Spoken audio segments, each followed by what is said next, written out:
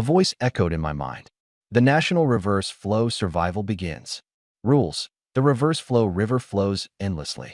Upgrade your canoe, or it gets destroyed. Flow downstream to lose sanity. Paddle upstream to find treasure chests.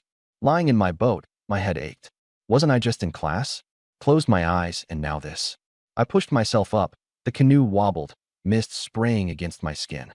The river stretched on endlessly, and the air carried a jasmine scent. Where was the scent coming from? Following the fragrance, I spotted a girl lying at the bow. White t-shirt, light skirt, curves unmistakable. A jolt ran through me. Hadn't I just seen her moments ago? Suddenly, a system notification popped up. Detected a potential romantic target. Affection gauge available.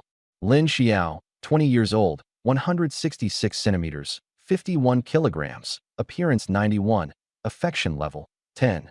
Increase her affection to earn rewards. I froze, dumbfounded. We're trying to survive, and you want me to date? The river was deserted except for our canoe. The system replied calmly. This isn't a visual novel game world. I glared. Are you serious right now? My apologies, I'm new to this. The boat rocked, and Lin Xiao opened her eyes. Hi. Her gaze flicked toward the river, uneasiness in her expression. What are we supposed to do? Her affection rose to 18. I guess I knew why, because I hadn't laid a finger on her. First things first, we paddle upstream. That's a must. Lin Xiao glanced at the oars. All right, I'm Lin Xiao, a sophomore. You show, freshman, I said, picking up the paddle. Barely had I rowed a few strokes when a small silver shadow leapt out of the river, directly into my arms. Treasure chest, just for rowing? Lin Xiao was paddling too, and a treasure chest popped into her lap. I opened mine. Congratulations on obtaining an SS tier talent. Hypnosis. You are now awakened. SS tier? Hypnosis didn't sound very impressive initially, but paired with the affection gauge system. Here was the description. Hypnosis, SS tier using tools. You can implant suggestions into organisms, influencing their thoughts and behavior. I check my personal stats. You show, level 1 awakened. Vitality, 9.1. Spirit, 18.0. Sanity, 95. Lin Xiao had opened her chest too and tilted her head curiously toward me. How'd your talent turn out, freshman? Could I say it was hypnosis? Messing with someone's mind wasn't something people would take lightly. SS tier, I answered ambiguously. It's good for calming people's minds. SS tier. She looked genuinely surprised. This river's all about testing sanity. You're basically tailor-made for this test. Her affection climbed to 25. I got an A-tier talent, water surge. Control over water? Yes, an offensive ability. Lots of power. I relaxed slightly. Thankfully, it wasn't a mental ability like mine. Check the chat channel, she suggested. There were 999 plus regional messages, with over 8,991 people. Must be folks in the nearby area, she analyzed. I waved her off. Let's focus on paddling first. We rowed together. With my back to her, I discreetly summoned the tuning fork in my hand, tapping it lightly against the boat's edge. Subtle sound waves rippled out, blending with the river's natural noise. Her ears twitched, but she didn't seem to notice. Closing my eyes, I focused intently, directing my thoughts. Let Lin Xiao's affection steadily rise. The SS tier hypnosis took effect. Her body shivered slightly, her strokes slowing as she became more relaxed and pliant. Affection +5, +5, +5. Suddenly, my head felt heavy. My spirit had dropped to 6. Mustn't overdo it. I retracted the tuning fork. Current affection level, 92. You're cheating, aren't you? Guess what? At 51 points, there's an initial reward, and at 100 points, it's the ultimate reward. Initial reward, Vitality plus 18.2. Ultimate reward, 50x stasis cards. Clenching my fists, heat surged through my muscles. My vitality now sat at 27.3. Just as I turned to check on Lin Xiao, a black silhouette emerged from the mist ahead. A boat. It was drifting downstream as we paddled upstream, drawing closer. Squinting, I made it out. A rowboat, equipped with a single oar. Lin Xiao's heartbeat seemed to quicken. Her face flushed red. Why am I feeling hot and thirsty? Her unspoken desires, buried deep, had been awakened by the hypnosis. She caught me staring and quickly averted her gaze. Look over there. She shifted her attention in the direction I pointed. What's that? She murmured. I made out the details. It was a stone statue, human-shaped, arms stretched out in a haunting pose, standing on the nearby boat. That must be one of the statues mentioned in the rules, I deduced. You can see that far? She moved closer to me instinctively, her arm brushing mine. I let her lean in. Looks like it. Let's check it out, she suggested. Gripping my paddle, my 27.3 vitality surged. With a swift stroke. Splash. The canoe shot forward. Whoa, where'd you get that kind of strength? She grabbed the boat's edges, her hair lifting in the wind. In just under a minute, our canoe pulled alongside the other. The stone figure loomed ahead. The statue, a female form, was entirely petrified, arms extending outward. Must have been a survivor who came before us, Lin Xiao guessed. I scanned the contents of the rowboat. Fishing hooks, ropes, sealed bags. The boat was upgraded. Vehicle, rowboat. Level 2. Owner, statue number 9151. Items on board. Reinforced nylon ropes X3, fishing rods X2, biscuits X4, ship nails X10, or fragment X1. Option, board or dismantle. As I focused on the statue, my sanity dropped by minus 0.23 times. Careful. Staring at the statue costs sanity. I warned her. She immediately looked away. Shortcut to upgrading our canoe? Dismantle this. Don't forget I'm SS tier. I reminded her. She bit her lip. Just be careful, all right? Affection level, 92-93. I leapt to the rowboat, summoning 5 stasis cards into my palm. The river mourned softly. The statue's mouth moved, its voice hoarse. Sanity minus 0.3. Without hesitation, I activated a stasis card. The statue's mouth froze mid-movement. Stasis duration, 3 hours. Successfully resisted. Obtained full statue's stash. Diary X1, revolver X2, ammo X53. The statue crumbled before dissolving into mist. You show? Get back here. Lin Xiao called, waving to me. I jumped back into our canoe. Dismantle. Resources obtained. Planks X10, nails X10, fabric X10, or X2, biscuits X4, fishing rods X2, ropes X3. Taking charge of the haul, I grinned. Upgrade. This is the 2 halves part of the content. I will process the text according to your request, preserving the original structure, paragraph breaks, and layout. Here is the processed result. The canoe expanded, now equipped with oars, a cabin, and a canopy. With a canopy, we can shelter from the rain, Lin Xiao smiled. I pulled out my journal. There's also a handgun here. You take it. You're just giving it to me? She froze. We're teammates. The journal had records for only 3 days. Day 1. Found a treasure chest, gained an ability, deconstructed the boat. Day 2. It rained, paddled the whole day, tried fishing. Day 3. Blank. That's it. She frowned, leaning closer. Why did she arrive 3 days before us? I thought, maybe she came from another world? Let's not dwell on that. Closing the journal, I spoke seriously. The first 2 days weren't dangerous, but there's likely a crisis on the 3rd. We need to prepare. She wanted to say something when, splash, a strange fish jumped onto the boat. Ah. She grabbed my arm in fright. Her soft chest pressed tightly against my arm, her warm breath brushing my chest. My heart raced. Favorability score, 93. Need to investigate the crew.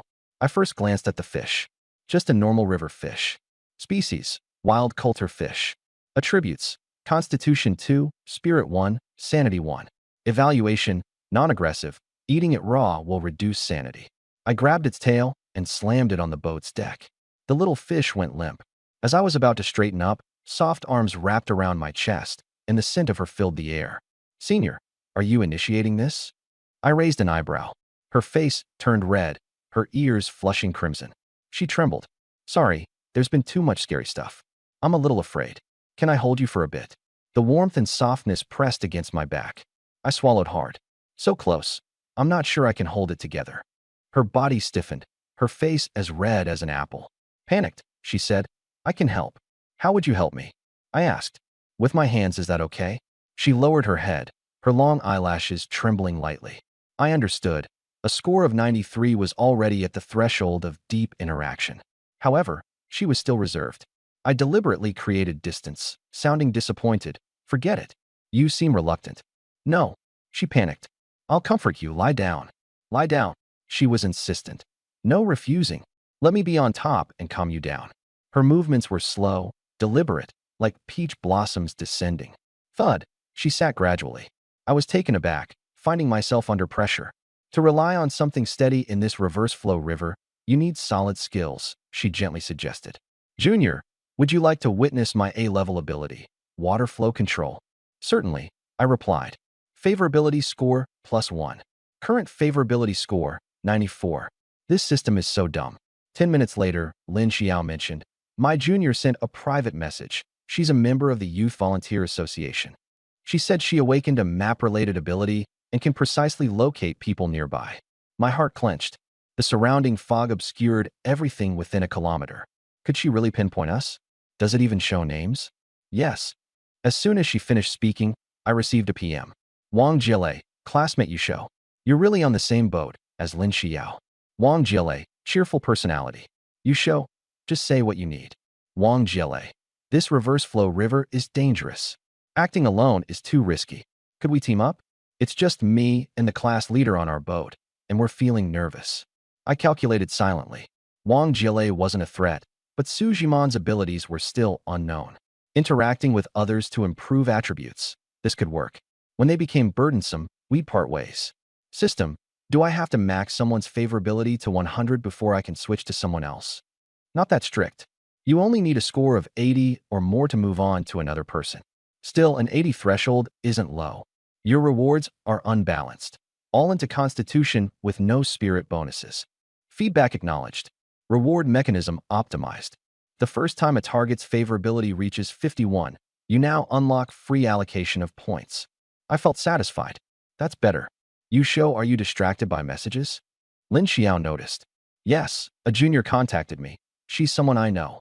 What's your take on it? Let's have them join us. Staying united is the way to survive. Her satisfaction grew. Her gaze fell on the wild fish. She'd eaten her fill, but Yusho was still enduring hunger. Yusho, I only have an umbrella with me. Do you have a lighter? If there's no fire, how will we cook the fish? That's definitely an issue. I nodded. River fish need to be thoroughly cooked before eating. Opening the regional chat channel, I planned to trade for a fire source. The chat was bursting with activity. Zheng Wanru, help. This instance doesn't allow nickname changes. Everyone has to use their real names. Social death incoming. Li Jian, I'm Chovy. Real names are throwing off my game. Sujiman, can anyone trade 2 wood? My boat needs repairs.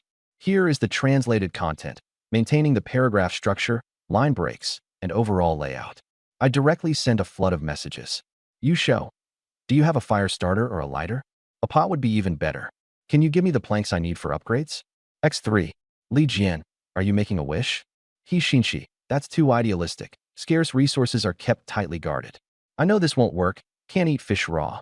River fish can't be eaten raw. I messaged. The message got lost in the group chat. I took out 2 packs of compressed biscuits and handed them to Lin Xiao. Wang Jiele and the others are up ahead on the left, moving slowly. Let's catch up. I realized her plan. She intended to rely on us. They're smart, I said. Sticking together is the only way to survive, she replied. I adjusted my sitting posture. Lin Xiao leaned closer. Her cheeks flushed. Are you feeling unwell? Wanting to help. Senior, don't you need help yourself? I countered. A minute later, I exhaled a deep breath. The hypnosis effect was successful. Lin Xiao took the initiative. Junior, what's next? She swallowed hard. I'll row while you rest. Pulling out a fishing rod, I asked, do you know how to fish? I do, but you row too fast. I can use the water flow to lure the fish out. Don't call me Xiao Shou. Then I'll call you a show, she muttered, lowering her head. I started rowing. The boat sped up, and Lin Xiao's clothes clung to her frame. It felt like affinity +1, now 95. I couldn't figure out why her points were rising so fast. 20 minutes later, a bird's chirp echoed from the sky. A show, should I try taking it down? Go ahead. Water control. A column of water shot into the air, striking a bird. The bird landed onto the boat. Where did this bird come from? Lin Xiao frowned. I noticed a dark shadow in the distance. That must be the floating reed cluster. Suddenly, the water burst open. Something emerged. I caught it steadily. Bronze chest. Opening it, I found an iron furnace and a slip of paper. A sometimes working furnace, it read. The paper warned, water snakes are swift, don't go deeper. We won't. Let's regroup first. I made my decision.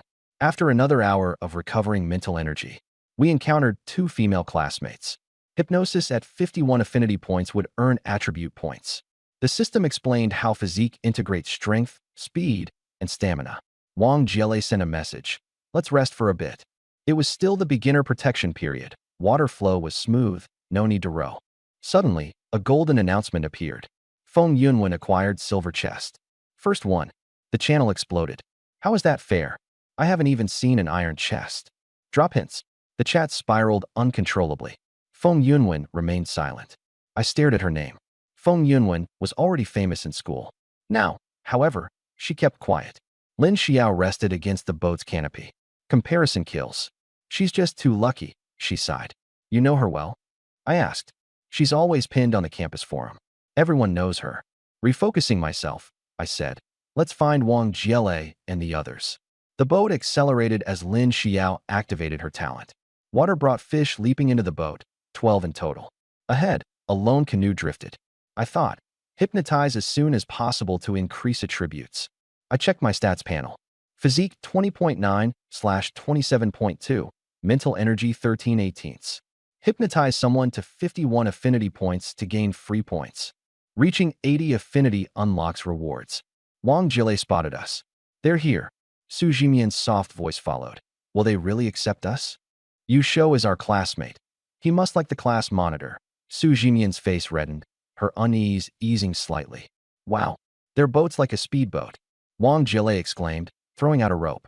Lin Xiao caught and secured it. Can we merge? I asked. I think that's a great idea, Wang Jiele said cautiously. The canoe dissipated as the two joined our boat.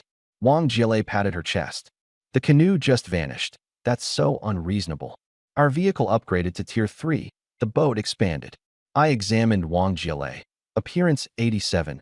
Affinity 21. Striking the hypnosis tuning fork. Wang Jiele's gaze turned dazed, pink rings swirling in her eyes. Affinity surged to 51. 17.4 free attribute points gained. I added them all to mental energy. New stats. 28.4/35.4. Let's push her to 91 affinity next. Leaning closer, I murmured to Wang Jiele. You'll want to be close to me. Affinity 91. She stared at me intently, her face crimson. Item obtained. Amplifier X1. Su Jimian moved beside her. Jiele, what's wrong? I'm fine, Wang Jiele replied, though her gaze lingered on me. I prepared to hypnotize Su Jimian, but was interrupted. A muffled gurgle echoed from beneath the water. I immediately drew my revolver and immobilization card. The three girls turned pale. A massive fish erupted from the depths. What is that? Wang Jiele clung to me in fright. A reverse flow carp. Tier 2 threat level. We need to be cautious, Lin Xiao warned. I quickly devised a plan. Use the immobilization card to freeze it. Then have Lin Xiao use her water column, while I pulled the trigger. A show. Lin Xiao froze in surprise. I activated the immobilization card. The carp stilled in its tracks. Lin Xiao unleashed her water into it, while I fired, targeting its soft underbelly. Blood dyed the river red as it sank into the waters. Flawless teamwork, Lin Xiao cheered. I can't believe you managed to subdue it. I nodded. It'll drop something. Wang Jiele pressed against me, holding my arm tightly. Lin Xiao sighed.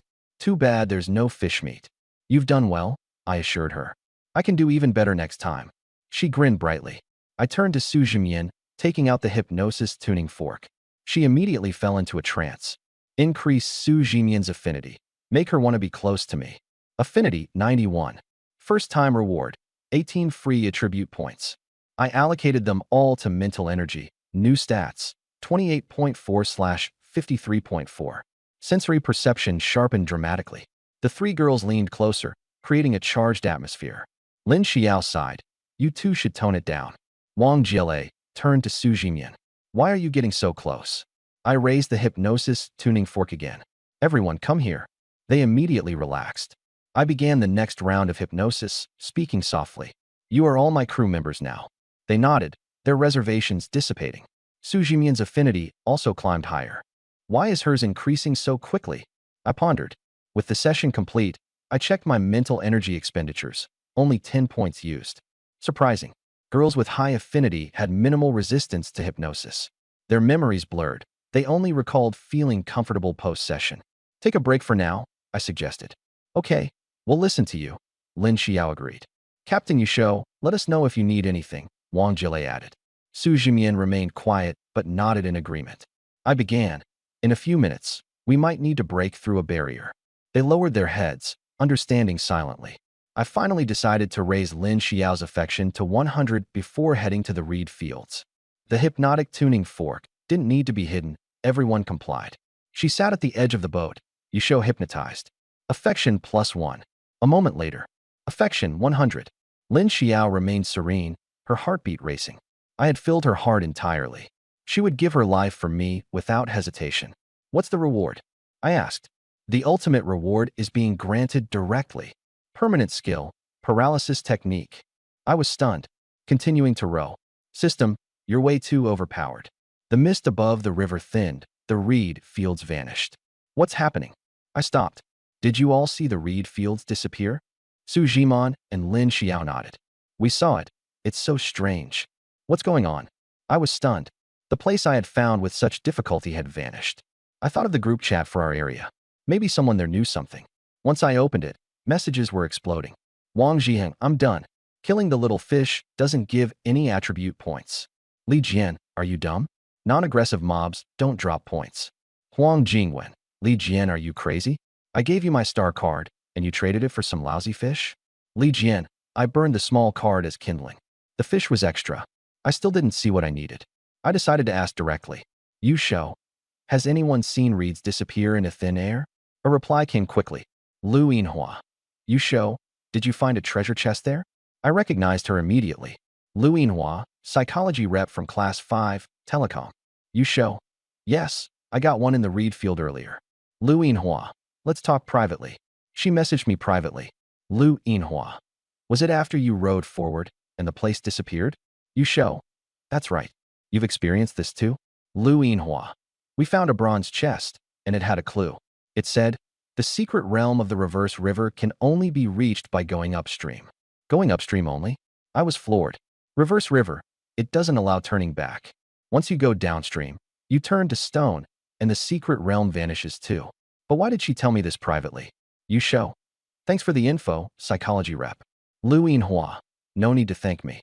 You helped me earlier when you warned, the river fish can't be eaten raw. In this survival environment, working together is the way forward. Sharing resources, what do you think? Yusho, I agree. If I find anything, I'll contact you. I closed the chat and exhaled deeply. All right then, upstream it is. No use regretting things now. How many more secret realms lie ahead? First, I need to row and conserve energy. I rowed quickly ahead. Sprays of water splattered on the boat's side, and the mist around me grew thinner. Daylight started breaking through. I wondered if there were other teams up ahead. Even though my physical and mental strength had multiplied, I still lacked solid options for ranged attacks. Other than a revolver with limited ammo, I didn't have much. If only I could encounter more female teammates. Wang Jile, seated in the middle of the boat, swayed gently as the vessel rocked. She turned to look at me. Yusho, are we just going to keep moving forward like this?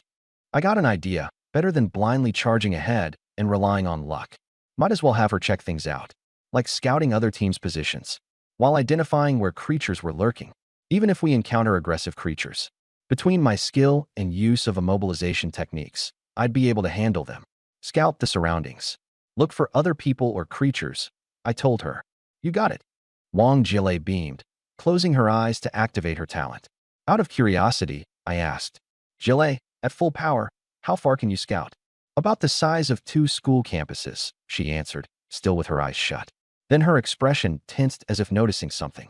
Opening her eyes, she wore a look of surprise. Yusho, to our right front, there are lots of reverse river carp, a whole group. Reverse river carp? I understood. It's fine. I can handle them. Anyone else nearby? Yes, left front. I spotted a boat with 2 guys. Straight ahead, there's another small boat, just 1 person.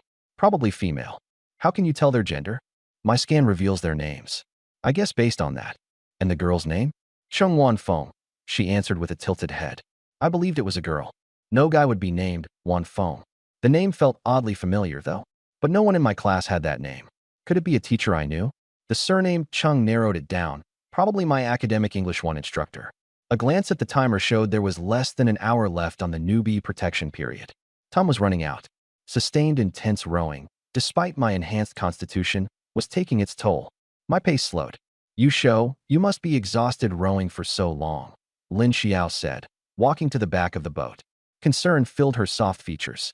She had maximum favorability with me, her heart entirely devoted to me. Before I could speak, Lin Xiao took the initiative. She moved to the rowing station and picked up an oar. Quietly but powerfully, she started rowing to help. Her movements were full of resolve.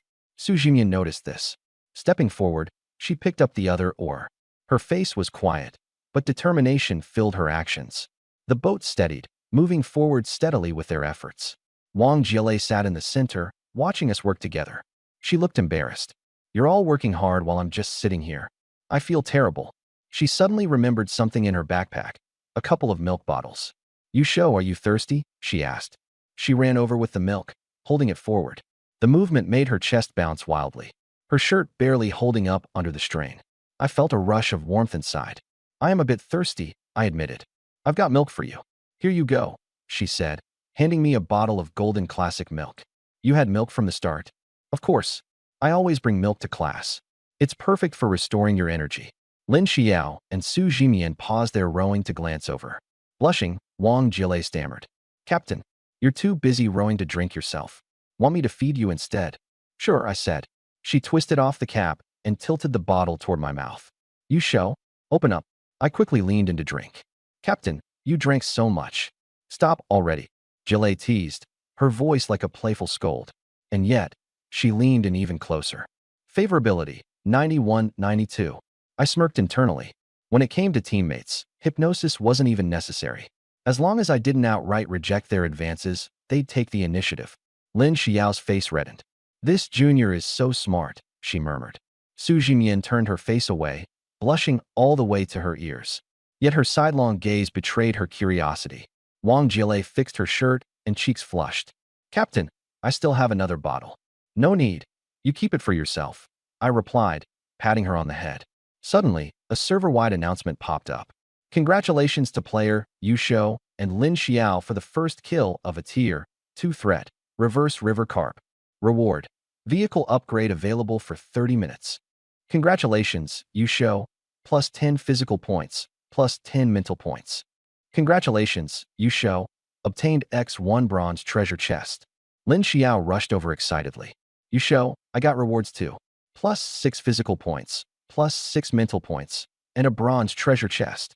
I opened my status sheet to glance at my stats.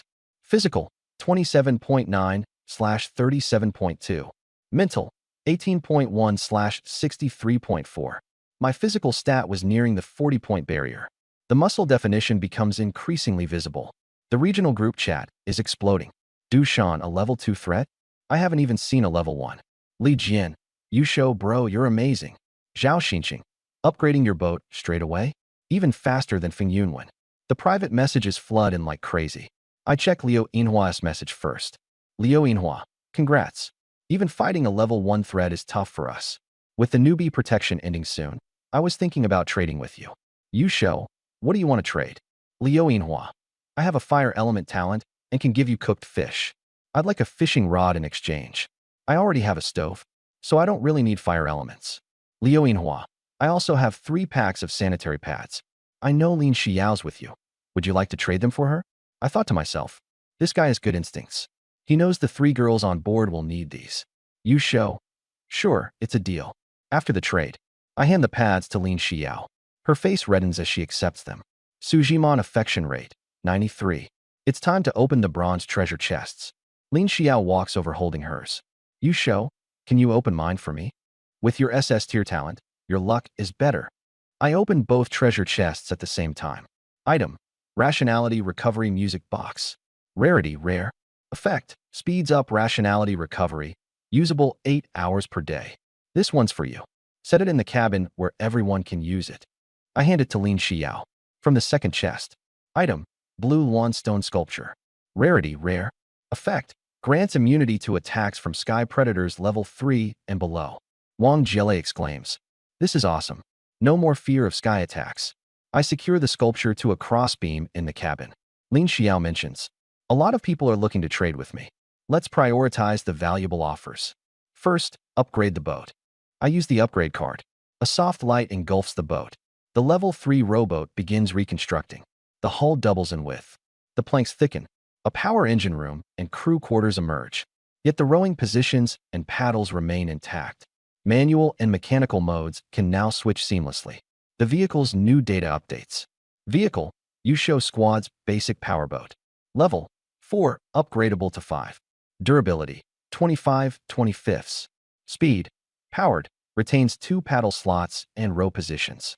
Fuel, 1 day, 9 hours remaining. Upgrade requirements. Wood times 50, nails times 20, waterproof canvas times 30. The three girls looked at the transformed boat with smiles on their faces. From now on, we won't need to row desperately. With an internal combustion engine to rely on, our travels will be far less stressful.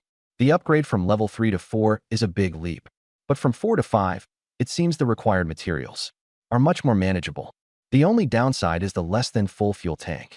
We'll have to scavenge for reserves over time. I survey the new boat. When out of the corner of my eye, I notice Sujimon's discomfort. She looks like she wants to say something. Lin Xiao and Wang Jiele don't notice, but my heightened perception picks up on her subtle expressions. Jimon, is there something you want to say? Being called out. Sujimon bites her lip. Blushing, she whispers, I need to use the bathroom. I drank a lot earlier, and I can't hold it anymore. The atmosphere on the boat turns awkward. Even though the upgraded powerboat has private compartments, there are still no proper restrooms. Surrounded by a vast river, it's inconvenient and unsafe for the girls. Understanding her predicament, I respond. Just make do in the cabin's compartment. It's too dangerous outside. But won't it dirty the floorboards? Sujimon mumbles while lowering her head. Wang Jiele adds, and we don't even have toilet paper. I contemplate. Maybe I can find someone to trade for paper? No need. Sujimon interrupts quickly, her face burning. I have a way to manage. What way? I'm skeptical that she has a good solution. She explains. Yusho, you can help me, right? It'd be easier that way. My mind goes blank. Did she really just ask me to help with this? Lin Xiao freezes in place. Speechless. Wang Jiele blinks and mutters. This survival vehicle is way too basic. Not even a restroom. Meanwhile, Sujimon keeps glancing at me to gauge my reaction. What about the paper? Wang Jiele follows up. If it's handled well, it won't be needed. Sujimon responds, still beet red. In this awkward situation, I find myself agreeing. Given the circumstances, adaptability is key. Sujimon walks to an empty spot near the cabin at the boat's edge. I follow her. She quietly takes something off, still dressed in a skirt. You can now. She gestures, and I comply. She's too tense to relax. Don't be nervous. Try to relax. Since I've already agreed, I may as well follow through. Anyway, she isn't heavy. Okay. Her soft voice shows trust. Soon, ripples spread across the river's surface. Under the flowing water, everything becomes untraceable. Peace is restored. Sujimon leans against me, her cheeks still flushed. It's only after a while that she softly says, all done. Affection rate, 93. I don't think I did much. Yet somehow her affection increases again.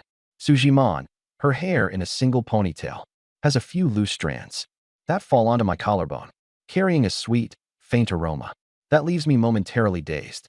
I reflect on how unbelievably high her affection rate already is. At this point, I feel like I could take a step forward. But as the thought creeps in, I push it aside. Here, on an open boat, amidst a vast river, feels odd somehow, though perhaps not anymore. I have long since used hypnosis to subtly ease her internal reservations. Many of her boundaries have already softened over time. Yusho, just leaning on you, leaning alone, makes all the threats and other people fade away. She turns her head, her fair cheek tinged with a soft pink. I inhale deeply before replying. From now on, you can lean on me whenever you want. Sujimon bites her lip, murmuring in a low, hesitant voice. I don't want to give away my first time like this. Can we not do it here? I didn't plan to. I respond spontaneously, but I can feel your thoughts quite clearly on my back. Sujimon's shy smile blooms, and she lets out a small laugh. I help her up, guiding her to stand steadily. Sujimon slips away from my grasp, stepping lightly in her white, high-top leather boots, and readjusts her mask back onto her face. I turned around and walked back. Sujimon gently took my arm, like countless lovers would. I felt a little overwhelmed. She was never this forward before. Sujimon, with her stunning looks and cold demeanor. She was someone the boys in our class secretly admired and pursued. Even upperclassmen with stellar accomplishments tried to win her favor. She always politely refused, her disposition indifferent as ever. But now she was clinging to me like this. The contrast was unreal. Yusho, do you think I'm acting strange now? Sujimon lowered her gaze, her voice carrying a trace of unease. Why would I think that? I stopped in place, looking at her. Do you think I'm being too forward or unreserved? She tilted her head up to look at me, her eyes holding a hint of apprehension. I don't think that at all. You're doing just fine. Don't overthink it. She immediately brightened up, her eyes curving into little crescents, and a radiant smile appeared on her face, her dimples faint and sweet. Got it. That expression, I'd never seen our usually aloof class president display it before. The two of us walked back to the ship cabin door side by side. Lin Xiao and Wang Jile were busy at the stove nearby. Wang Jile turned her head. Jimon, you guys were gone for so long, what happened? Went to get more water, all right? Su Jimon waved her hand dismissively. Wang Jile looked at me, her gaze sparkling. You go, the boat's on autopilot now. You don't have to work so hard anymore. We're making some fish to fill our stomachs. Is that cool? Our upgraded, level 4 powerboat was speeding ahead at a much faster pace than before. I nodded and sat down to rest by the edge of the cabin. Wang Jile rubbed her stomach. I'm starving. Lin Xiao replied. I'll handle the fish. Wang Jile added excitedly. Senior, I'll help you scale it. Su Jimon chimed in. I'll join too. Right at that moment, Su Jimon stood on tiptoes and lightly kissed my cheek. Her fragrant tongue gave a playful lick as she whispered softly. If you'd like. After we eat, we can go to the room. Her lips were moist and carried a faint, sweet aroma. Without waiting for my reply, she turned to assist the others. Her ears now tinted red. I kept a calm expression, but inside, I was thrilled. These girls with maxed out affection levels are just unbeatable. But then again, I couldn't help but wonder. By hypnotizing these classmates, were they still the same people they used to be? Had I really just turned them into a few obedient puppets? I ran my fingers along the edge of the upgraded boat. It was nearly unrecognizable as the simple wooden canoe it once was. Only 2 short hours had passed. Was this even still the same boat? I thought of the ship of Theseus, but didn't dwell on it too much. After all, as long as the changes happen gradually, it's still the same boat. Yusho, the fish is ready. Lin Xiao called for me. Coming. The 4 of us sat together and shared the grilled fish. The fish was unsalted, plain and flavorless. Lin Xiao took a small bite and said, It lacks seasoning, but at least we've got something to eat, right? Wang Jile, on the other hand, took hearty bites. Tastes pretty fresh to me. Watch out for bones, Su Jimon reminded us softly. All of a sudden, a golden announcement popped up. Congratulations to player Feng Yunwen for obtaining the first excellent tier item in the entire server. Reward, 5 free attribute points. Reward, 10 chances to mute others for 1 full day. Feng Yunwen hit the jackpot. I speculated silently. Such insane luck. Wang Jile opened up the group chat, which was already flooded with messages fawning over Feng Yunwen. Feng Yunwen, hee, I'm just lucky, that's all. No one dared to cross her. After all, who'd mess with someone carrying 10 muting privileges? This is the processed result according to your request and maintaining the original paragraph structure, line breaks, and layout. I turned off the group chat. Suddenly, a thought struck me. So many boats, yet no one's forming teams? Either they haven't met each other, or someone's withholding the information. Yusho, what are you zoning out about? Su Jimon leaned close to me, her face shy and flushed. It's time to head inside. The other 2 girls seemed a bit tempted as well. I thought to myself, time to build some goodwill. The beginner protection period had only 20 minutes left. We entered the cabin. Su Jimon's figure was graceful, exuding a blend of cool elegance and bashful charm. Just as I was about to engage in deeper conversation, Yusho Wei, Lin Xiao, and Wang Jile stepped in too. The small compartment now had 4 people crammed inside. The atmosphere gradually turned ambiguous. I didn't mind, thinking harmony was key to coexistence. The 3 girls quickly appeared somewhat playful. Su Jimon and Wang Jile leaned against each other. Lin Xiao perched on the counter. The room's temperature inexplicably rose. I snapped back to reality, checking the goodwill stats. Su Jimon's goodwill toward host, 95. Wang Jile's goodwill toward host, 94. Not much improvement, though. I glanced at the closed-eyed Su Jimon, deliberating the crew's emotional tolerance. Lin Xiao stood up and whispered in my ear. You need to comfort them. Only by spending time can you deepen the bond. I nodded. Beginner protection period ends. Notice, normal mode begins. Danger level increased. Leaderboard activated.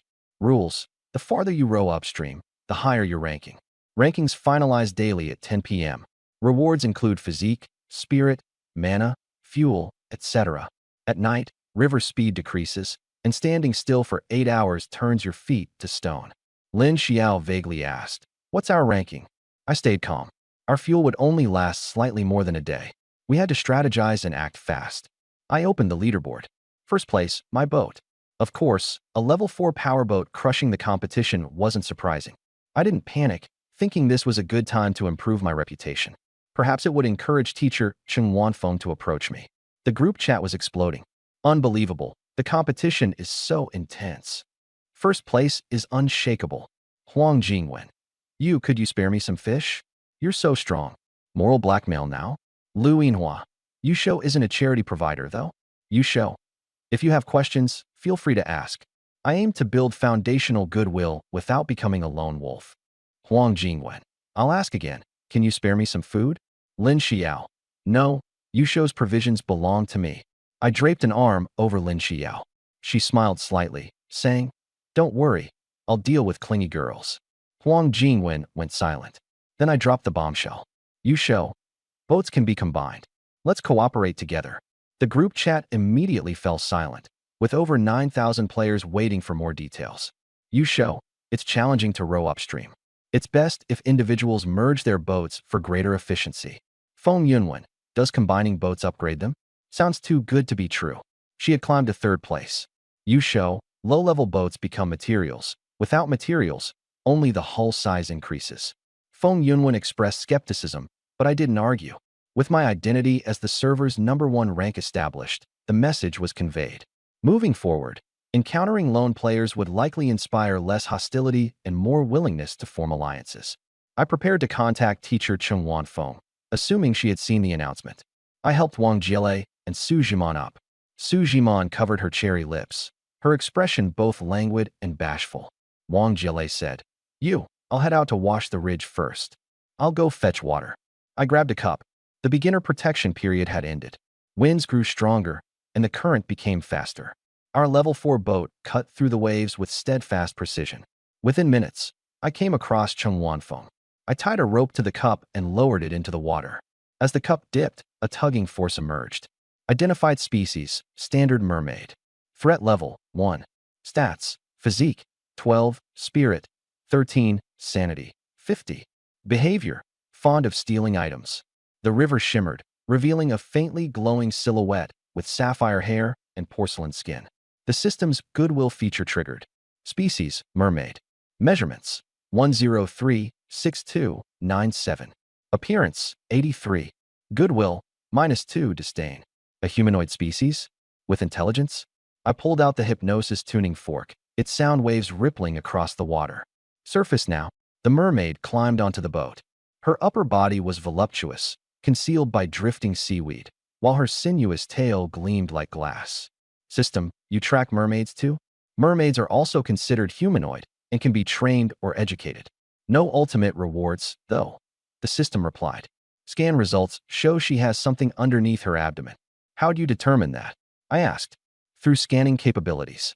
I wasn't keen on delving too deep with the mermaid. To reach 51 goodwill and unlock attributes, I attempted hypnosis.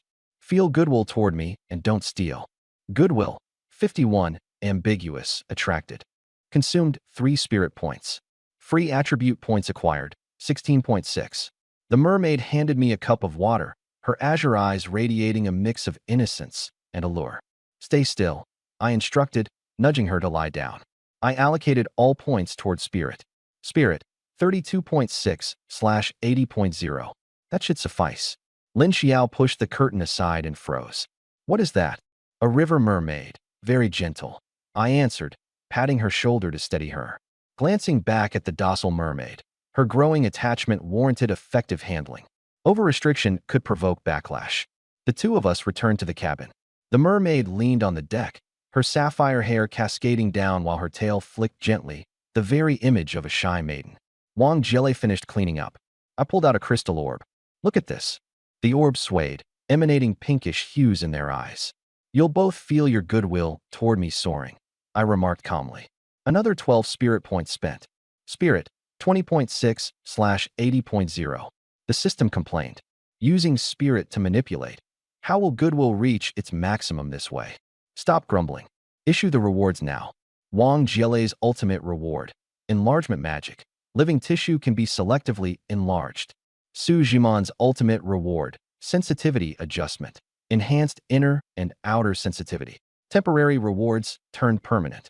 A private message popped up. Jiang Guxing. Advisor, I need fishing tools. Su Jiman asked. Jiang seems to need tools. How are you responding? Amused, I sent a group request for aid. Never mind him. The priority is forming strategic relationships with those offering value. I needed to locate teacher Cheng Wanfeng. Jilei, where's teacher Cheng? Her eyes closed momentarily as she searched. She reopened them, visibly tense. Cheng Wanfeng has veered off course. Two men's boats are approaching her. My heart sank. Lin Xiao, you're coming with me. The rest stay here to rest. Lin Xiao, being physically capable, was my best choice for support. Wang Jilei and Su Jiman, lacking combat ability, were safer in the cabin. The two of us stepped out. Here is your content translated into English while preserving the original paragraph structure, line breaks, and layout. The wind on the river grew fiercer, and the currents surged. In the distance, faint shadows of boats emerged. I gripped the helm and turned it half a circle to the right. The boat veered and accelerated toward Cheng Wanfeng. Lin Xiao whispered, "Is the mermaid still here?" I checked the mental energy status and, without a second thought, raised the mermaid's favorability. Hooking a finger, I gestured, "Come here." The mermaid obediently stood, her tail swishing. Using my tuning fork, I announced, favorability rapidly increasing. Favorability 91. Obtained Hypnotic Song card X20. They're low-tier hypnosis cards, but save mental energy. Looking at the river's surface, the countercurrent was fast, causing the two men's boat to fall back. Use the hypnotic cards later, I said. Lin Xiao asked softly, how do you plan to deal with those two men? Casually, I replied, deal with them. Dismantle their boat. She nodded in agreement. That's for the best. I'll help you. The two of us began discussing in low voices. Suddenly, the mermaid approached me. I arched an eyebrow in curiosity. With favorability maxed at 91, I wasn't planning to keep using hypnosis. Why was she getting so close all of a sudden? Her face flushed, and with her tail slightly splitting open, an alluring aura emanated. I noticed the tiny fissure and paused for a moment. Favorability affects her affection, but it doesn't equate to deeper connection. After all, she isn't human. I'm not insane. Getting entangled with a mermaid isn't an option. Unless she could fully transform into a human, there's no way. Waving her off, I indicated for her to move aside. I favored Lin Xiao more anyway. With her intelligence and knowledge, Lin Xiao was my ideal type. I told her, don't worry, the mermaid's acting strange, just being rowdy. Lin Xiao blinked, contemplating, and replied, have her help catch fish instead of wandering around aimlessly. My eyes lit up, good idea. The mermaid looked heartbroken instantly, tears welling in her blue eyes. Seeing her cry left me helpless. So, does a favorability of 91 demand deeper interaction? Fine, I'll console her a bit. In my life, I've barely encountered any blessings, and now, even fish blessings find me. If I'd had this hypnotic talent earlier, I'd have camped by the girls' dormitory using it left and right. The mermaid blushed, her soft chest subtly heaving as she whimpered. When it was over, I said, go catch me some fish. She didn't understand, staring at me with her blue eyes wide. I gestured fish shapes with my hands, and realization dawned on her. Tail swishing, she leapt into the water. Lin Xiao observed, why does you show care to console the mermaid? Then, a thought occurred to her. There must be a good reason. I'll stay by his side. She glanced toward the distance. The two men's boat is approaching. Shall we eliminate them? Suddenly inspired, I realized the mermaid could assist on water. No need to tire Lin Xiao. Besides, she was already sticking her tongue out playfully. I pulled out the tuning fork and struck it to release waves. The mermaid paused catching fish and obediently looked up. In my mind, I directed her, stop fishing and enlarge your tail. Using an amplifier, the system prompted me. Tail enlarged twofold, tail length extended. What a handy tool. I watched as her tail quickly lengthened and thickened. The mermaid's wide eyes conveyed astonishment. A quick stats check. Long-tailed mermaid, threat level 1. Physique, 30, spirit, 14, rationality, 51. Tail length, over 2 meters, excellent aquatic burst power. I'll call you Xiaolon, little blue, I said. She seemed to understand and nodded faintly. Do you see those two men's boat? Hypnotize them and bring their boat closer to ours. Dropping her fish, she transformed into a lightning speed swimmer. Lin Xiao, intrigued, remarked, You can communicate with her? Used a small trick. I replied with a grin, noting her slight leg tremor. Go back to the cabin and rest. She stuck her tongue out again. The two men were rowing furiously upstream. My girlfriend wants food again, grumbled the man with curly hair. The other man replied, You're killing yourself catering to her needs. Pulling off one of his socks to sniff, the curly-haired man quipped smugly. She gave me these socks. How can I be mad at her? The other man remained silent. They caught sight of the larger boat ahead. Someone there? The curly-haired man squinted. Probably players. The other man replied without bothering to glance up. With your A-level attack, go see if there are any valuables on board.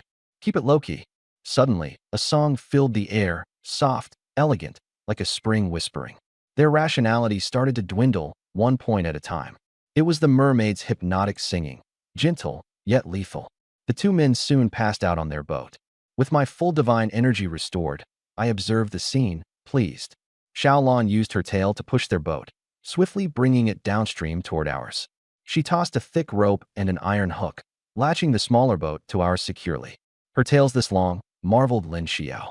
I explained, I used an enlarging spell. You're an SS-ranked mental stabilizer, aren't you? Just a casual awakening. I believe it. Asho wouldn't lie to me. Leaning forward with her hands clasped behind her back, she watched intently. Xiaolon hopped toward us, gesturing at the boat. I jumped over and flipped the smaller boat. The only things in it were a water bottle and some socks. A level 1 boat crew is so lazy. They had fishing rods but caught no fish. I remarked disdainfully. Seeing the socks made me nauseous. Foot fetish, maybe? I stripped the two unconscious men of their clothing and tossed the garments into the river to float away. Then, leaped back to our level 4 boat. The system prompted, Decompose? I selected Decompose. Obtain materials, wood X7, nails X7, fabric X7, rods X2, rope X3. Not much material, still far from upgrading to level 5. My backpack had a 16 cubic meter capacity, leaving little room. I placed the two rods on the deck. The cabin curtain flung open. Out came Wang Jiele and Su Jimon. Chung Wanfeng is retreating, Wang said nervously. Is that a mermaid? The two girls were startled. Lin Xiao reassured. Don't worry, Yisho tamed her. She's very docile and even helps fish. Oh, I see. The two chimed in, smiling in relief. Why are you out here? Not resting? I asked. In the distance, I saw another small boat. That's the one. Wang Jiele hurriedly pointed and said, Teacher Chung Wanfeng is retreating. Hurry, or she'll turn to stone. I rubbed my chin in thought. It's hard for a girl to go against the current unless she has exceptional talent. But turning to stone shouldn't happen that quickly. Want to row together? Sujimon asked. Level 4 boats are mechanically powered but also have paddle seats. I shook my head. We're fast enough. First, trade food for supplies. I'll handle Teacher Chung Wanfeng's situation. The three girls nodded. I noticed the firewood stove was blazing, so I carried it to the bow. You all roast the fish and trade it for waterproof tarps, nails, and daily necessities. Since I'm rank number 1, people are willing to trade. The three girls agreed, and Lin Xiao added, boiled fish would be quicker. Faster? Sure, I said. The next 10 minutes were busy. Little Blue, our aquatic companion, was fishing in the river. With a sweep of its tail, it caught plenty. Soon, over a dozen fish piled up on the boat. The girls started cleaning and cooking them. Boiled fish lacked flavor because the fish weren't fresh, but they tried to make them as delicious as possible. I stood at the bow, looking ahead.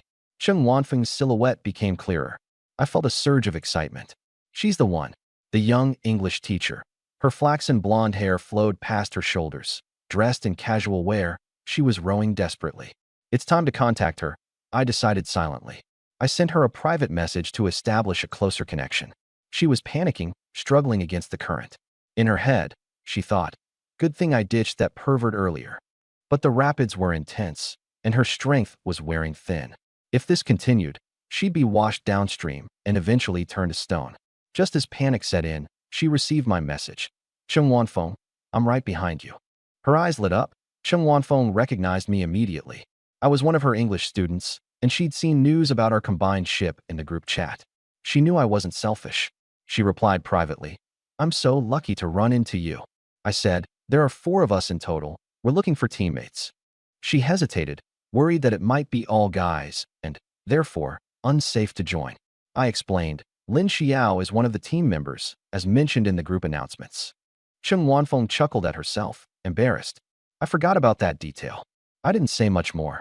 As I gazed at the fish guts, I wondered, should I be a little tough on Cheng Wanfeng, or just let it slide?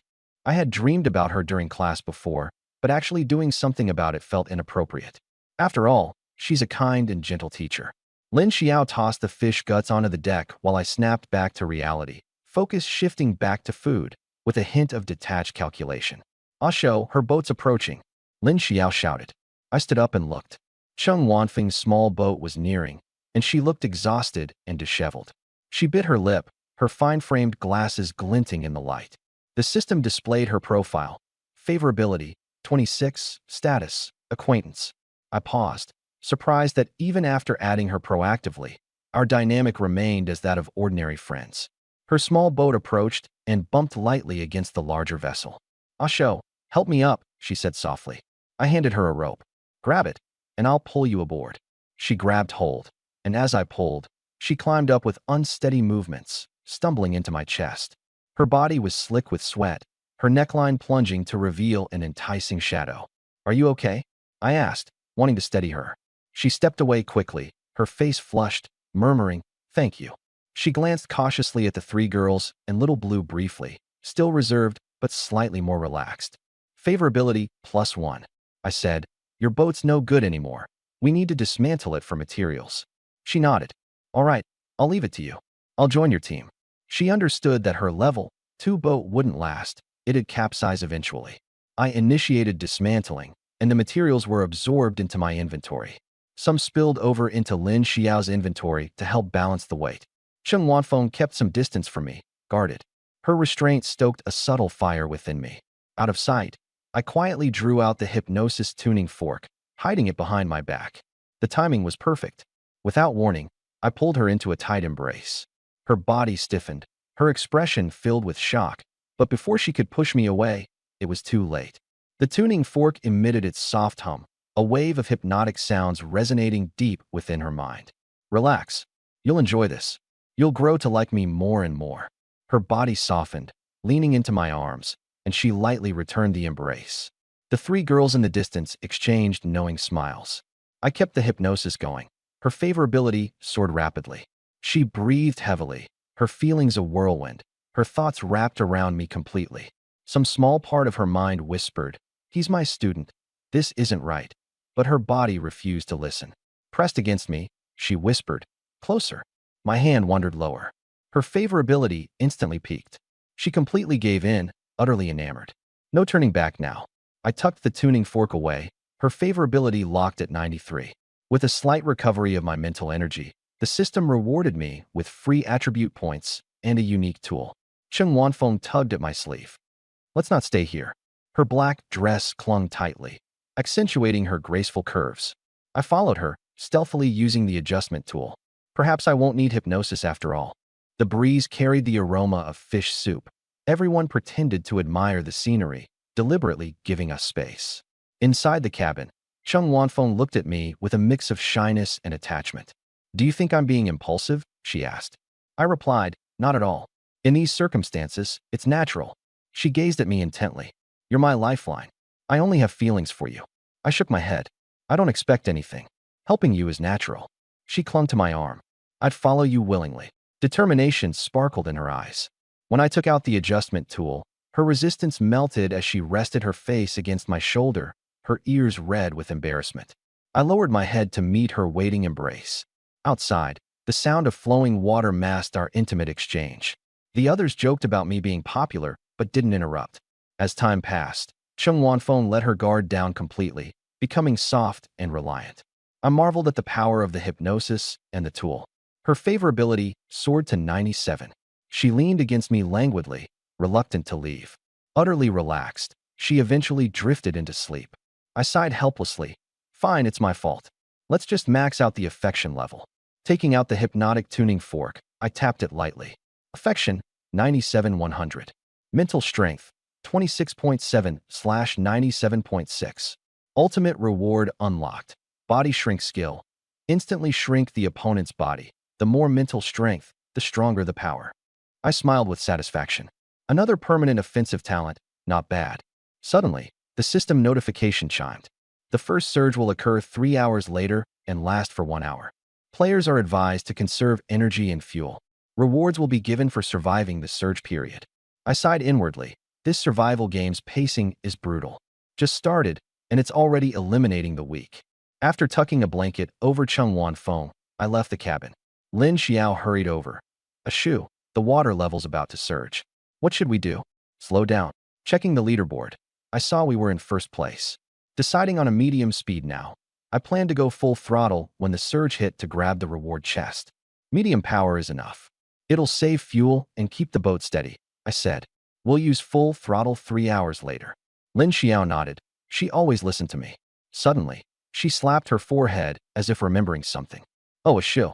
I was busy trading earlier and forgot to tell you. Someone's been spamming me. It's so annoying. I raised an eyebrow. Let me guess. Desperate pleas for help? All of them, she sighed. A few of my old friends even asked me for fish and supplies. How did you deal with them? I ignored them. They'd just take advantage, and it's a thankless task. I don't want to carry the blame. She sighed again. You'd better handle the fish trades from now on. Me? Leaning closer, she lowered her voice. Those girls think it's only natural for me to give them stuff. Either they don't pay me or hand over junk in exchange. The moment I say no, they call me stingy. I instantly understood. Being too well-connected was becoming a burden. Strangers, in contrast, were more willing to negotiate. She didn't trade with guys, probably because of me, I figured. All right, I'll handle it. No one's taking advantage on my watch. Relieved, Lin Xiao patted my arm.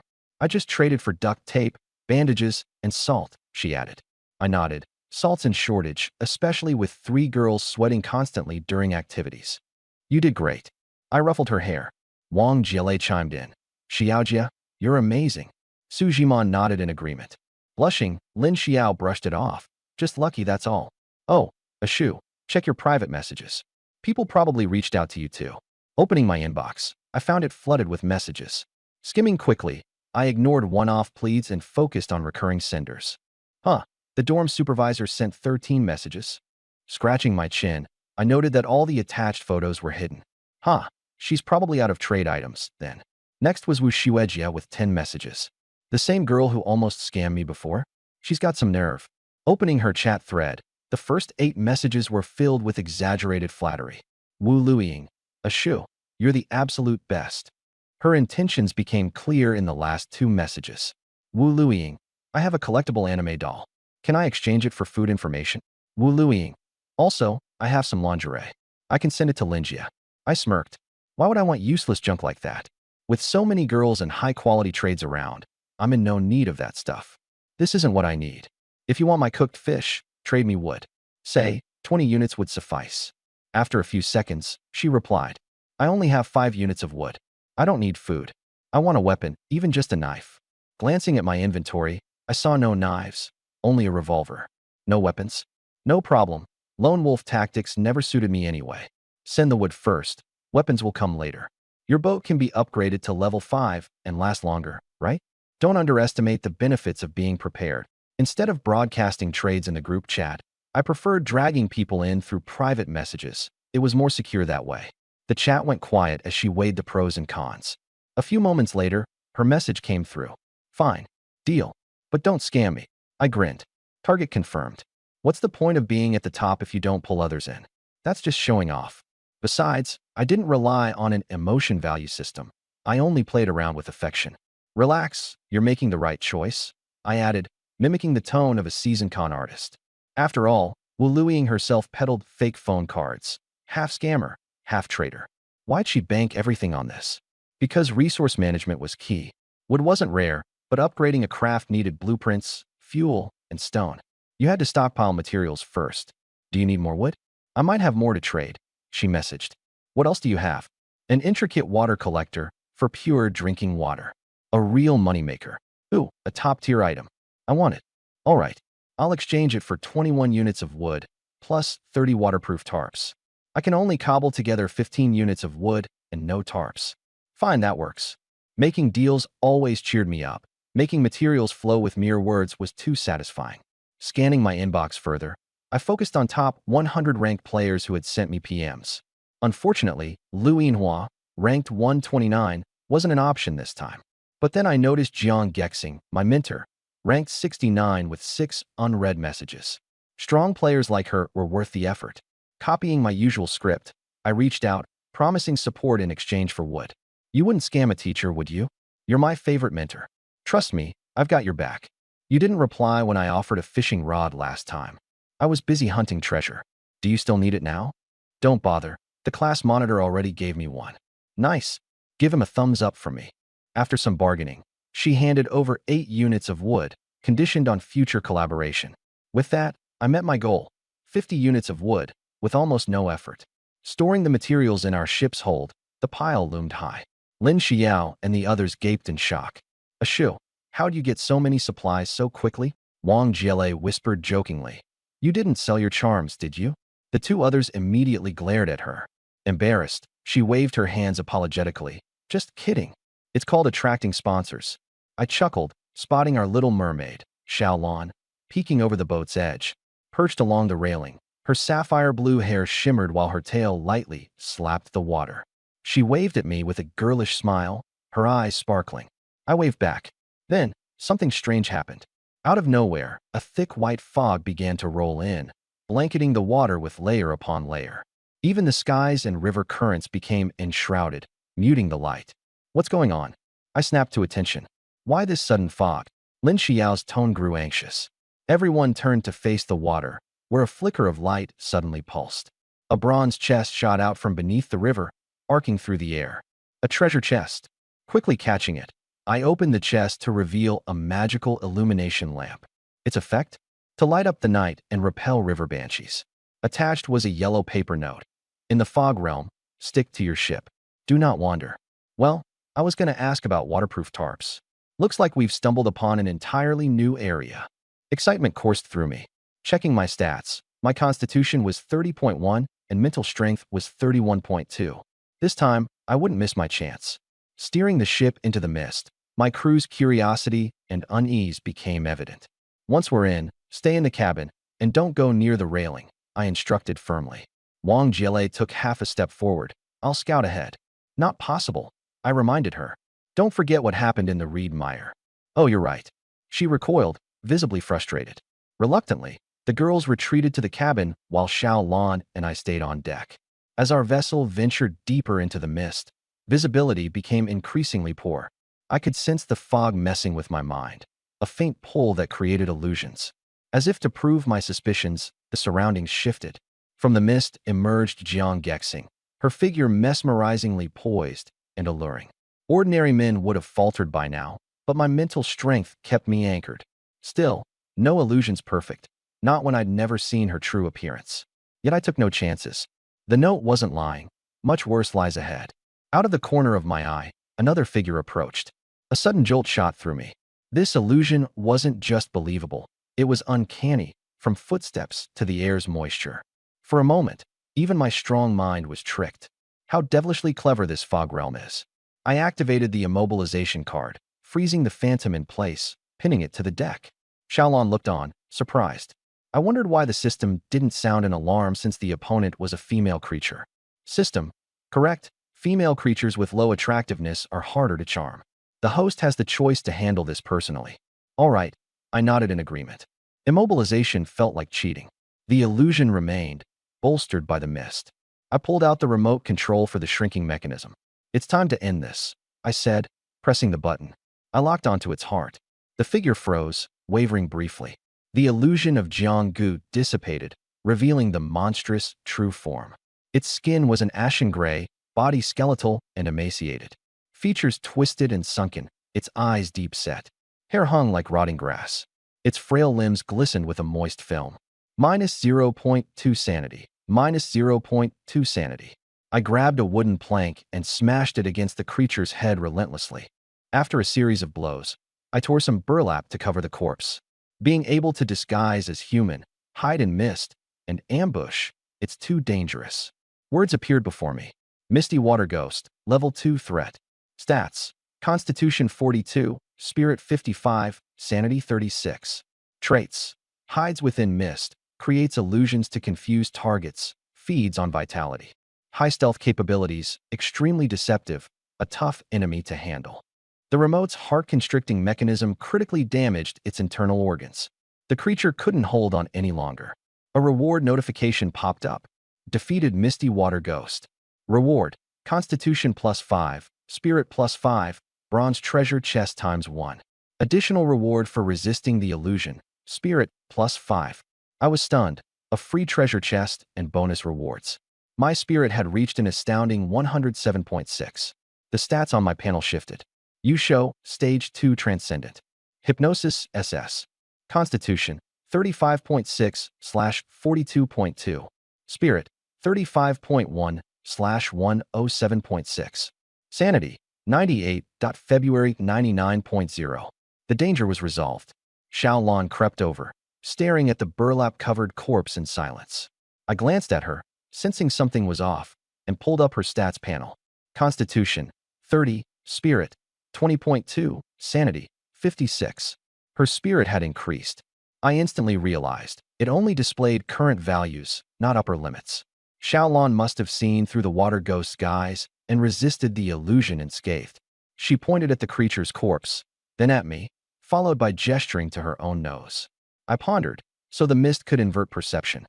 She relied on her sense of smell to recognize people. This would be perfect for raising her spirit. From inside the cabin came Lin Xiao's voice.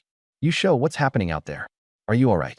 The heavy mist was blocked by the ship's cabin curtains, leaving the interior unaffected. I'm fine, just took care of a little trouble. The fog's too dangerous, don't come out. Inside the cabin, Lin Xiao, Su Zhimon, and Wang Jilei were seated, all occasionally glancing at Cheng Wanfeng, who lay sound asleep on the bed. Wang Jilei asked in a hushed tone, how much longer until Teacher Cheng wakes up? Let her rest. She's sleeping peacefully. Lin Xiao replied, shaking her head. After a pause, she cautiously asked, would you mind if you show worked with others too? Wang Jilei answered frankly, a little. Lin Xiao spoke gently. He's never abandoned us and has always protected everyone. Su Zhimon nodded. He has so much energy. As long as we stay steady, it's fine. Wang Jilei turned her head sharply. Zhimon, what did you just say? Su Zhimon froze. What about you? Wang Jilei answered seriously, he's too kind. Whenever he sees someone lonely, he reaches out, recruiting them into the team and giving them a chance to repay him. Su Zhimon considered this and agreed. That makes sense. A wave of guilt washed over her. She had been questioning Yusho out of selfishness while he was out braving risks alone. Her spirits fell. Wang Jilei consoled her. Don't be upset. We're just chatting amongst ourselves. We won't tattle. Lin Xiao softly reassured her, patting her head. This is a sealed cabin.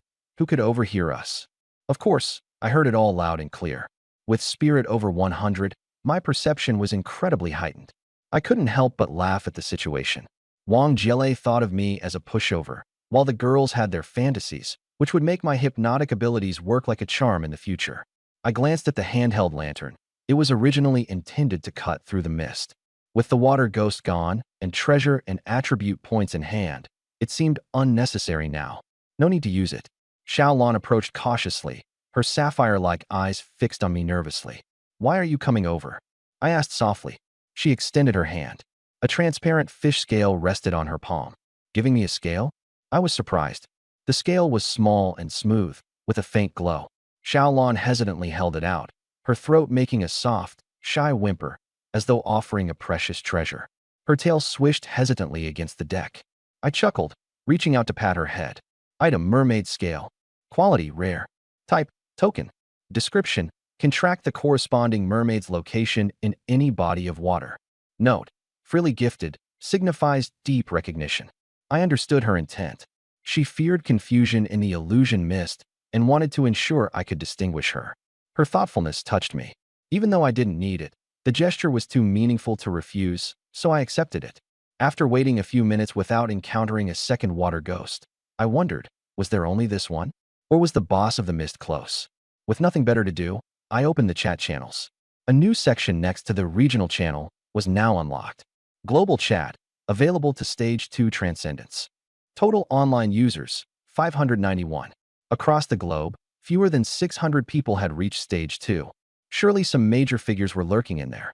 The system prompted me to set a nickname before participating in chat. After pondering carefully, no room for jokes here, I decided on. Patience seized the moon through clouds. Saved and entered the global channel. The chat was sparse, with most people remaining silent. Only a few occasional messages trickled in. Upstream river, 10,000 immortals retreat. Looks like I still have the advantage. I realized the poetic username might have been inspired by my own region's players. Can't swim. Hey, buddy, I'm from Greater Xia.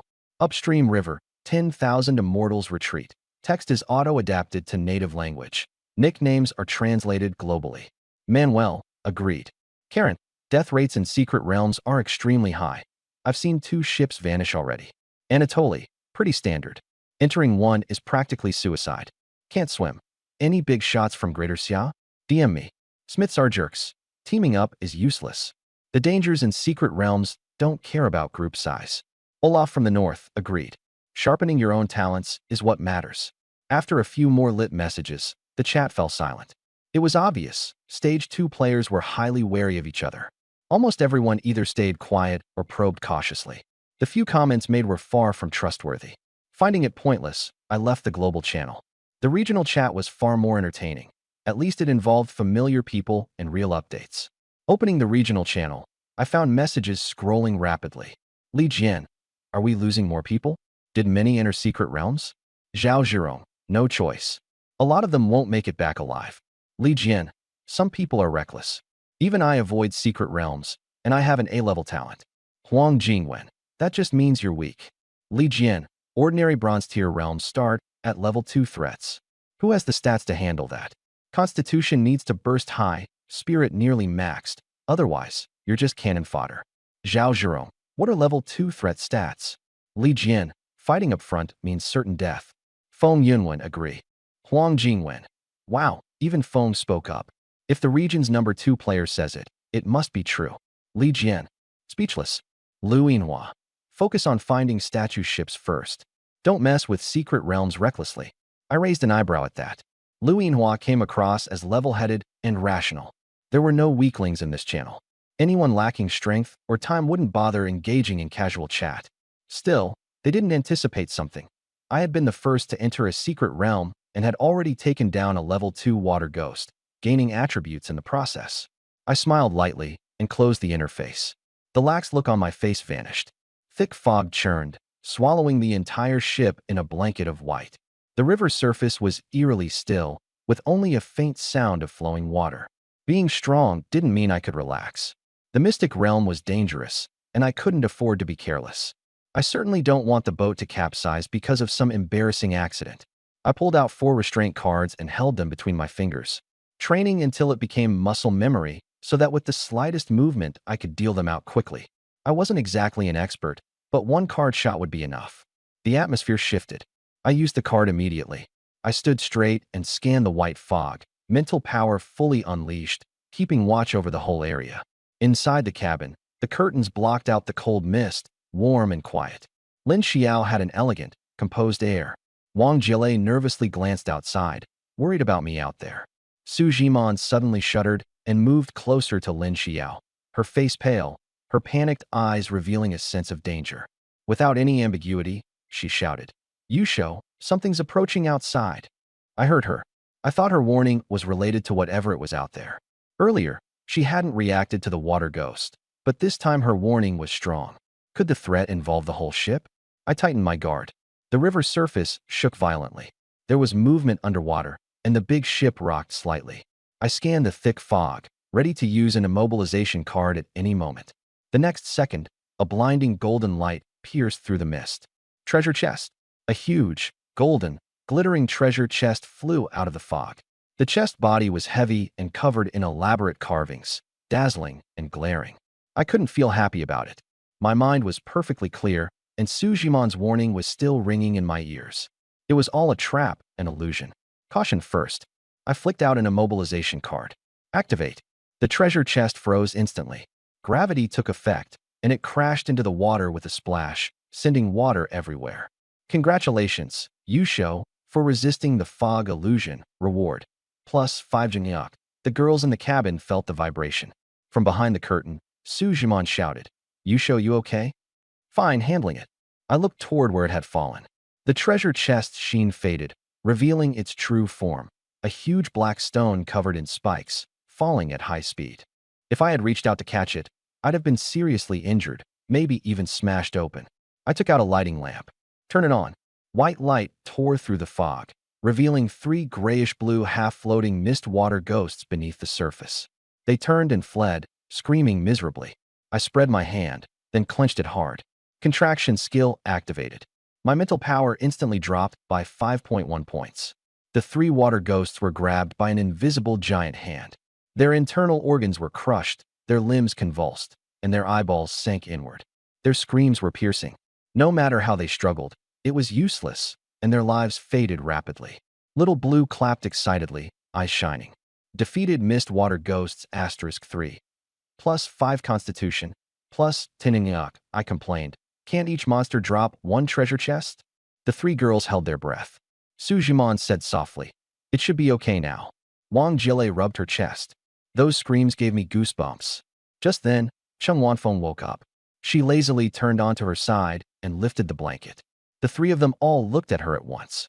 Wang Jile covered her mouth in surprise. Cheng Wanfeng was like a ripe August melon split open. You. She blushed and hurriedly wrapped the blanket tighter around herself. Where's Yusho? He's outside dealing with the monsters, Lin Xiao said gently. How long was I asleep? Almost an hour. Cheng Wanfeng looked guilty. It's all my fault for draining Yusho's energy. He's fighting alone. Yusho has plenty of energy, Wang Jile said bluntly. We're cooperating too. You're not in your fertile period, are you? Having a result now would be pretty dangerous. Lin Xiao shook her head. It's fine. Wang Jile said. I'm fine too. Su Zhiman stayed silent, her ears slightly red. I could hear everything clearly on deck. What a pity I don't have the fertility abundance talent. The system popped up. How can the host think that way? This system has fetal preservation and pain-free items. Girls won't suffer pain during pregnancy. The system was teasing me.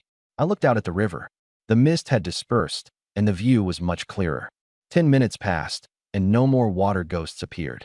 Did they run away in defeat? They probably left a live one behind to act weak. The ship kept moving, nearing the end of the mystic realm. Faint voices could be heard in the distance. Are there other ships outside? I went into the cabin. The 4 women were gathered together resting. Asho, are you okay? Lin Xiao asked, looking up. It's fine. Everything's handled. We're almost out of the mystic realm, Wang Jile Scout. Okay. Wang Jile closed her eyes, and Map Scout activated. A few seconds later, she opened them. There's a boat, very close. It's Ng Xinhui and Wang Yinru. Hearing those names, something stirred in my heart. I know Ng Xinhui. Su Zhiman was surprised. Ng Xinhui is in our class. I'm not familiar with Wang Yinru. Is she her friend? Wang Jile spread her hands. Don't know. I had a pretty good idea.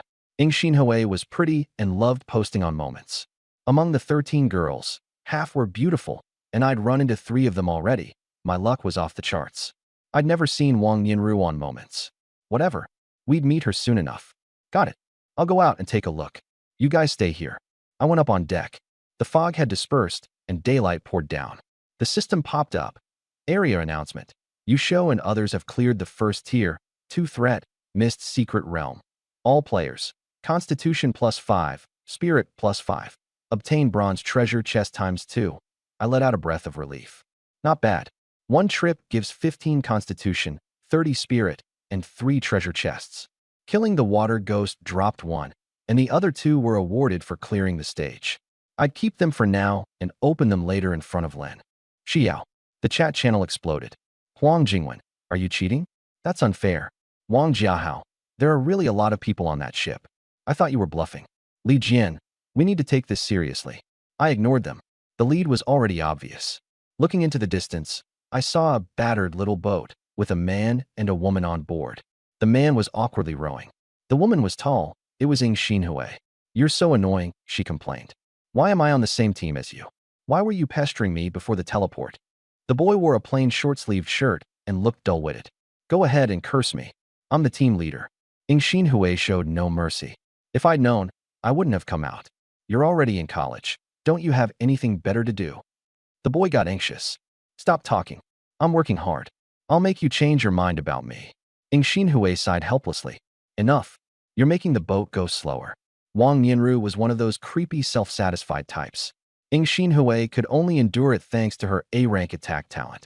Watching them, I thought, so the eldest Miss Ing is being stalked by some guy? Ridiculous. Ing Xinhui happened to look up and saw my luxurious level 4 boat. She froze, realizing that the owner of a level 4 boat had to be an elite big shot.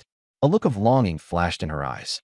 If she could travel with us, she could shake off that annoying pest and be much safer. But as soon as that thought arose, unease surged up. Her brows furrowed tightly, and she pressed her lips together. I saw it all clearly. Though I couldn't read minds, I could guess her conflict. The river of reversal was perilous, and strangers were hard to trust. A perfectly normal concern. What do? I called out to the system in my heart. System for favorability.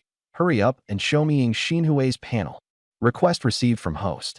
I was originally planning to report when you got a little closer. Detected a romance target. Name: Ing Xinhui, humanoid. Age: 18. Height: 163 centimeters. Weight: 50 kilograms. Measurements: 90-62-91. Appearance: 88. Rationality: 83. Moral value: 79. Favorability toward host: 21. Ordinary friend. I froze. Humanoid? Not human. The other party can transform. I became interested and started guessing what the other person could turn into. Anyway, as long as it wasn't a mermaid. I still liked ones with legs and hips. I planned to use the hypnotic tuning fork to check my own stats first. Physique: 49.6/57.2 mental, 60.1/137.6. I'd never been this rich before, and I wasn't worried about running out of mental points at all. I took out the hypnotic tuning fork. The river water roared and splashed loudly. For long-distance hypnosis, the sound waves could easily be drowned out by the water noise. I had to get closer. At that moment, Wang Nianru also spotted the big ship. He widened his eyes, face full of shock, and pointed ahead. Oh my god, that ship is insane. Is it a pirate ship that got lost into another world? Ing Xinhui turned sideways, calmly studying the big ship, then shook her head. Not pirates. There are no cannons or pirate flags on the ship. It should be survival players like us. Wang Nianru looked completely unconvinced and refused to accept reality no matter what. We all started the same way. So how can there be such a huge difference in ships? That makes no sense. Ing Xinhui was certain. She had animal perception, the advantage of an A-rank talent. The other ship didn't have any cold, sinister aura. On the contrary, it felt warm. Get a little closer. I'll go negotiate and try to join them, Ing Xinhui said. Wang Nianru panicked. Too risky. We don't know anything about that strange team. Let me talk to them. Ing Xinhui was getting annoyed. This senior had been clinging to her nonstop. His B-rank talent, bluegrass entanglement, was mediocre in strength, and he still acted on his own. The two ships drew closer and closer. Ing Xinhui finally made out the figure at the bow and froze. It was Yusho, the shy guy from class. Right? Who else could have such a huge advantage at this stage? It had to be Yusho and the others. She wasn't close to him. They'd barely spoken in half a semester. She only looked at his social media and never even liked his posts. But class monitor Su Jimon is there too. We're saved. All of Ing Xinhui's worries vanished, and her face lit up with joy. The two ships moved side by side and drew near. Classmate, I'm Ing Xinhui, she shouted. At last, she could get rid of the annoying Wang Nianru. Before I could do anything, Yusho activated the hypnotic tuning fork. Still chatting? Let me arrange your destination then. The tuning fork vibrated, and soft, penetrating sound waves enveloped the small boat. You've held on for so long. So how about you all sleep for a bit? Yusho said gently. Their ship stopped. Yusho threw out a rope with an iron hook, hooked the other ship's side, and secured the two boats together. Wang Nianru's gaze went blank, and he collapsed limply. Even as he fell, he was still thinking about how to stay by Ing Xinhui's side. Yusho stepped onto the small boat. He bent down and stripped all of Wang Nianru's outer clothes, putting them into his storage space. By the side of the boat, the little mermaid Xiao Lan swayed her fishtail and looked at Yusho with clear, admiring eyes. She sensed that her master possessed a hypnotic talent of the same origin as merfolk. Yusho paid no mind to the other's gazes. He could keep the clothes for spare use, or trade them away. Item: portable water storing bamboo tube quality. Common type. Container description: a simple water flask made from old bamboo. The seal is average. but it's no problem for storing clean water. Evaluation, a basic water storage item, with practicality as its strength. Thanks for the parting gift. I raised my hand and threw the unconscious Wang Yinru into the river. Splash. The figure fell into the river and was instantly swept away. In a survival world, soft-hearted people don't live long. Besides, he was just a stranger, so I had no burden at all. I turned to look at Xin lying on the deck. She was deep in sleep, completely defenseless. Her chestnut hair spread out, the ends slightly curled, and her bangs made her face look delicate and cute. In her sleep, her pink lips were slightly parted, revealing a row of white teeth. She looked pitiful, like a docile little rabbit. The hypnotic tuning fork worked steadily. Looking at the girl with no ability to resist, I thought, can I do anything now? I slowly approached, my mind restless. This was a test of human nature. Her social media was so neat and polished. Now I could see whether she was equally refined in other aspects. No, wait. I steadied my mind and stopped the random thoughts. My heart was pounding. I almost fell into low-level thinking. Obviously, there was a way to raise her favorability and make her take the initiative. Trying to take advantage of her in this situation would only frighten her. I still needed more mental power to increase her favorability. I restrained the hypnotic command. Hum. Xin let out a soft, sweet little murmur, her eyelashes trembling as she slowly opened her eyes. You're awake. I supported her back. You. Seeing me, she was startled. I secretly used the hypnotic tuning fork. Don't be afraid. You'll increase your favorability toward the boy in front of you, because he seems like someone who will let you board the boat. Favorability +1. Favorability +1. Favorability +1. Xinhui's heart raced. I fell asleep all of a sudden. Thank you for waking me up. I rested my hand on her shoulder and smelled a special fragrance from her, unlike Lin Xiao's fresh scent. Oh right, your companion just fell into the water. Huh. Xinhui was fully awake now and turned to look. It was empty and deserted. There was no sign of Wang Yinru. How is that possible? I shook my head. You might have been targeted by some monster in the river. It probably wasn't just a level 1 threat. It was indeed dangerous. I kept a poker face. When telling a lie, it's best to use a speculative tone and let the other person think for themselves. Favorability +1. Favorability +2. Favorability +1. Her favorability kept rising, and Xinhui's gaze toward me grew increasingly trusting and dependent. I was holding a big ship. My strength was unfathomable.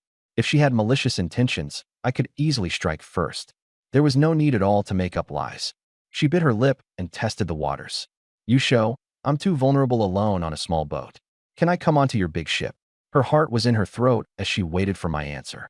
This would determine whether she could live safely. Fine. I nodded. But you have to listen to me. I'll listen to everything you say. Xinhui was filled with joy. My cold attitude instead made her feel secure. Favorability, 51 points. Obtained 17.6 free attribute points. Favorability, 91 points. Obtained item, humanoid bracelet effect. Allows female mutant beings to switch into humanoid form, doubling combat power. The host may issue commands. I asked, hockey system, the rewards are related to the guide target? Of course. Sensing Xinhui can transform into a humanoid form, the system gives corresponding rewards. Xinhui said carefully. Yusho, can we get on the ship quickly? All right. The two of them boarded the level 4 ship. The moment she set foot on it, Xinhui's favorability maxed out. Favorability 100 points. Obtained ultimate reward. Human transformation skill note. Creatures transformed by this skill do not provide guide words. I turned to look at Xinhui. What's your talent? Xinhui stared at me with sparkling eyes. I'm A-rank cat transformation. A cat girl, huh? I looked at her denim shorts. Have you ever transformed into your cat form? No, Xinhui shook her head. After cat transformation, there will be sharp teeth, cat claws, and a tail. She noticed my gaze and looked down at her own pants. The tight denim shorts outlined her rounded curves. Her straight, long legs were especially eye-catching. The pants would restrict the tail, she muttered softly, blushing. I was extremely attractive to her. My voice made her sweat profusely. Her hips twitched slightly from nervousness. I noticed it. She's starting to prepare. I first disassembled the small boat beside us. Obtained. Wood X10, Nails X10, Cloth X10, Oars X2, Rope X3. Xinhui didn't care. She only cared about me. She looked around and saw the blue-haired girl. Where's Squad Leader Sue? Who is this mermaid? Squad Leader Sue is in the cabin. The mermaid is my companion. I took out the humanoid bracelet and gave it to Xiaolan. Xiaolan put on the bracelet. A white light enveloped her body. Her fishtail turned into fair, long legs. There wasn't a single hair on her body. So white and tender. Master, this bracelet is amazing. Xiaolan could speak now. Get used to this form. I know. Little Blue bounced excitedly, her body swaying as she sat on the edge of the boat and fiddled with her long legs. Ing Xinhui covered her mouth, eyes wide. The spirit recognizes me as its master? Forget it, don't think about that. Su Jimon and the others are in the cabin, and mermaids have simple minds. Now is the best chance to get closer. She gathered her courage. You show, do you want to see me transform into my cat form? Sure. I thought to myself, if you want it, just say so. So indirect. If she turns into a cat, she'll definitely have to take off her jeans. Ing Xinhui felt secretly delighted. Can we go under the canopy? She asked, pointing to the rain shelter. I followed her over. Little Blue came along too, eager to watch the fun. Once we got under the canopy, should we call Su Jimon and the others to come look? I teased on purpose. No. Ing Xinhui panicked and grabbed my sleeve. Realizing she was too eager, she blushed and let go. She only wanted me to see it. I stepped back. Then hurry up and start. Where's your tail? I'll show you my tail right now. Ing Xinhui felt mortified. Her intention had been seen through. Cat form activated. A cat tail grew from her tailbone. The restriction was lifted. I saw the cat tail and pink leather boots and held my breath. Cat ears grew on her head and her teeth sharpened. You show, come a little closer. Okay. I straightened up. Ing Xinhui's heart was about to explode. My tail's a little itchy. Can you scratch it for me? Her cat ears stood up nervously. I laughed. Classmate Ing, you're messing with me? I'm not. Ing Xinhui grew anxious and glanced back at me. I really am a little itchy. The wind stirred her chestnut hair. I lowered my head and looked at Ing Xinhui. Warm breath brushed over her cat ears.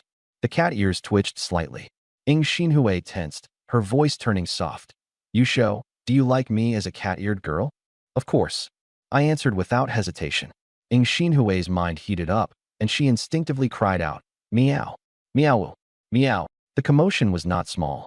The mermaids sat down, imagining themselves as Ing Xinhui. In the neighboring cabin, Su Jimon, Wang Jielei, Lin Xiao, and Cheng Wanfeng were all resting against the wall. Cat meows drifted over. Wang Jielei raised an eyebrow. Why is there a cat outside? There are cats on the river too. Lin Xiao had strong spiritual power and heard everything clearly. Her face flushed. She covered her face and sighed. She thought, Asho's charm is too strong. Why is everyone so proactive? 10 minutes later, Ing Xinhui was transformed back to normal. Little Mermaid Blue pressed over, her blue eyes shining wetly as she clutched my sleeve. Master, now I can too. Her blue hair fluttered, her face flushed, and her eyes were watery. Why are you crying? I looked down. I'm not crying. Little Blue waved her hands and showed a sweet smile. When I get stimulated, my tears just get more plentiful. I chuckled and pulled her into my arms. Mermaid favorability, 98. I thought to myself, this kind of simple little follower is more precious than any reward. Little Blue asked timidly, Master, can I keep wearing the wristband forever? I don't want to change back. Of course. I rubbed her blue hair and stood up. With favorability maxed out, she was too clingy. I was starting to feel a little overwhelmed. I need to raise my vitality attribute.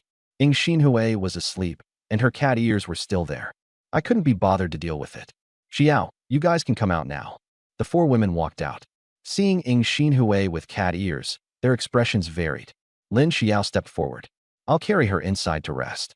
I looked at the supplies. 60 units of wood, 26 units of cloth, 40 units of nails, and 3 bronze chests. I rubbed my chin. There isn't enough canvas to upgrade yet. Open the chests first.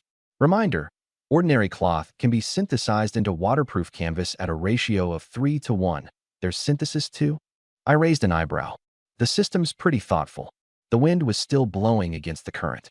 If we had enough canvas, the boat's speed could increase again. Synthesize. Obtain 12 units of waterproof canvas. 18 more units are needed for an upgrade. I clicked my tongue. Still need more? Is that even human language? If I don't run into the stone statue ship, I'll have to bluff my way to 53 units of cloth. Forget it. Open the chests. Detected 3 bronze treasure chests, which can be fused into a Gaoji Baoshang at a ratio of 10 to 1. I froze. Why didn't it say that when there were only 2?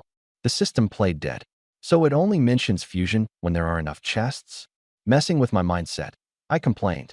Still, bronze chests weren't exactly bad, so there was no need to force it. In an hour, the violent current would come, and we'd be able to get higher quality chests. Open them. Wang Jile, Su Jimon, and Cheng Wanfeng sat on the logs watching the show. Cheng Wanfeng said softly, "Chests from the same secret realm will most likely drop similar items." Same as I thought. I nodded and opened all 3 chests. 3 beams of golden light shot out, and 3 round beads floated in the air. Item: Mist Concealment Pearl Quality. Rare use. Releases a hallucinating mist with a radius of 20 meters, conceals your figure, disrupts perception, for hours per day evaluation, turning mist into invisibility, essential for avoiding threats, taking detours, and ambushing 3 marbles. Sujimon asked in confusion. I caught the beads, each about the size of a quail egg. Turns out they're really the same kind. 3 pearls, 12 hours a day.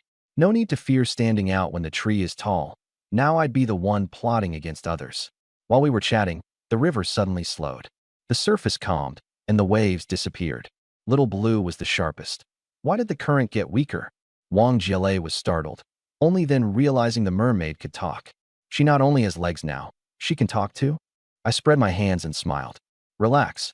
Following me, you'll get stronger. Is talking that weird? Sujimon covered her mouth and laughed, thinking I was way too arrogant. I looked at the river, then sat down on the pile of logs. Little Blue's right. The current really has slowed down. It's about the same as when it first started. Let's check the group. The group had already noticed it. Plenty of people were rowing, and whether they were saving energy, they knew best. Zheng Wenhui. The system finally developed a conscience. The current slowed down, so I can rest a bit. Wang Jiahao. I thought we'd have to keep fighting the rapids forever. My hands are about to get calluses. Lin Hao. Don't celebrate too early. This might be the calm before the storm. Wang Jiahao. Even if it's slower, I still don't dare relax. There are monsters in the river. Lu Yang. No need to keep fighting upstream. Hurry up and eat some fish to recover stamina. Huang Jingwen. The fish in the river are all bones and no meat. They taste awful. Wang Jiahao. Stop being picky. As long as it fills your stomach, that's enough. Cheng Wanfeng pushed his glasses up. This arrangement is reasonable. No one could endure violent current the whole way. The system has to give people time to catch their breath. I glanced at the survival panel. 8295/9000. So many people died in just a few hours. Yeah, we really do need a break. At that moment, a new message popped up in the group. Huang Jingwen. Why did I drop out of the top 100? Is someone else grinding even harder? Li Jian. Getting on the leaderboard is all about ability. Wang Jiahao. I'm going to surpass you too. Huang Jingwen. Li Jian, you're only a few ranks above me. What are you so smug about? Curiously, I looked at the leaderboard. Now I can start scouting partners. I still need 54 units of ordinary fabric. Soon, I noticed the changes were huge. Lu Yinhua is climbing fast. Wang Jile locked onto the name. Are you in the same dorm? I asked. No, she's in Xinhui's dorm, Wang Jile said. I didn't expect her to be so resilient. She shot up more than 10 places at once. Everyone was being tortured half to death by the raging current. How was she still able to go against the flow and surge upward? In less than 10 minutes, Lu Yinhua steadily climbed. In the end, she stopped at 81st place. But she wasn't the most eye-catching one. Another person was even more exaggerated, jumping straight from outside the top 500 to 99th place and still continuing to rise. Now I was curious too. Not long after, this person popped up in the group chat. Zhang Sufan. Looks like I guessed right. She only said half of it, immediately arousing everyone's curiosity. Guessed right about what? Why say only half? All the online players noticed Zhang Sufan's climbing speed. Everyone was waiting for the rest. Zhang Sufan. I'd already guessed the river current changes in a pattern. Otherwise, ordinary stamina would never be enough to keep up. Wang Jiahao. Holy shit. Boss, you're amazing. Zhang Sufan. Nothing profound. I trade stocks, so I just applied market fluctuation logic to it, and it clicked. Everyone else. She simply stopped keeping them in suspense. Zhang Sufan. To put it bluntly, fighting the current head-on is exhausting and unrewarding. Better to stay calm and go all out when the water surface is relatively still. The efficiency is way higher. Li Jian. You've got guts. Aren't you afraid of getting pushed back and turning into a stone statue the whole time? Zhang Sufan, I'm very steady. I've basically been hovering around the top 500. The ones turning into stone statues are those who fell behind after dropping past 6,000. Li Jian. True, the ones turning into stone statues are the lower-ranked players. Zhang Sufan, I started dollar cost averaging into Nasdaq at 18 and held on until my second year of grad school. I finally saved up a bit, and then I got transmigrated. Everything reset to zero. Looking at Zhang Sufan's messages, I twitched the corner of my mouth. A real Zhang Jiasen had arrived, but her analysis made sense. Lu Yinhua probably thinks the same way, I said. I planned to borrow fabric from Lu Yinhua. I found her and sent a private message. Lu Yinhua was someone I at least knew, better than the strangers in the group chat. Me. Classmate Lu Yinhua, I see your ranking is rising fast. Are you free? Lu Yinhua. Typing. I rubbed my chin. Typing that slowly. What's there to consider? A minute later, she finally replied. Lu Yinhua. I'm not strong enough, so I can only save some energy. You're messaging me privately because you need something, right? I got straight to the point. Me. The ship upgrade is short on ordinary fabric. I'm 54 units short. If you have any spare, can you lend me some? I'll definitely repay you later. Lu Yinhua. What? You need that much? Me. Yeah, how much do you have? Me. I'll repay you later with weapons or items. Lu Yinhua. 54 units really isn't a small amount. I can probably only spare 20 units. Me. That's great. Lu Yinhua. Your character is trustworthy, and your strength is top tier. Forming a team is better than going it alone if you want to survive longer. Seeing that, I silently gave her a thumbs up. The class committee member really knew what she was talking about. Investing in yourself early on definitely wouldn't be a loss. Of course, I wasn't a charity donor either. She wasn't going to make too much off me. Lu Yinhua said, but we need to be clear. The reward you mentioned is too vague. How about you return it in 3 times the amount of fabric 12 hours later? Is that okay? That wasn't an unreasonable demand. I replied, deal. Lu Yinhua. Good. Direct trade now. 2 seconds later, the trade window popped up. She initiated the trade. Ordinary fabric times 23. I exchanged it for a pack of compressed biscuits. Trade successful. I sighed softly. I hadn't intended to cheat the class committee member, yet the other side still wanted to settle accounts clearly. All shrewd people. I still needed 31 more units of fabric. I scrolled through my private message list, and my gaze fell on Wu Luiying's avatar. This girl knew how to read the situation and make early bets. She always had more supplies on hand than people her age. I sent a message right away. Wu Luiying replied instantly. Oh, boss Yusho has time to look for me. I got straight to the point. I'm short on fabric to upgrade the ship. I still need 31 units. If you have any extra, lend me some first. Wu Luiying. 31 units? You've got a huge appetite. Me. I know you've stockpiled a lot. You can definitely spare it. Compensation will be the same as before, and I'll make it up to you later. Fine weapons, chest items, anything can be arranged. The private chat box went quiet for a few seconds. Wu Luiying was weighing the pros and cons. I was firmly in the top tier now, a level 4 large ship, and my resources and strength were already miles ahead of ordinary players. If I invested a little more, the return would definitely double. A moment later, a message popped up. Wu Luiying. Fine, you got me. I happen to have over 30 units of fabric on hand. I was planning to keep it for ship repairs. But considering your strength, I'll move it over to you first. Don't think you can freeload off your senior, either. If I'm short on gear in the future, you have to share some with me first. I nodded to myself. She was lively and unpretentious, and she didn't drag her feet when doing things. That made me think of the Franklin effect. People who have helped you before are more willing to help you again. People rationalize their own behavior and convince themselves to keep helping. Me, don't worry. I'll definitely deliver on what I promised. A trade window popped up. Wu Luiying initiated a trade. Normal fabric times 31. After the whole process, I had gathered all the materials needed for the upgrade. There were only 20 minutes left before the rapids began. With Lu Yinhua taken care of, Wu Luiying brought over, and Counselor Jiang Gexing providing timber support, the resources were now in my hands, so there was no need to fight desperately and grind everything solo. I had the first move advantage. Survival games were never about blindly working yourself to death. Little Blue stuck close to me, her blue hair swaying, her eyes fixed on my profile, full of dependence.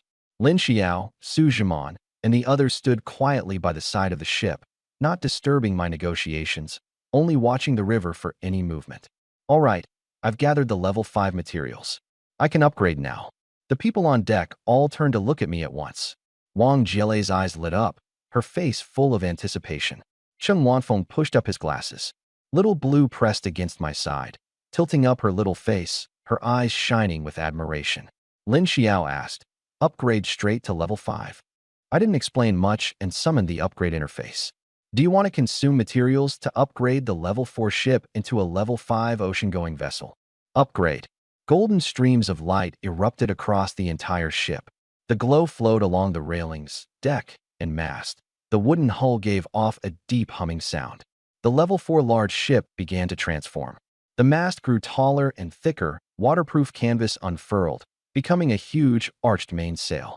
The sail was set on the mast, billowing in the wind. The whole ship instantly looked more imposing by a full tier. The broad sail cast a cool shade. The material was dense and abrasion-resistant, able to catch the wind and increase speed, while also blocking the river mist. A ring of reinforced armor appeared along the edges of the hull. Lin Xiao's eyes widened as she walked to the rail. With such a huge sail, sailing with the wind will be much easier. A breeze over the river rushed into the sail. The movement startled Ing Xinhui. She rubbed her temples and struggled to stand. Why did I suddenly pass out? That was way too embarrassing. Even though her physique was 19 points and her reflexes and stamina weren't weak, whenever she ran into me, it was like all her strength got drained away. She didn't dare delay. Hastily putting her clothes back on, she lifted the cloth curtain. I noticed the movement behind me and turned around. Everyone on deck looked over in unison at her as she stepped out of the cabin. "Classmate Ing, you came out," Wang Jielei said, pointing at the deck. Ing Xinhui's face turned completely red. She had come out too quickly and hadn't cleaned up with any tools, so she could only press her lips together tightly. I glanced at the system space. There was still a bit of water left in the cup, and the fabric had already been exchanged for supplies. "Want to rinse off with water first?" "No need." Ing Xinhui looked at the others, her throat tight. She felt my professionalism, and she no longer had the energy to care about what others thought. Why think so much? We'd already come this far. How could there still be room for modesty? The cat transformation talent activated. A pair of cat ears popped up from the chestnut-colored hair, and a fluffy tail trailed behind her. The girls around her widened their eyes. Xiaolan looked up at me and said, "Master, why did she transform? Does she want you to stop her itching too?" Lin Xiao sat on a pile of timber, the curves of her waist and hips forming an arc with her seated posture. She bit her finger and thought to herself, the newcomer sure isn't shy. On the level 5 ship, in just a few short hours, I had already erased the barriers between everyone. It was perfectly normal for people to want to get close. "Don't misunderstand," Ing Xinhui said softly.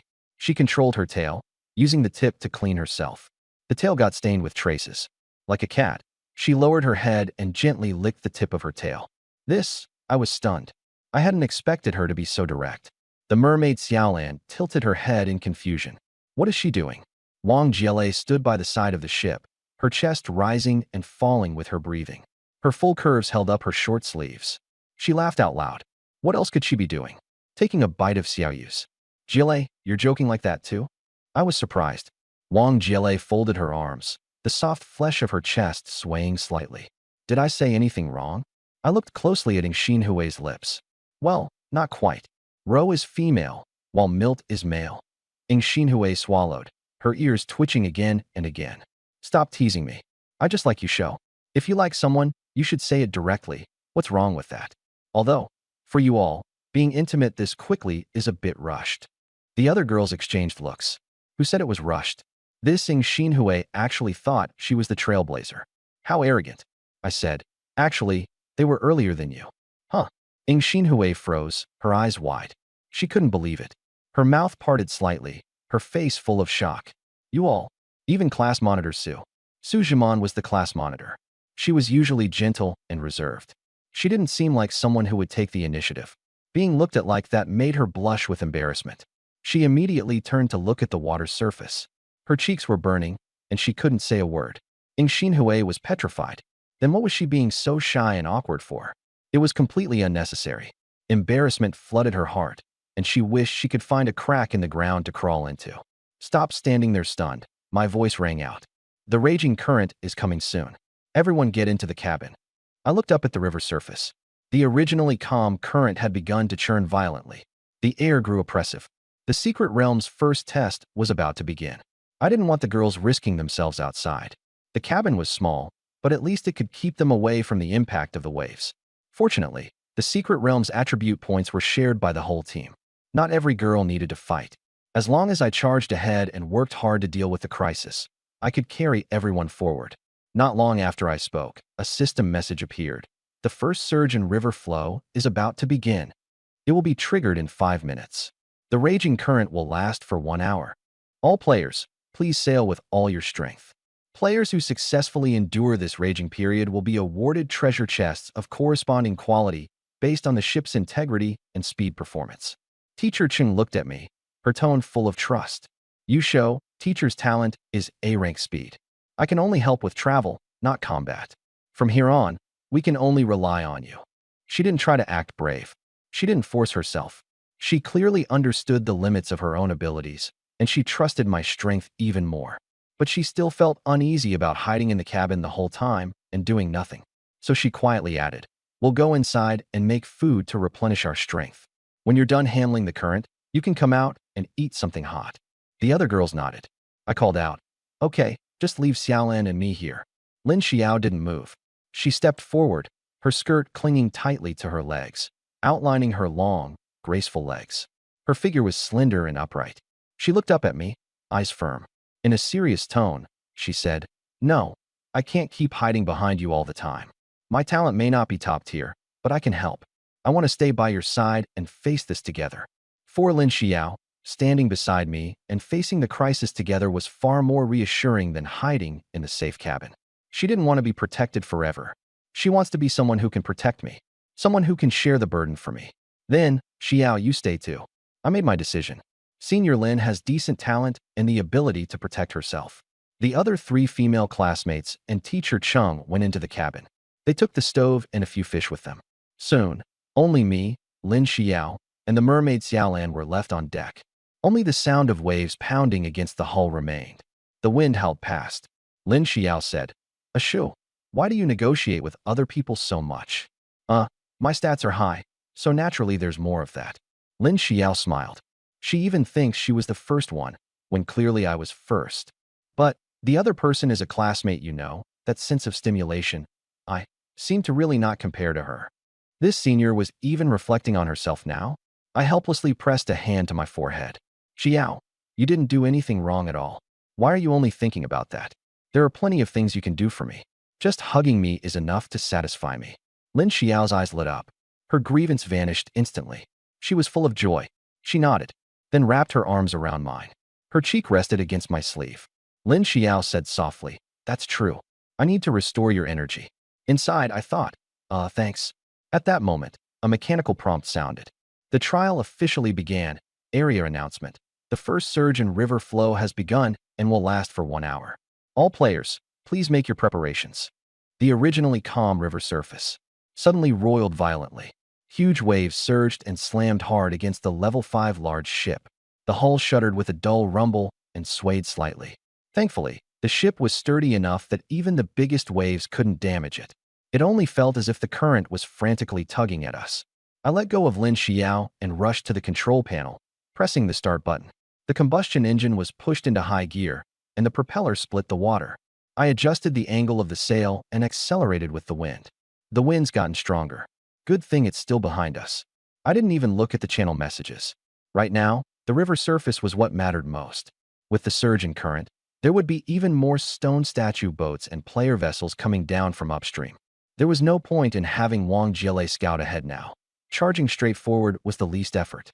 I glanced at my stats. Physique, 40.6/57.2. Spirit, 49.1/137.6. Free attribute points, 17.6 without hesitation. I put all of them into Spirit. Spirit, 66.7/155.2. Physique comes from killing monsters anyway, but Spirit is what activates skills. The mermaid Xiaolan grabbed my arm. "Master, look over there." Sunlight slanted across the water, splashes flew up, and a rainbow stretched across the bow. I pointed at the rainbow. Xiao looked too. But Lin Xiao was staring at my profile instead. What's a rainbow worth? With you right in front of me, everything else doesn't matter. Xiaolan immediately looked away and lifted her face to me. Right? Master is the prettiest. The rainbow can't compare to Master. I was caught between two gazes. One affectionate, one clingy. I sighed inwardly. How was Lin Xiao here to help at all? She was clearly here to keep an eye on me.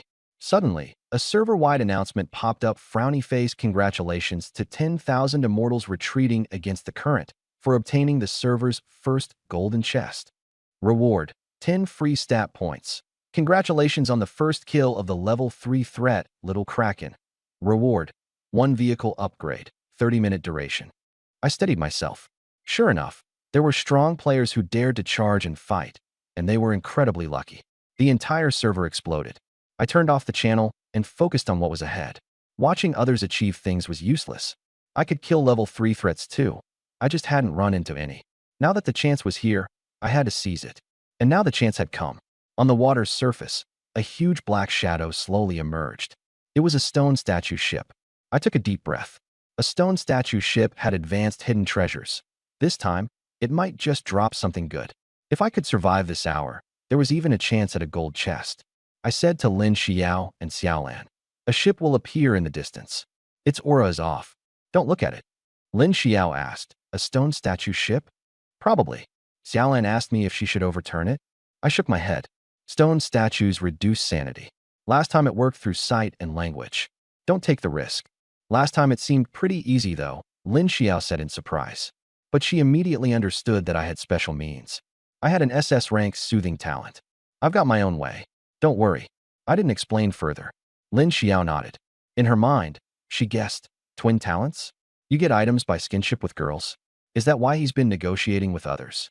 The more she thought about it, the more it made sense. She glanced at Xiaolan's long legs. Everything was reasonable. I felt embarrassed to say it, bearing all of this alone. No one understood me. It was truly heartbreaking. She clenched her fist. I couldn't let other girls misunderstand me, but I also couldn't reveal the secret. What a challenge. I believed Lin Xiao would come up with the best possible explanation on her own. At 100 favorability, she naturally stood on my side. I asked the system, will 100 favorability still go down? Above 95 points, it basically won't drop. Weren't you a newbie system? I'm just newly assigned. I distilled the predecessor system's data and analyzed it. I felt a little more at ease. I took out the immobilization card and looked into the distance. The boat on the river was getting closer. It was a small fuel-powered boat. Two figures stood motionless on the deck, exuding something eerie. I released my mental power. Invisible threads instantly enveloped the little boat. The situation on the boat was laid bare. The two women on the deck had both turned to stone. The older one was in her 30s, with steady features. The younger one was in her early 20s, slender in build. Both wore matching wading suits. They looked like longtime partners. How much effort would it take to upgrade to a motorboat now? But the people on the boat were stronger. That meant better stone statue hidden treasure could be obtained. I moved a little closer. The ship's information popped up. Basic motorboat, level 4, durability. 7/25 fuel. 0 items, 2 storage boxes, 1 fishing rod, 11 waterproof canvas sheets, 1 repair toolbox, 1 spare oil drum, 2 folding oars, 3 life rings. I was tempted. There were plenty of supplies, and they had collection value. Sanity minus 0.1. Sanity minus 0.1. My mental power swept over the stone statues. Sanity dropped. I immediately averted my gaze. Why am I losing sanity with such high mental points? Sanity is mental health. Mental points are special energy. The two are different. Then why don't you give me sanity points? That feature will only be added in the 6-week update. Meow. I was speechless.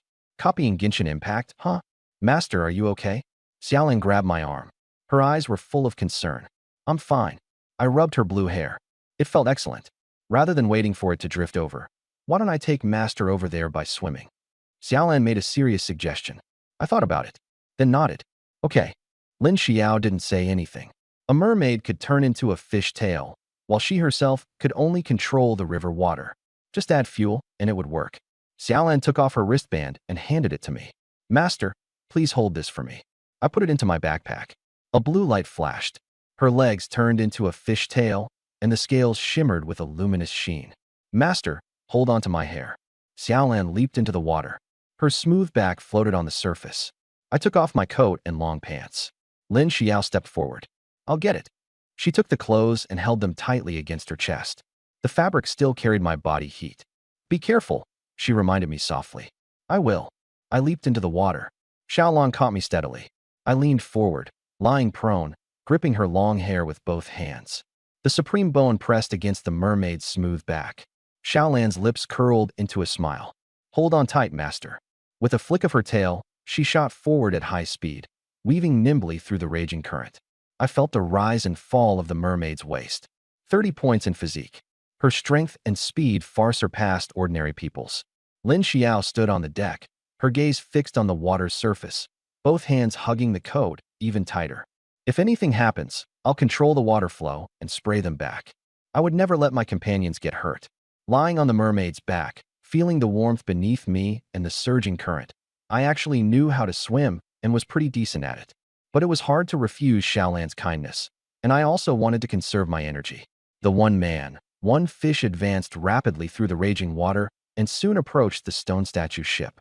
I straightened up, holding 2 immobilization cards between my fingers, ready to strike.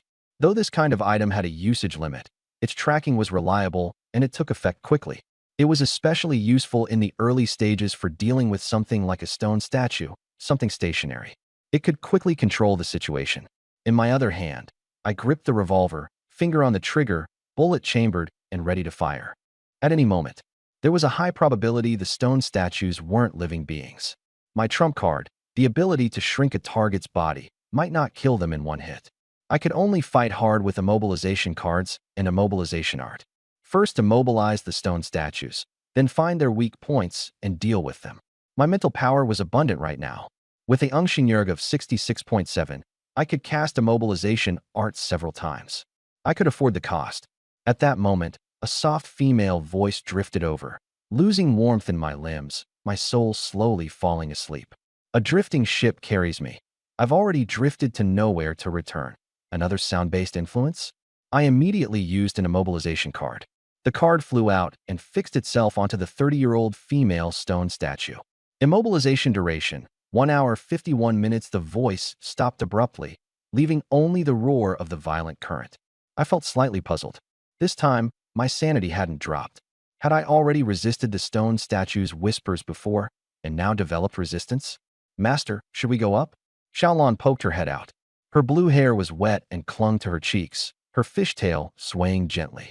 I glanced at the mermaid's status. Mermaid sanity, 50.8.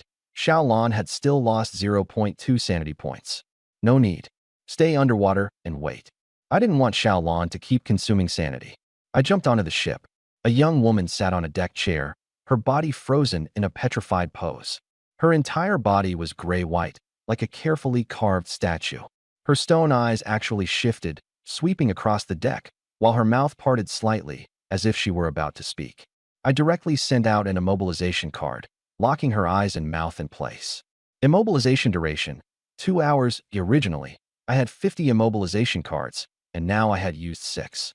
I had thought these cards could be used on single targets and lasted a long time. Using a few in the early stage wouldn't be wasteful. I still wanted to immobilize 5th and 6th level threats. Even if immobilization lasted just 1 second, it would still create a lot of room for maneuvering. Host, immobilization cards can still be obtained later. The system's voice rang out. So items can be given repeatedly? I thought 1 card meant 1 fewer card. I was a little surprised. Before the first round of updates, there are a total of 18 normal urban skills. 6 weeks later, the system will finish analyzing the talents of the survival world and form new, heaven-defying skills. I chuckled. Now that really puts my mind at ease. You actually didn't trust my capabilities before. That really hurts this system's feelings, meow. I shook my head and turned my attention back to the stone statue ship. Wait, I had just stopped that eerie sound from the stone statues. Why hadn't a prompt popped up about resisting pollution? I looked toward the tightly shut wooden cabin door in the center of the ship, my brows furrowing. The stone statue ship was actually just a wooden plank door. It looked crude. Could there still be something inside the cabin that reduced sanity? I no longer hesitated and kicked hard. Bang! The wooden door was instantly kicked flying. The cabin was small, and at a glance, everything was clear. In the center stood a shabby wooden table with a small iron cage on top. Inside the cage was a curled-up, petrified hamster. I had only just glanced at it. Sanity minus zero point 0.1. Sure enough, it was a creature that reduced sanity. The petrified hamster's eyes lit up with a red glow, its little mouth slightly open, about to make a sound that would corrode sanity. I thought to myself, perfect, let's test the immobilization technique. I channeled my mental power. Golden light solidified in front of me, turning into an immobilization card, which shot out and landed on the petrified hamster. The red glow disappeared. Congratulations, you have prevented the stone whisper that would have lasted 2.5 minutes. Successfully resisted the stone statue quest. Level 3 erosion. Completion time, S. Ship integrity, S. Sanity upon completion, 98.8. Overall rating, S. Obtained full stone statue secret treasure. Petrification removal potion. Single use within 30 minutes. ×1. Intermediate tempering method ×1. Fishing net ×1. Women's clothing ×4. Fuel ×3. Please use the petrification removal potion as soon as possible. The 3 stone statues will no longer exist in 1 minute. I was first overjoyed. This secret treasure was much better than last time. The intermediate tempering method was interesting. Could the stone statue ship come from another high martial world? I could puzzle that out later. Right now, the most important thing was to use the petrification removal potion and save a stone statue. The 3 stone statues were about to disappear. I turned and quickly left the cabin. I walked up to the 20-year-old girl statue sitting on the bench. Although the girl was petrified all over, her features were still beautiful. Her brows and eyes were delicate, her nose bridge high, her lips small, like a fine sculpture. Even in her petrified state, one could still make out her attractive figure. Her waist was slender, her chest full, and her legs long. A 20-year-old girl was even better looking. Since I hadn't ambushed anyone at first, of course I'd choose her first. The potion was in my backpack, and I quickly took it out. The dark purple liquid was thick, like berry juice. I raised the bottle high, tilted it, and slowly poured the potion from above the girl's head. The purple liquid flowed down her forehead. The petrification slowly faded. The gray-white color receded, revealing smooth skin. Her eyelids trembled, then suddenly opened. Where am I? The system popped up. Detecting a capturable target. Name, Yin Shiji. Age, 20. Affection, 10. Stranger. Special status, amnesia, innocent amnesia. I had originally wanted to ask her how she had turned into a stone statue, but as it turned out, she remembered nothing. Crack, another stone statue suddenly shattered. It turned into powder and was blown away by the wind. Yin Shiji trembled in fear. She looked at me blankly. It was I who saved you, I said. The merfolk below the ship poked their heads out. Master can make a stone statue come alive. She was in disbelief. Yin Shiji seemed to be thinking. You're my benefactor. I have to repay you. Affection, 1047, friend. Still innocent with a morality score of 80. Lucky me. Follow me from now on. I nodded. Okay. Anyway, I don't know where to go either. She wiped the potion off her face. The level 5 big ship was already very close. The rapids had pushed us far away. Lin Xiao could now make out our figures. Come with me onto the ship. I grabbed her wrist. Her heartbeat quickened, and her chest rose and fell more noticeably. Affection, 4765, clearly likes you. Free attribute points gained, 18. An amnesiac really is perfect for capturing. I was the first person she had ever met. Xiaolon, go back.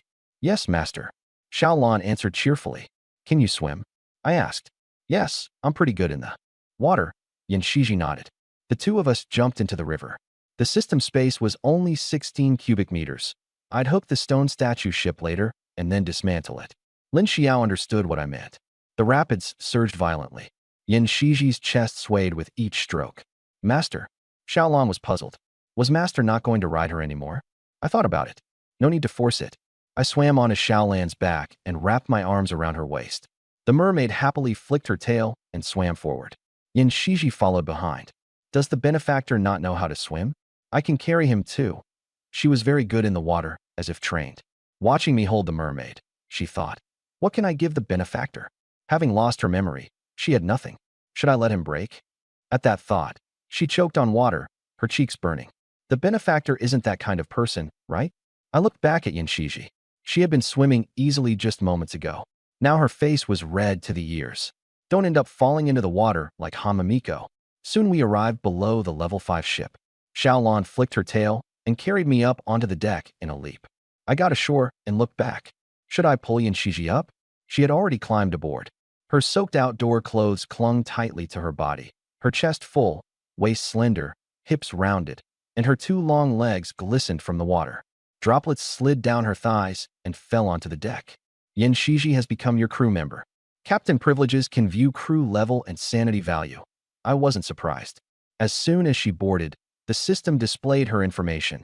Name, Yan Shiji. Level, First Tier Transcendent. Sanity value, 23.4, recovering. A First Tier Transcendent, capable of unleashing the refining technique. Not an ordinary person. Lin Xiao handed over the rope and grappling hook. Ashoo, the ship over there is coming.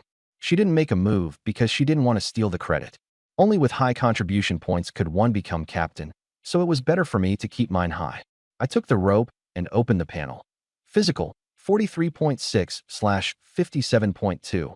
Mental, 64.7/155.2. Free attribute points, 18.0. Physical was enough. With this physique, I could throw the grappling hook to the stone statue ship across from us. I continued adding attribute points to mental. Mental, 82.7/173.2. High mental could quickly reach tier 3.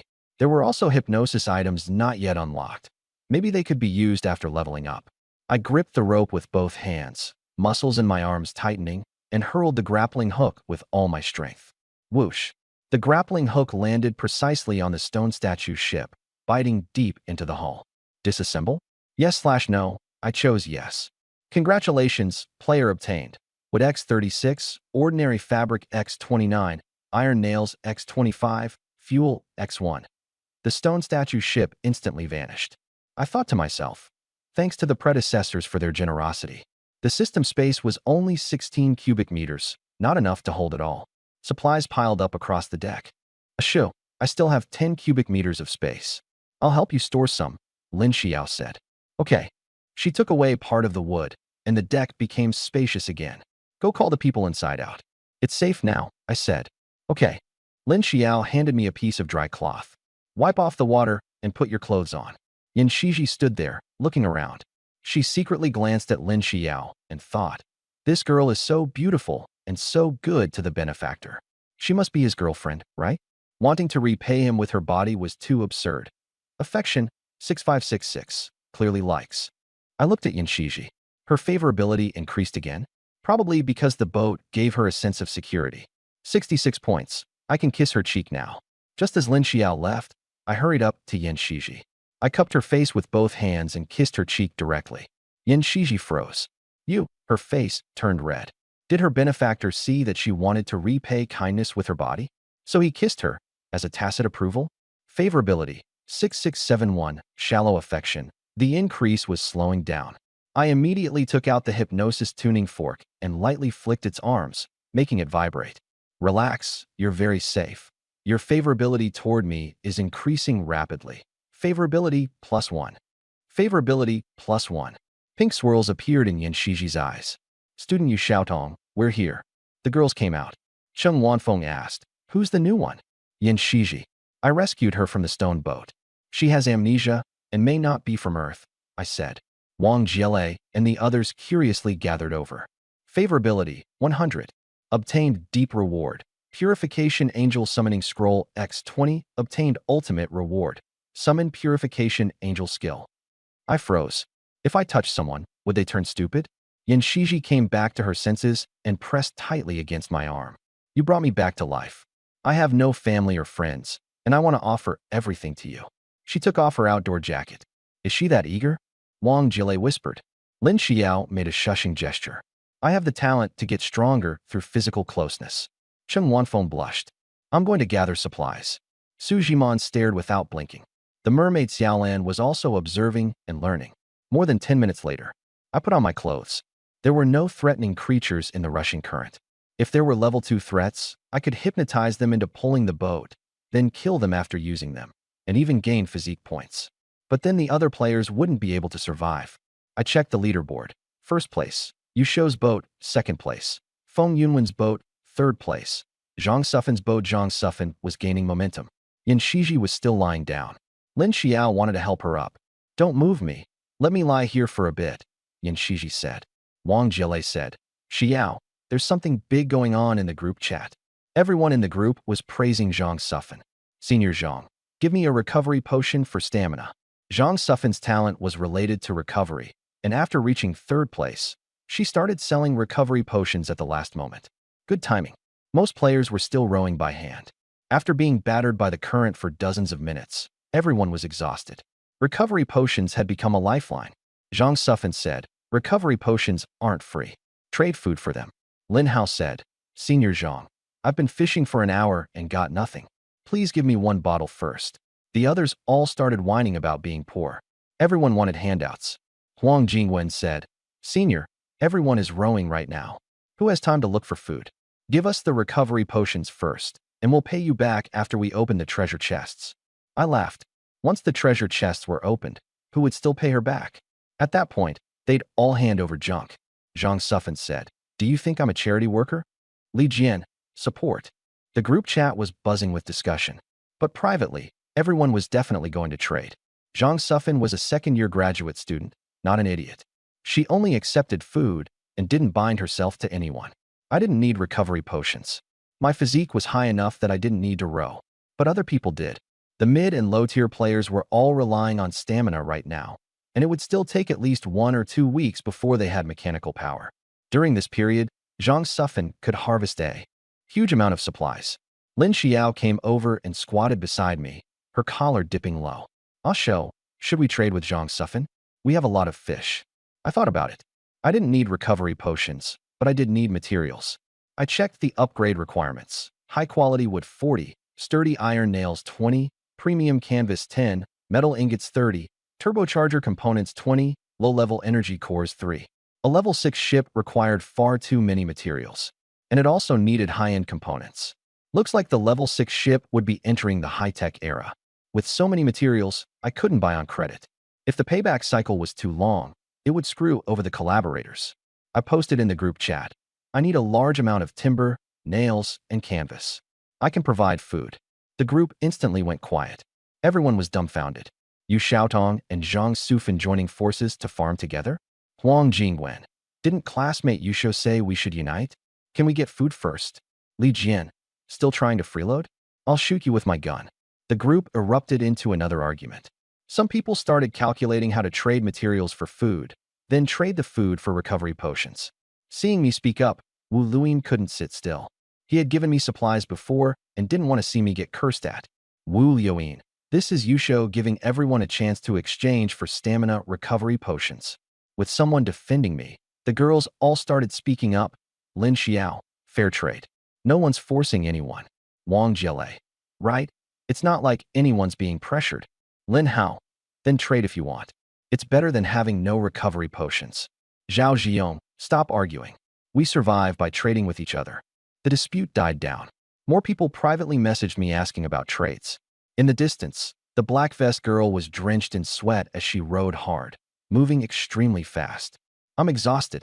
She wiped sweat from her face and panted. Why is Yusho going around trading materials with players? Next to her sat a girl in a baseball cap, Zhang Sufan, ranked 3rd on the leaderboard. He found me to be a channel. Now other people come to him, so he gets to call the shots. Zhang Sufan had a pile of potions in front of her. We worked this hard, and we're still only 3rd. Why is our luck so bad? When will the upgrade materials come? Should we ask Yusho Jr.? He'll just give us the cold shoulder. Hurry up and restock the potions. The vest girl continued bowing her head and rowing. On my side, I received a flood of private messages within 10 minutes. 1 unit of timber for 1 fish. The merfolk girl Xiaolan dove into the water to catch fish and toss them up. Lin Xiao sprayed water, Wang Jile fished, Ing Xinhui, Sujimon, and Cheng Wanfeng used nets to catch fish. I exchanged for 50 units of timber, over 10 units of nails, and canvas. It was still far from enough to upgrade the ship to level 6, but it was the first step. I used my mental power to hold the water current steady, and the ship sped along. Time was up. The raging current lasted for 1 hour. 7,991 players survived the trial. Treasure chests have been distributed based on ship integrity and endurance performance. A few hundred people were gone. The rewards should be pretty good. Yusho's ship, integrity, 99.8%, Endurance Performance. First in the region. Top 0.0000001% server-wide. Reward. Bronze treasure chest for everyone, plus an extra gold treasure chest for the captain. Only one gold chest. I was disappointed at first, then relieved. 8 people meant 8 bronze treasure chests, plus 1 gold chest. 9 in total. That was the advantage of having more people. When the girls heard the prompt, their faces lit up. Wang Jiele covered her mouth and stared wide-eyed. Bronze treasure chests. 1 each? And Yusho's gold treasure chest too. Su Jimon smiled. Lin Xiao looked at me with a gentle smile. The reward is such a surprise. It's all thanks to the captain.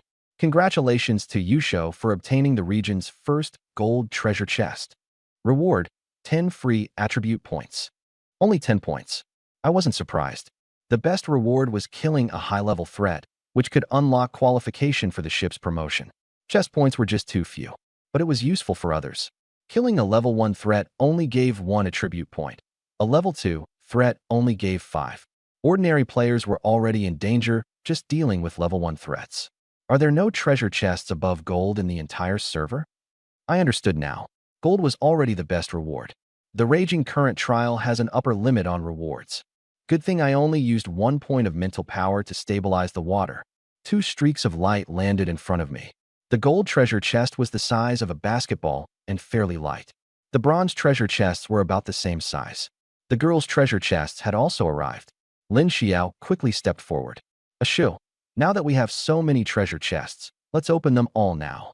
Okay. I glanced over the bronze treasure chests. As long as we can get something practical, that's fine. In my mind, since the chest sizes were the same, the items inside should be related. At the ship's edge, Xiaolan the merfolk fiddled with a treasure chest. What is this? She had lived here for several years and had never seen this thing.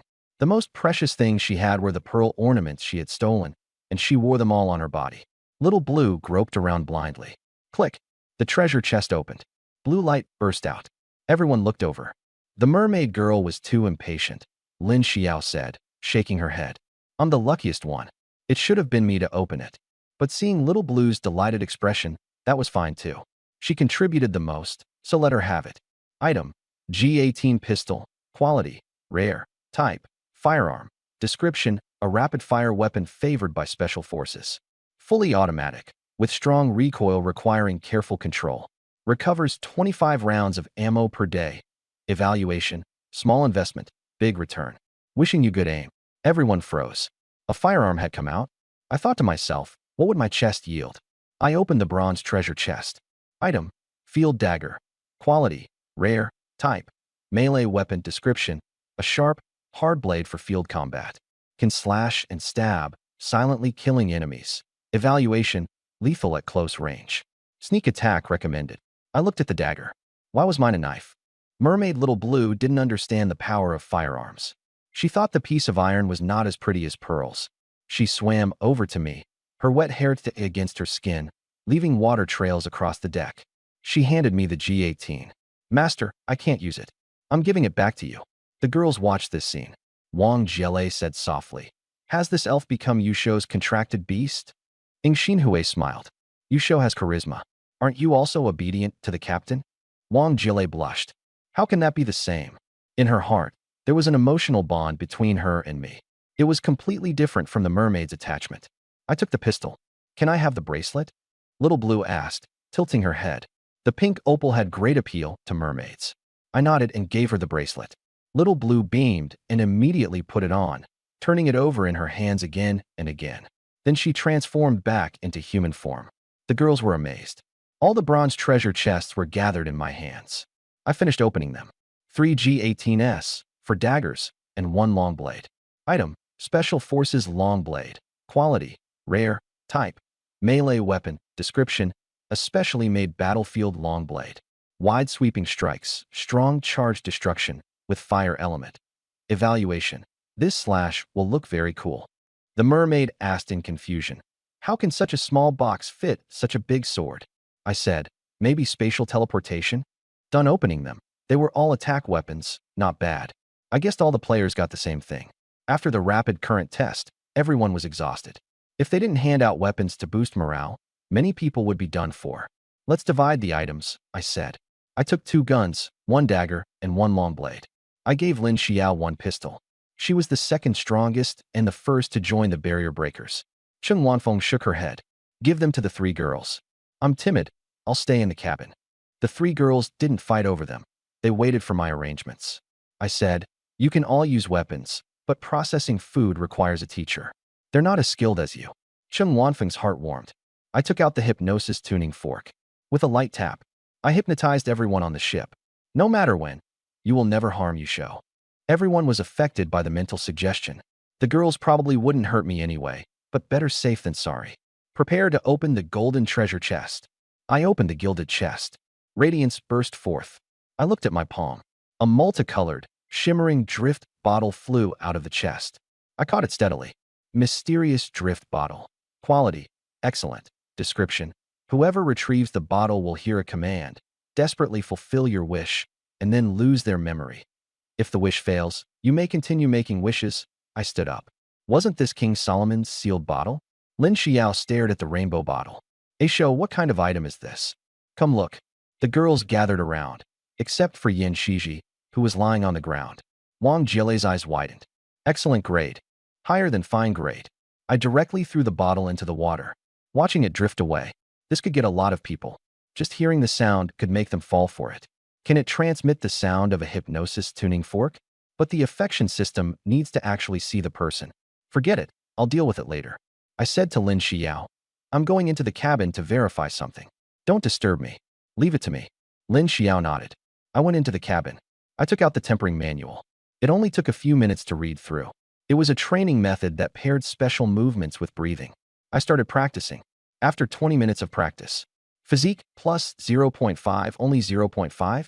Might as well have the mermaid take me to find monsters. But the girls could use it. I walked out of the cabin. Everyone, stop catching fish for now. I've got a way to raise physique without killing monsters. The girls were shocked. They all went into the cabin. I took out the manual and demonstrated the movements. The girls began training. A few minutes later, they were all exhausted and sprawled out. Cheng Wanfeng secretly grabbed my arm. Her face was flushed, sweat sticking her hair to her skin. You show, there's a move I can't do. Can you teach me hands-on? Her voice was very soft. That move required a turn and a leap.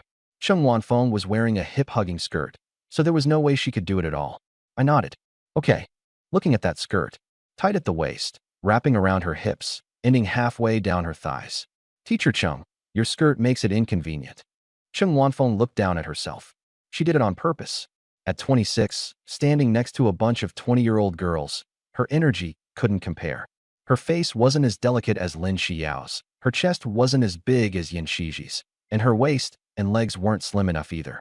If I still didn't take the initiative, I'd just treat her like a background character. Then should I take it off a bit? The cabin went quiet. Wang Jilei's eyes darted between the two of us. She hadn't expected Cheng Wanfeng to be this proactive. How come she hadn't thought of that? Ying Xinhui slightly raised her eyebrows, thinking to herself, if I jump now, even my arms will hurt. I'm not getting involved. When I was the cat girl, I went all out. Su Jimon focused on training. She had found something fun. She was going to be a third-rate assistant. One by one, the buttons on the skirt came undone. The fabric slid down. A pale, smooth lower back was revealed, the line of her spine slightly indented. Then came her hips. The white underwear only covered half of them.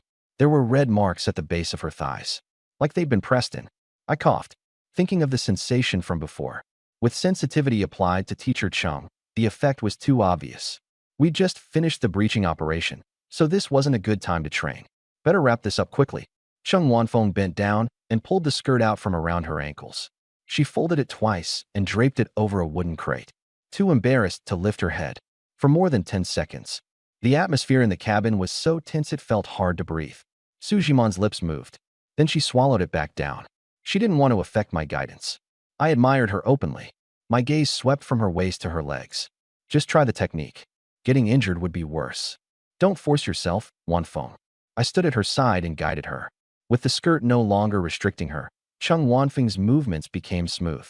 She could lift her legs higher and twist her waist more freely. She followed the rhythm easily. The muscles in her thighs tightened, then relaxed. When I held her waist, she deliberately leaned back, pressing my palm even tighter against her. When I grabbed her wrist, her fingers curled slightly.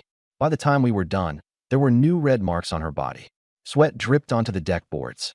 Wang Jielei's eyes were practically popping out, and Su Jimon just stared blankly at the floor. Okay, let's rest for a bit. I'm going out to see if there's any threat. Cheng Wanfeng blushed and nodded. Her hair covered half her face as she thought, Yu Shoujin is so innocent. I pressed myself against him, and he didn't even dodge. I walked out of the cabin and smiled. No deep-level exercise was considered too. She's injured, and there are no medical supplies. The host has obtained 7.8 hours from the system. Newbie skill awarded. Fight and get stronger. Reminder, hurry up and progress to the first girlfriend you can play poker with. I was full of question marks. Only now did it give this to me. I'd already gone 7 rounds, and I'd already paid all the dues I was supposed to pay. I was missing a huge chunk of constitution points. Host, this cheat is distributed on a schedule. Not a second early, not a second late. Surprised? Delighted? Fine then. Just give me a skill that's both enjoyable and boosts constitution. On the deck, Yin Shiji sat up. Her damp clothes were half dry, clinging to her body and outlining her curves. When she saw me, her eyes lit up. Can I still do something for you? Her voice was muffled. I walked over and took off her clothes. You clearly still have energy left. Yin Shiji's constitution wasn't bad. Her injuries had healed, her breathing was steady, and there was light in her eyes. She was waiting for me. Huh? Would that be bad? Her voice was as soft as a mosquito's hum, but her eyes were fixed on me. If this had been a minute ago, I might have said I had a high constitution already, but now I had fight and get stronger.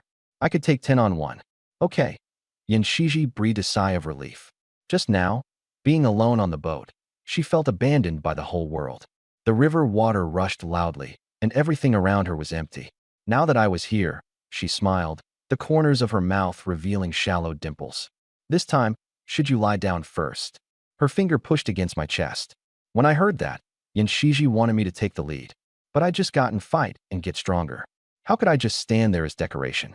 The mermaid Xiaolan ran over. Master, take me too.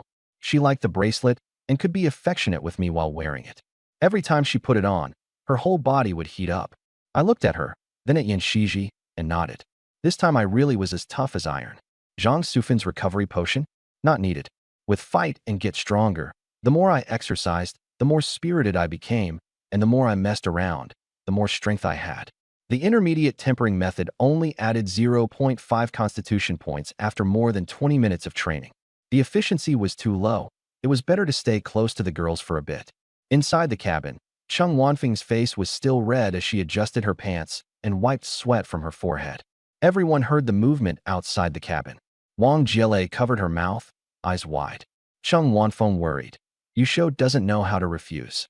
Can he handle this? Ying Xinhui nodded. Su Jimon bit her lip, leaving a tooth mark, regretting it in her heart. If she'd known, she would have gone out proactively just now. Lin Xiao smiled, leaning against the wooden wall with her arms crossed. Don't worry about it. Wang Jielei said sourly. Sister Xiao is still smiling. Yusho's been tangled up with the new one. Lin Xiao teased. Think back. When has Yusho ever been exhausted? Wang Jielei opened her mouth, then closed it. True enough. Yusho was full of vitality. Is Yusho's constitution special? Wang Jielei guessed. Lin Xiao said, pretty much. Don't worry, everyone. She didn't tell the truth. As soon as Yusho cuddled up, he got stronger. Should we go out too? Ying Xinhui suddenly asked. Su Jimon's face was completely red, burning all the way to her ears, her heartbeat pounding like thunder. Yusho can only handle 3 or 4 with both hands, right? Wang Jielei calculated, and then her own face turned red too. Ying Xinhui stood up. If you're not going, I'll go myself. You really are going? Wang Jielei didn't manage to stop her, and Ying Xinhui went straight out. Cheng Wanfeng couldn't hold back anymore. With someone taking the lead, she also stood up. I'm going too. Everyone's going together? Wang Jielei spread her hands. The girls rushed toward the deck. I was stunned. So many girls. Yin Shiji and Xiao Lan were puzzled too. Ying Xinhui cleared her throat. You go first. We'll line up. Line up. I blinked. You dislike us? Ying Xinhui glanced at the two of them. Yin Shiji buried her face in her arms, her ears bright red. Xiao Lan stomped the floor with both legs. What? No. Fine then. That was exactly what I wanted. I wouldn't turn down something delivered to my door. Yin Shiji pulled me closer, burying her face in the crook of my neck. Her lips brushed my skin as she mumbled something. The wind billowed the canvas and made it rise and fall. Is it our turn yet? Ing Xinhui reminded me. If you want to do it like this, come over here, I said. The girls looked at one another, their eyes flickering. Ing Xinhui stepped forward first. Barefoot, she stepped onto the deck. I'll go first. Her voice was very low. She began to transform. The fabric slid past her knees and calves. Her ears changed abruptly, whoosh, popping upright, furry triangular ears emerging with brown fluff. A tail came out, slender and soft, held high. Her breathing quickened, her chest rose and fell, and sweat dampened her upper body. The girls were shocked again. Wang Jilei's mouth fell open. I noticed the key point. Her looks improved after transforming. Name: Ing Xinhui, cat form. Appearance: 93, 88. The cat form looked like it had during this hour. The mermaid rested while observing. Sitting on the side of the boat, she kicked her legs back and forth. Master is really energetic. She peeked at the movements on deck and covered her mouth as she laughed. I should find him some food to replenish himself. Her pink opal bracelet slipped down, and she flipped over and jumped into the water. She didn't splash at all, silently sinking beneath the surface. The river water wasn't very clear. The deeper it got, the darker it became. But a mermaid's pupils could expand to fill her eyes, catching even the faintest light. The stone statues on the riverbed, the aquatic plants, the schools of fish, everything was crystal clear. There were carp, crucian carp, and silver carp, as well as catfish, mandarin fish, and river clams. After the mermaid finished grabbing food and was about to return, she caught movement out of the corner of her eye to the west. It was the forceful sound of water being pushed aside. She activated her psychic power and looked, and was instantly shocked. It was actually 3 sharks. Gray-blue dorsal fins, streamlined bodies, gills spitting bubbles, arranged in a triangular formation. I need to tell Master right away. The mermaid. Xiaolan flicked her tail and shot upward like a silver bolt. With a splash, she broke the surface, grabbed the side of the boat, flipped onto the deck, and water droplets flew from her hair. She shouted to me. There are 3 sharks in the water to the west. 3 sharks? I thought to myself. After waiting an hour, something useful has finally come. Standing in the middle of the deck, I didn't look nervous. You all go back and rest for a bit. In 1 hour, I'd gained more than 20 points of physique, like I'd been charged up. Every muscle in my body was full of strength. The girls weren't made of iron. Some leaned against wooden crates. Others laid down on the deck. Wang Jilei and Su Ji's hair were soaked, sticking to their foreheads. Cheng Wanfeng had taken off her glasses and kept squinting, like she could fall asleep at any moment. The girls had all gone back. Now they had to believe I had special physique. I turned around. Xiaolan, how big are the sharks? She spread her arms to indicate the size. Bigger than this. I'm not really sure. Good, leave this to me. Take Yin Shiji into the shelter. She collapsed from lack of stamina. Give her this to eat. I took out the only compressed biscuit I had. Okay. Xiaolan did as told, bending down to pick up the unconscious girl. I walked to the bow and looked in the direction the mermaid had mentioned. The water looked calm on the surface. The river at dusk was like a dark gray silk cloth. Looking closely, 3 gray-blue dorsal fins broke the surface in a triangular formation, less than 30 meters from the boat, moving extremely fast. I stared at the nearest one. Species: grayfin shark. Level: Level 2 threat. Basic attributes: Physique 113, Spirit 8, Rationality 18. Habits: Sharp sense of smell, highly sensitive to vibrations in water, will immediately swarm and attack any fallen person, with a high biting frequency. Overall evaluation: Fierce with sharp teeth, fast swimming speed, strong aggression, rough meat, but valuable fins. I glanced at the other 2. Their stats fluctuated slightly, but they were all level 2 threats. The lowest physique was still 106 points. 3 level 2 threats. If I killed them all, I'd at least get 15 attribute points. But I didn't rush to act. First, I'd let the sharks contribute some labor, and once they were tired, I'd shrink their hearts. I pulled out the hypnosis tuning fork and gave it a light tap. A high-frequency vibrating sound spread out, blending into the sound of the waves and becoming inaudible. The 3 sharks slowed down at the same time. The movement of their dorsal fins changed from violent to sluggish, as if someone had pressed down on their heads. I concentrated my mind and used the tuning fork to pour the hypnosis command into their nervous centers. Approach the boat. Put on the harness and pull the boat. Don't panic. The first shark was controlled and turned toward the bow, opening its mouth to reveal hooked teeth. The second followed closely behind. The third circled around and came along too. I took out a rope and tied it into a dead knot, then stood at the edge of the bow and waited. As the first shark came close, I threw out several ropes, and the shark obediently let them loop around it. With a tug from me, the rope tightened and bit into the fish's skin. The shark didn't resist and kept swimming forward. The rope went taut, and the boat shook. The mast creaked, but fortunately, it was sturdy enough. I did the same with the second and third.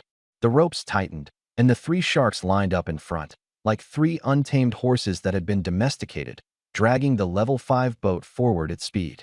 The shark's dorsal fins cut through the water like 3 blades. I stood at the bow of the ship and lowered the speed to the low setting. Now that I had consumables, I might as well save some fuel. Leaning against the mast and sitting down, a question surfaced in my mind. Sharks in the river? Aren't sharks supposed to be in the sea? The great white sharks and tiger sharks on TV are all in the ocean. How did this freshwater river end up breeding that kind of thing? Maybe tomorrow something even more outrageous will pop up in the river, like a flying grass carp, or maybe a whale. I glanced at the river surface. On the countercurrent river, I couldn't see either bank. The grayish water stretched all the way to the horizon. The water wasn't deep. At this depth, there shouldn't be giant monsters. A whale's tonnage would be no different from running aground here. I opened the chat panel and clicked into the global server channel. The number of people had already reached over 900. Messages popped up. 10,000 immortals retreating against the current.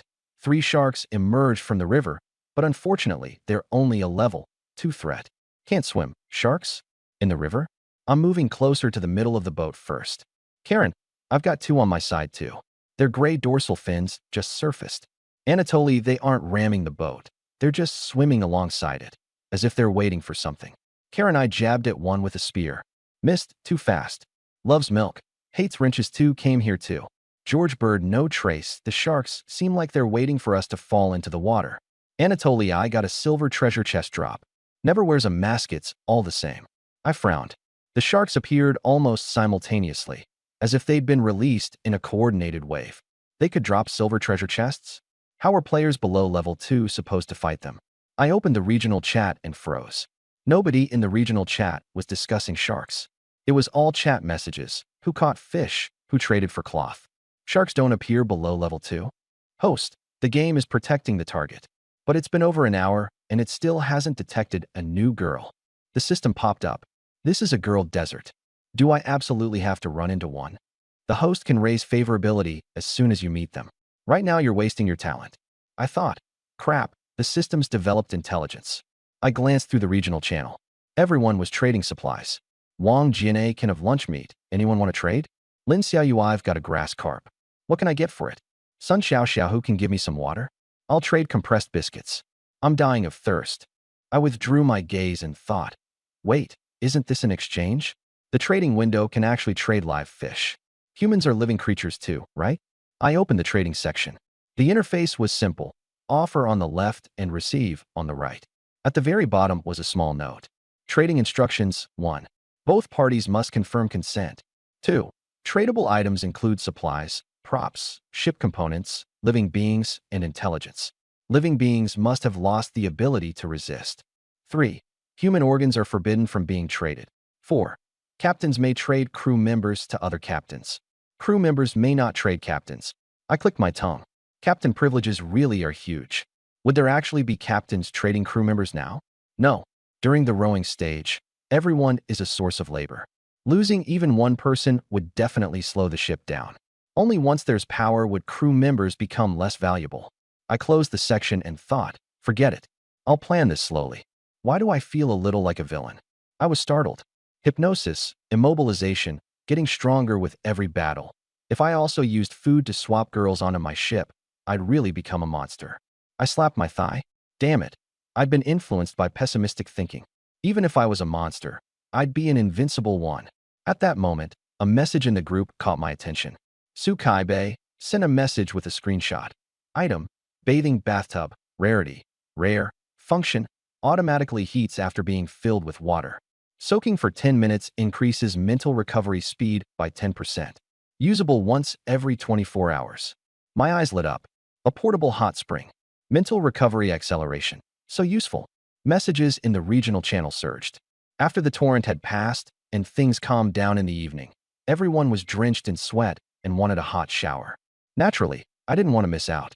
I was still firmly at the top of the leaderboard, and I couldn't waste that reputation.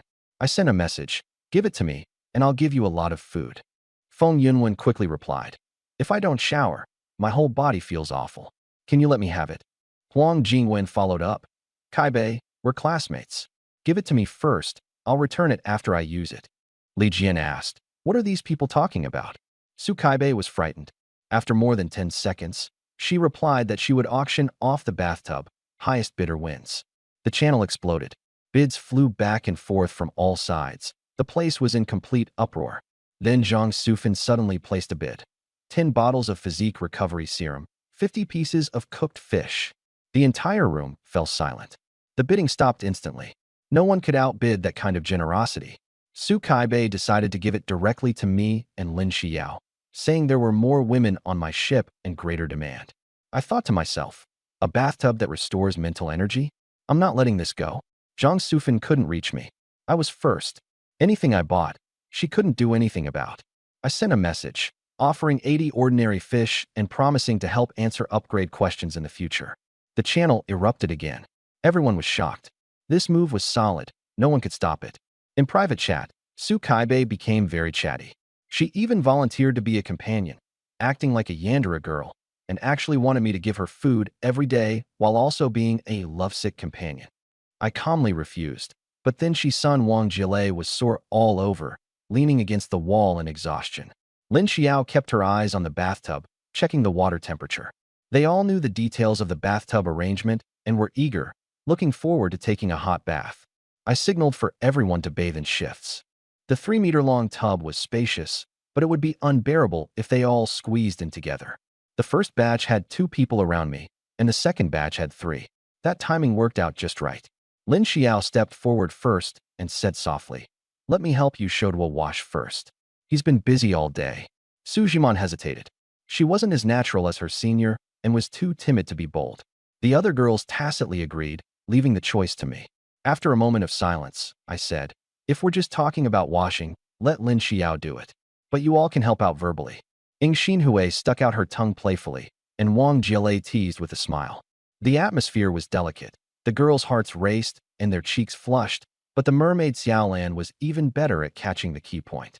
Steam rose from the bathtub, and the lighting was dim. Lin Xiao came close to my side, resting a hand on my shoulder as she undid her clothes with her back to me. Her movements were graceful and lovely. Amid the drifting steam, her outline was faintly visible.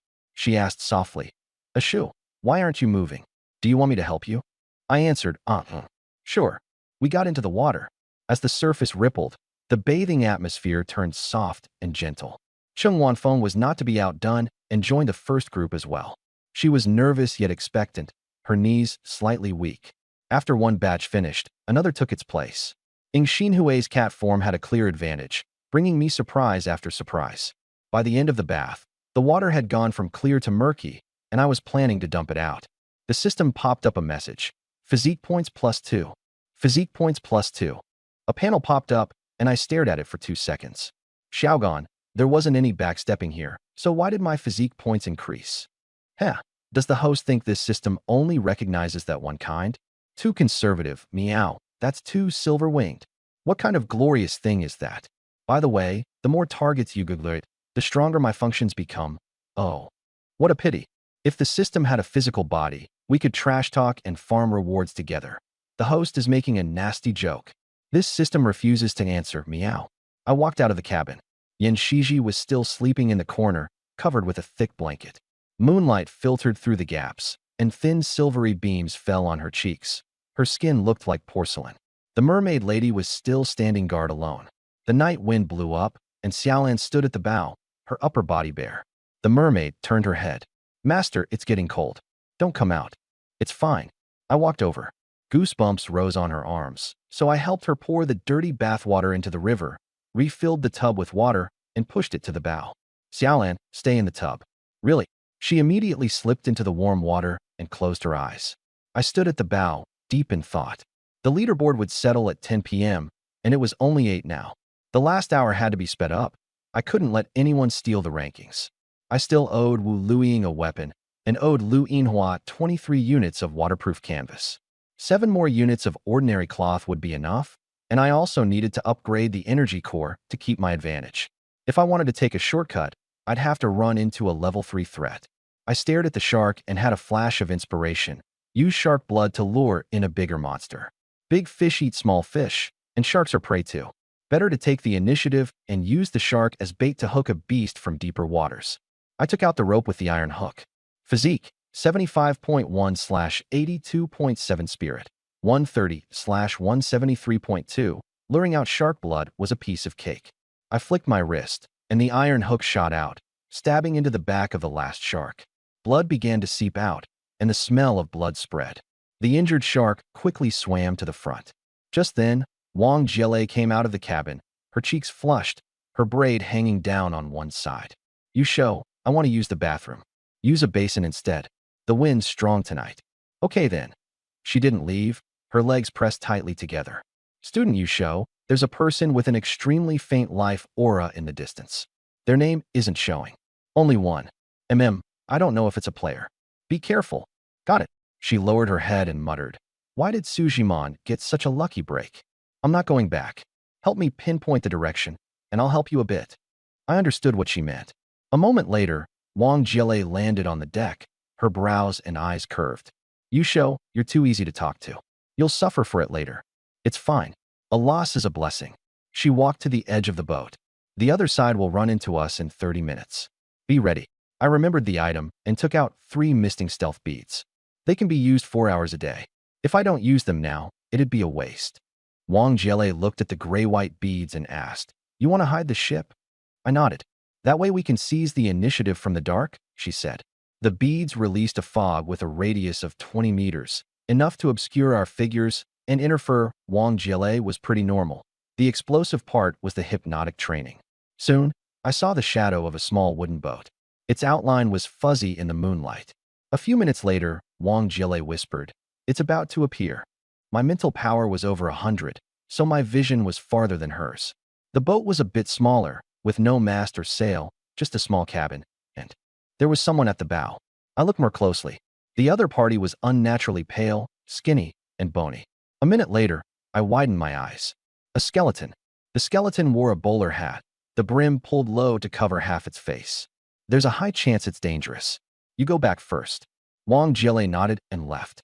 I checked the group chat and found no related messages. It didn't make sense for the skeleton to be attracted by the shark. Skeletons don't eat meat.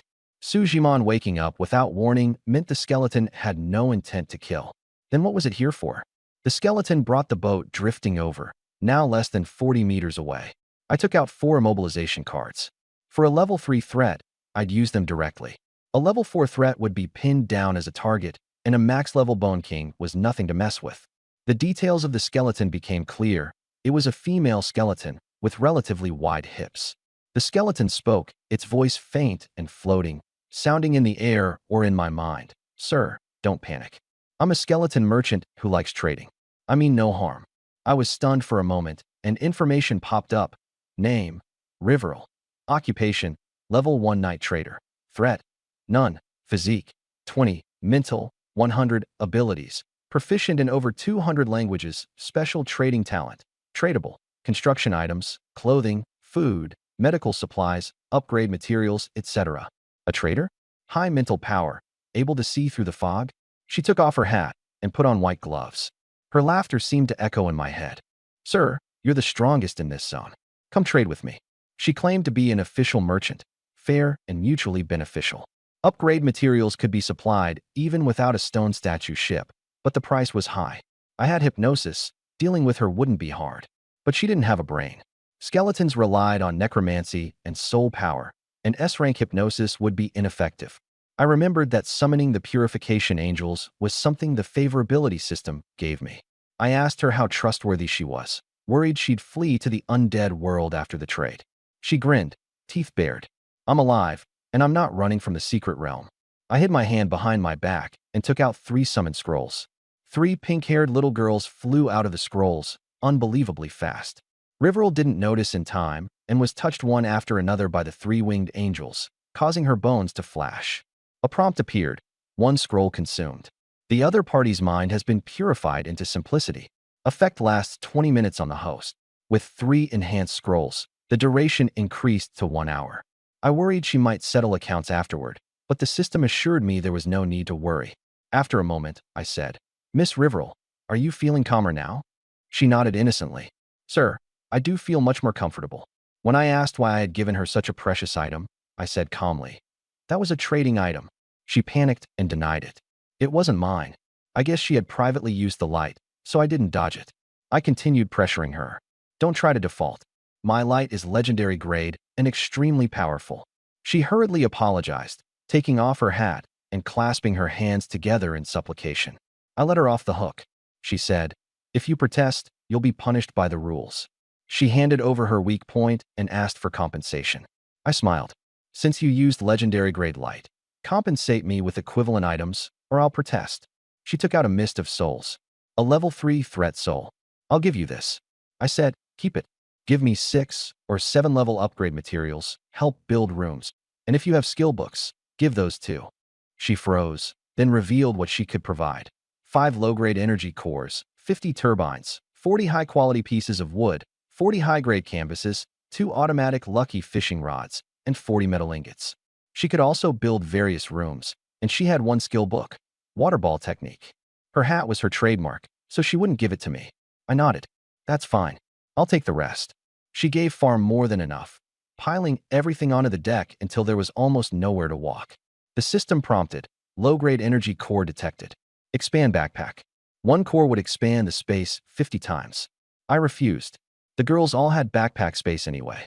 40 minutes later, Riverell vanished as if fleeing for her life.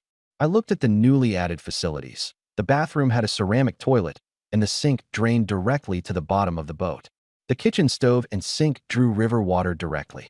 A separate bathing room had also been built. The skeleton merchant had emptied her savings. She felt she had made a profit, since the legendary glow was worth a fortune.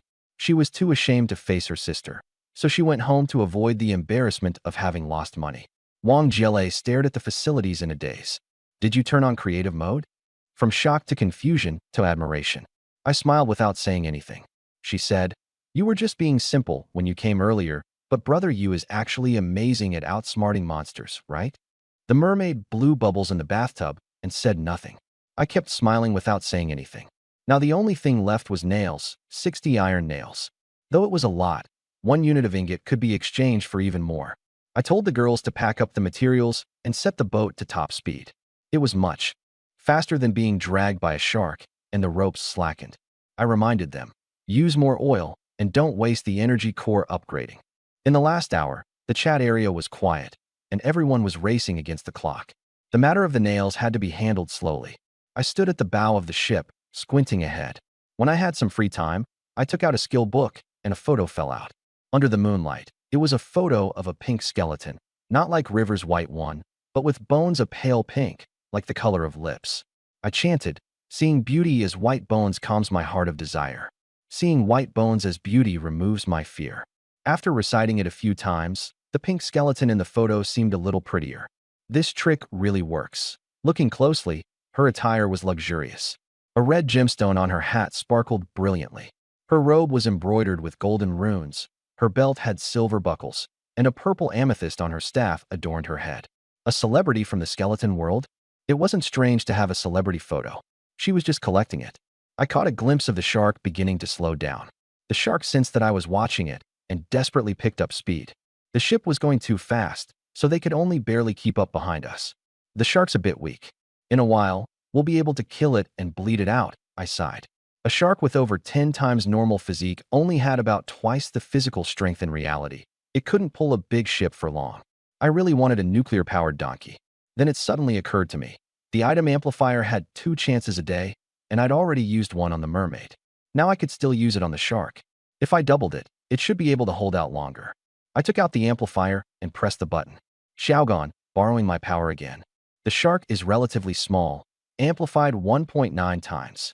A shark over 3 meters long still counts as small. The item's cooldown was 2.5 hours, so using it once wasn't a problem. A faint glow enveloped the lead shark, and it swelled to 6 meters. Its physique surged to 191. The hypnotized shark, now already brimming with strength, slapped its tail fin hard against the water, dragging the ship forward at great speed. Good job. It can still hold out for another half hour.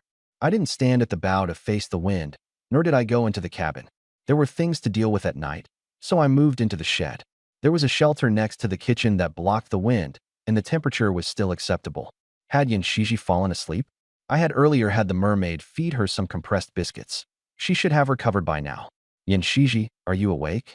The girl inside the shed lifted her head, her eyes round and bright. I'm awake.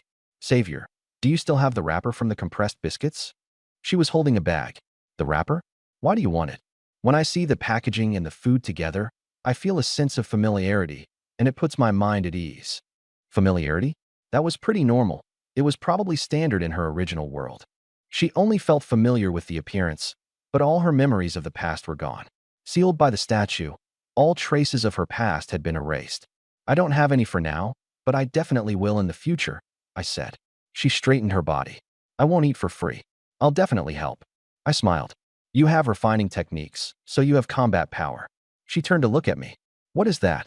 Right? She had truly forgotten. She didn't even know her own abilities. I glanced at her shoulders and arms. Your muscles are really nice. You've trained before. I thought to myself that her figure would count as that of a professional athlete on Blue Star. She bent her arms, and the outlines of her biceps were clearly defined. Maybe she thought her physique was poor and that she got tired easily from resting, but in fact she was quite good. She bit her lip and said nothing. Oh, I lay down and closed my eyes, but my thoughts were still active. The regional chat had lost 100 people. I wondered if there were any suitable girls. I was conservative. Compared with an otherworldly girl like Yanshiji, I preferred girls from Blue Star. Why? Because she liked familiar compressed biscuits, and I liked familiar Blue Star people. That was only reasonable. Of course, if she were pretty enough, I'd take back that attitude right away and be serious. I was thinking about when a teleportation skill would appear, just wave my hand, and any suitable girl within 10 miles would be teleported onto the deck for a thorough investigation. Or I could exchange various beautiful crew members as I pleased, unstoppable. But who would be that foolish? In the end, I could only rely on luck. If I kept running into boys, how was I supposed to increase my physique? Earlier, all the boys in my class wanted me to take them with me. I wasn't stupid enough to do unpaid labor. Everyone talked about mutual help, but in reality, there wasn't much substantive help. As I was thinking, I felt something extra on my body. Yanshiji draped a thick cloth over my stomach, but didn't cover it all the way down. Her eyes glowed in the darkness. Actually, compared to biscuits, I like the aura you bring more. Her voice was very low. I hadn't expected her to become so familiar so quickly. She leaned forward, her long hair slipping off her shoulders as she lowered her neck, her posture deeply reverent. She wanted to learn from me. She had many questions she couldn't solve. The fog in her mind was thick, and only when she got close to me would a sliver of light break through the mist. Physique points +2. It jumped several times in a row. After dozens of minutes, I felt that the otherworld girl had no sense of manners, treating me like a nuclear-powered donkey as she kept increasing my physique points non-stop. Fortunately, the system had an increment mechanism. Yanshiji bit her lip and swallowed, not noticing anything unusual. Her head felt dizzy, and the only thought in her mind was, the savior looks so relaxed. I should be reassured? Physique points +2. Host is so dedicated. Kitty admires you. Let me sprinkle some water. I gritted my teeth and held on. 2200 hours arrived. At 2200 hours, the first day's leaderboard settlement is complete. There are still 7,169 players on the board in this region. A golden frame gleamed in the night. Leaderboard rewards: physique, spirit, mana points, and fuel rewards. First place, the ship of Yusho, Lin Xiao, Wang Jiele, and others captain +15 physique/spirit/mana points. Choose one other team members +5 to each stat fuel 3. Low-level energy cores 3. Second place, Feng Yunwen and Qin Si. Captain +6 physique/spirit. Others +4. Fuel 3. Third place was roughly the same as second place, with one less fuel. From 10th place downward, the rewards decreased, with no fuel. The rankings were made public, and the regional channel exploded. The players were stunned. Li Jian, the gap between first and second is that big? Wang Jiahao, someone just made me rekindle my fighting spirit. This is fun. Huang Jingwen, are the rewards serious? Lin Hao, born to be king? I refuse to accept it. Zhang Fan. They're pulling way ahead in strength. Is there some hidden trick? The gap between first place and second and third was enormous. My talent is probably above S rank, right? Is the leaderboard judged by distance traveled? That's right. If everyone just slacks off, we still get heaven-defying rewards. With plus 15 to attributes, the speed increase is insane. For most people, plus 20 in a single stat is already impressive. I got plus 15 in all 3 stats. That's just unreasonable. Wu Luing stared at the top spot, eyes sparkling, secretly delighted. My junior has such potential. Good thing I planned to ask for a weapon earlier. This is solid. Even the eliminated equipment is top tier. Dai Lishan. Boss Yu Shou, did you break through to first tier already and firmly enter second tier transcendence? Have you unlocked the global chat? Chen Yu, really? Can we communicate with players from other regions? Tian, I'm crying from jealousy. The gap between people is just too huge. The message blew up the global channel. I smiled and shook my head. Advancing to second tier was still far off. I'd forgotten the details. No need to pretend to be aloof. I had no supplies anyway, so chatting wouldn't hurt. Yu Shou, you guessed right. I've entered the global channel. Spirit 188.2 points, about to become a third-tier transcendent. But I don't want to leave the group. Girls above 80 points are all useful to me. Just after I sent the message, Feng Yunwen jumped out. Feng Yunwen, humph. I'm only 10 physique points away from second tier. The unwillingness in her tone was strong. I paused slightly. Miss Feng still hasn't entered the global channel? Out of 5 billion players, 1 in 10,000 would be about 500 people. 1 in a million would still be several thousand. The global channel only had a little over 900 people, not many. In this region, with 9,000 players, it would still be acceptable if one showed up. Huang Lejia. I'm 66 points short on Spirit. I should be able to enter the global channel. Feng Yunwen. Still far from enough. Huang Lejia. Physique is easy to raise, Spirit is hard. I've only saved up this much by killing a few water ghosts. Lin Hao. Impressive. Seeing Huang Lejia's message as the 4th place player, I was puzzled. Was this region really that weak? 4th place only had 34 spirit points in a day. Aside from my SSS rank talent, were the others all so average? I stroked my chin. Could it be that this protagonist region doesn't have much talent? Did I absorb all the luck in the whole region? Wu Luiying. Are there many people in the global channel? Can you trade supplies with others? Since she was asking, I answered, a few hundred people, very cautiously, with private message trades. Without the leaderboard, strength is unknown. I didn't say much, so as not to sound like I was showing off. I kept peeking at the screen, saying nothing. Outside the tent, the wind was light, and the moon had shifted to the west. I sat up, and Yin Shiji stopped wiping her mouth. I'm good at swimming. I'll go catch some fish and replenish our nutrition. Her voice was a little weaker, but still strong, and her eyes shone in the moonlight. I shook my head. It's too late. Going into the water is dangerous. She had only just recovered, and her physique hadn't fully returned to normal. If something happened in that cold water, it could be fatal. Then I'll stand guard. She blinked. Stand guard at what? You're not a sensory type. She pressed her lips together. That's true. Other than being a sounding board for her complaints, she couldn't really do anything else. I took out a fishing rod, pitch black and slender, with a glowing lure hanging from the hook. This is an automatic lucky fishing rod. Her eyes lit up. For me? Yes. The things you catch go into the kitchen. That's your job. I handed the fishing rod to her. Item: automatic lucky fishing rod. Grade: excellent. Traits: automatically fishes for 2.5 hours, rests for 3 hours. Fishing rate plus 30%. Rare items plus 15%. Automatic line casting and reeling. Evaluation: plant the rod and wait for dinner. She curiously took the rod. I'll do my best. Spread out the cloth, set up the rod along the boat's edge, and let it fish automatically. She carried the food into the kitchen. I have another rod. Once this one rests, I'll switch them and keep rotating non-stop. Entering the kitchen, there was no gas. River isn't very meticulous. No stove, and the supplies aren't complete. Looking at the sink, storage cabinet, and hooks, she saw 4 kitchen knives hanging there. Item: kitchen knife. Grade: rare. Traits: exceptionally sharp, cuts vegetables like paper, extremely durable. Evaluation: a skeleton chef's favorite, though they don't eat. Not bad. Basic utensils. River's equipment wasn't bad either. The kitchen knife's grade was the same as a dagger's. Perfect. Give Wu Luiying 2. I can't give her nothing. I want to expand my influence. The girls I invest in have to pay off, so I need to give them some sweeteners before I can ask for nails. Wu Luing is a safe bet for the top 10. Getting 30 units of ordinary nails shouldn't be hard. I opened the chat, ready to give her the kitchen knife in exchange for more nails. You show. I gave you the weapon. How are things? No reply for 5 minutes. No, the other party is typing prompt. Either she's pretending not to see it, or she really didn't see it. I sent something beneficial. There's no reason to ignore me. It's not too late. Could she have fainted from exhaustion? Who should I ask? Lu Yinhua or Jiang Gexing? I'm leaning toward Lu Yinhua. I opened private chat and saw Huang Jingwen spamming a pile of messages. I'm not familiar with her, so why is she suddenly this anxious? She messaged me privately. You show, classmate, this is extremely urgent. I saw a rainbow bottle base swallowed by a giant fish, and even the fish turned colorful. That bottle must be a treasure.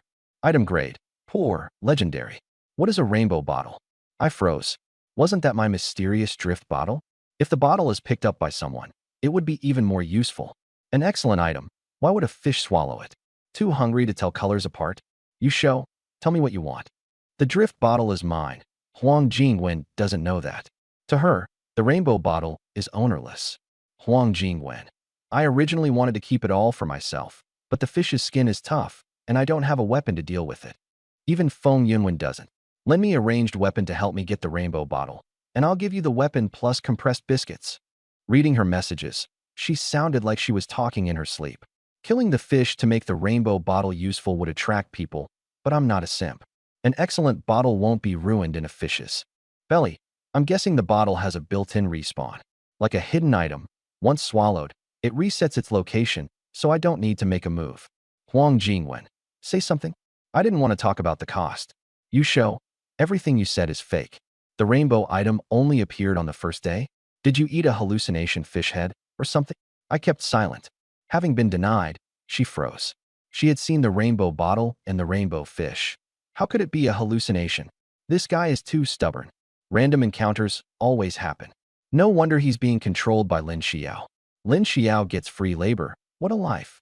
Once I get the rainbow bottle, the whole school will know who I am.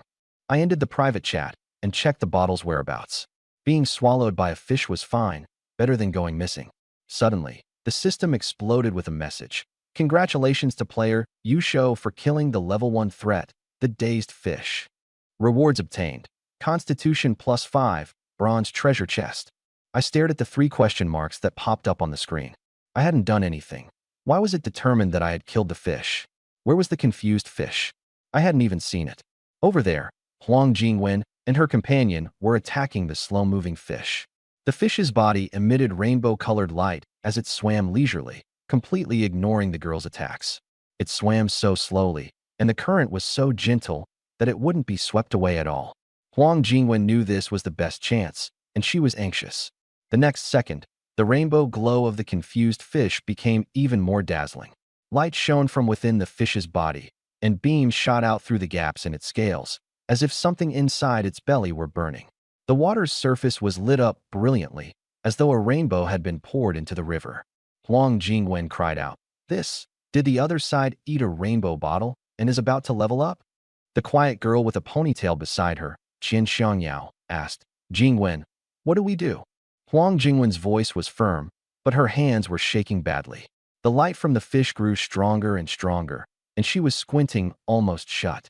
In the next moment, the confused fish exploded directly. Boom! A muffled explosion sound came from underwater. The fish's body burst from the inside, flesh and blood flying everywhere, scales scattering in all directions, the rainbow light blindingly bright. The whole fish was like it had been fitted with a bomb, exploding right on the spot. A rainbow bottle burst out from the fish's belly, flying out with mucus and bloodstains, drawing a rainbow arc through the air. It flew straight toward Huang Jingwen and Qian Xiangyao's boat. Huang Jingwen was stunned. Her mouth fell open, her eyes widened, and the colorful bottle was reflected in her pupils. That bottle could actually blow open a fish's belly? With such an absurd item, and it even had lock-on? Huang Jingwen wasn't stupid and immediately dodged. But the bottle seemed to have eyes, slamming straight onto the top of her head. Clang! She was knocked into a crouch, rubbing her head. The edge of the bottle wasn't sharp, but it had landed fast and hard. Her scalp hurt, as if her head had been flicked. Good thing it didn't explode. or I would have been scared to death. The drifting bottle rolled onto the boat deck and stopped by the side of the boat, motionless. Huang Jingwen and Qian Xiangyao stared fixedly at the bottle, never taking their eyes off it. Why did it fly toward me? Could it have recognized its owner? Qian Xiangyao was too afraid to get close. She feared being mistaken for trying to steal it, and she also worried the thing might be faulty. A bottle flew out right under her nose and even had lock on. No matter how you looked at it, it was sinister. After hesitating for a long time, Huang Jingwen hovered her hand above the bottle, opening and closing her fingers. She wasn't stupid. She knew risk and opportunity coexisted. If she took it, and there were evil spirits or curses hidden inside, she would be finished. But if she didn't take it and someone else snatched it away, and it turned out to be a secret treasure, an absurdly powerful skill, or massive amounts of supplies, she would regret it for the rest of her life. Biting her lip tightly, her face scrunched into a knot. She quickly grabbed the bottle. Any information? She turned it over and over, staring at it. She held the bottle upside down, looked at the side, checked it against the light, rubbed it gently in dim light. Nothing at all. No interface, no instructions, no grade. She muttered softly, "What kind of thing is this?" Her brows knitted tighter and tighter, vertical wrinkles forming on her forehead. Qian Xiangyao didn't say a word, too nervous to make a sound. She thought to herself, if something happened to Huang Jingwen, her own B-grade with talent wouldn't be able to do anything against someone in the top 50. I looked at the bronze treasure chest in my hand. The box wasn't big, but it felt heavy and solid. The mysterious drifting bottle has met its destined person. The destined person can hear your voice and will do their utmost to fulfill one wish. A system prompt popped up, and I couldn't help but curve my lips. I guessed the reason. The mysterious drifting bottle had killed the confused fish, and Huang Jingwen and the others picked it up. Who exactly was the other person? Huang Jingwen or her teammate? I didn't know what they looked like. Earlier, when Li Jian was arguing, he said he had found Huang Jingwen and that she looked ordinary. The two had even fought over that for quite a while. Huang Jingwen's looks probably didn't even score 80 points. Command transmission channel activated. A square white object materialized out of thin air in front of me. I reached out and caught it. As the light dimmed, a thick sheet of cowhide paper appeared. Its rough edges were uneven. So the drifting bottle had had nothing before. This was the missing piece. Speak to the cowhide paper, and your voice will be transmitted into the holder's mind.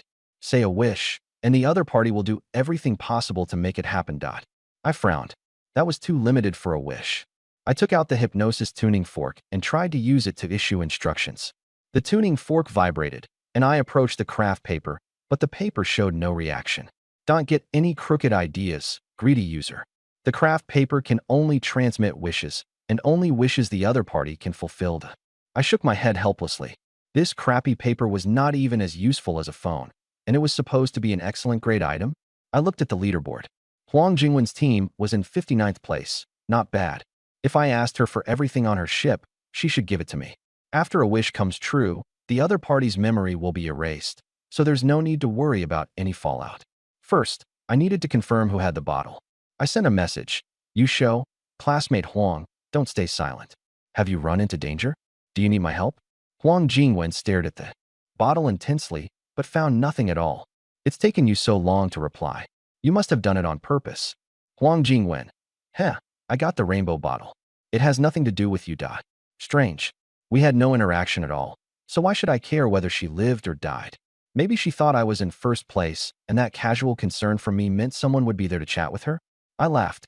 As expected, she was Captain Huang Jingwen. Everything on the ship belonged to her.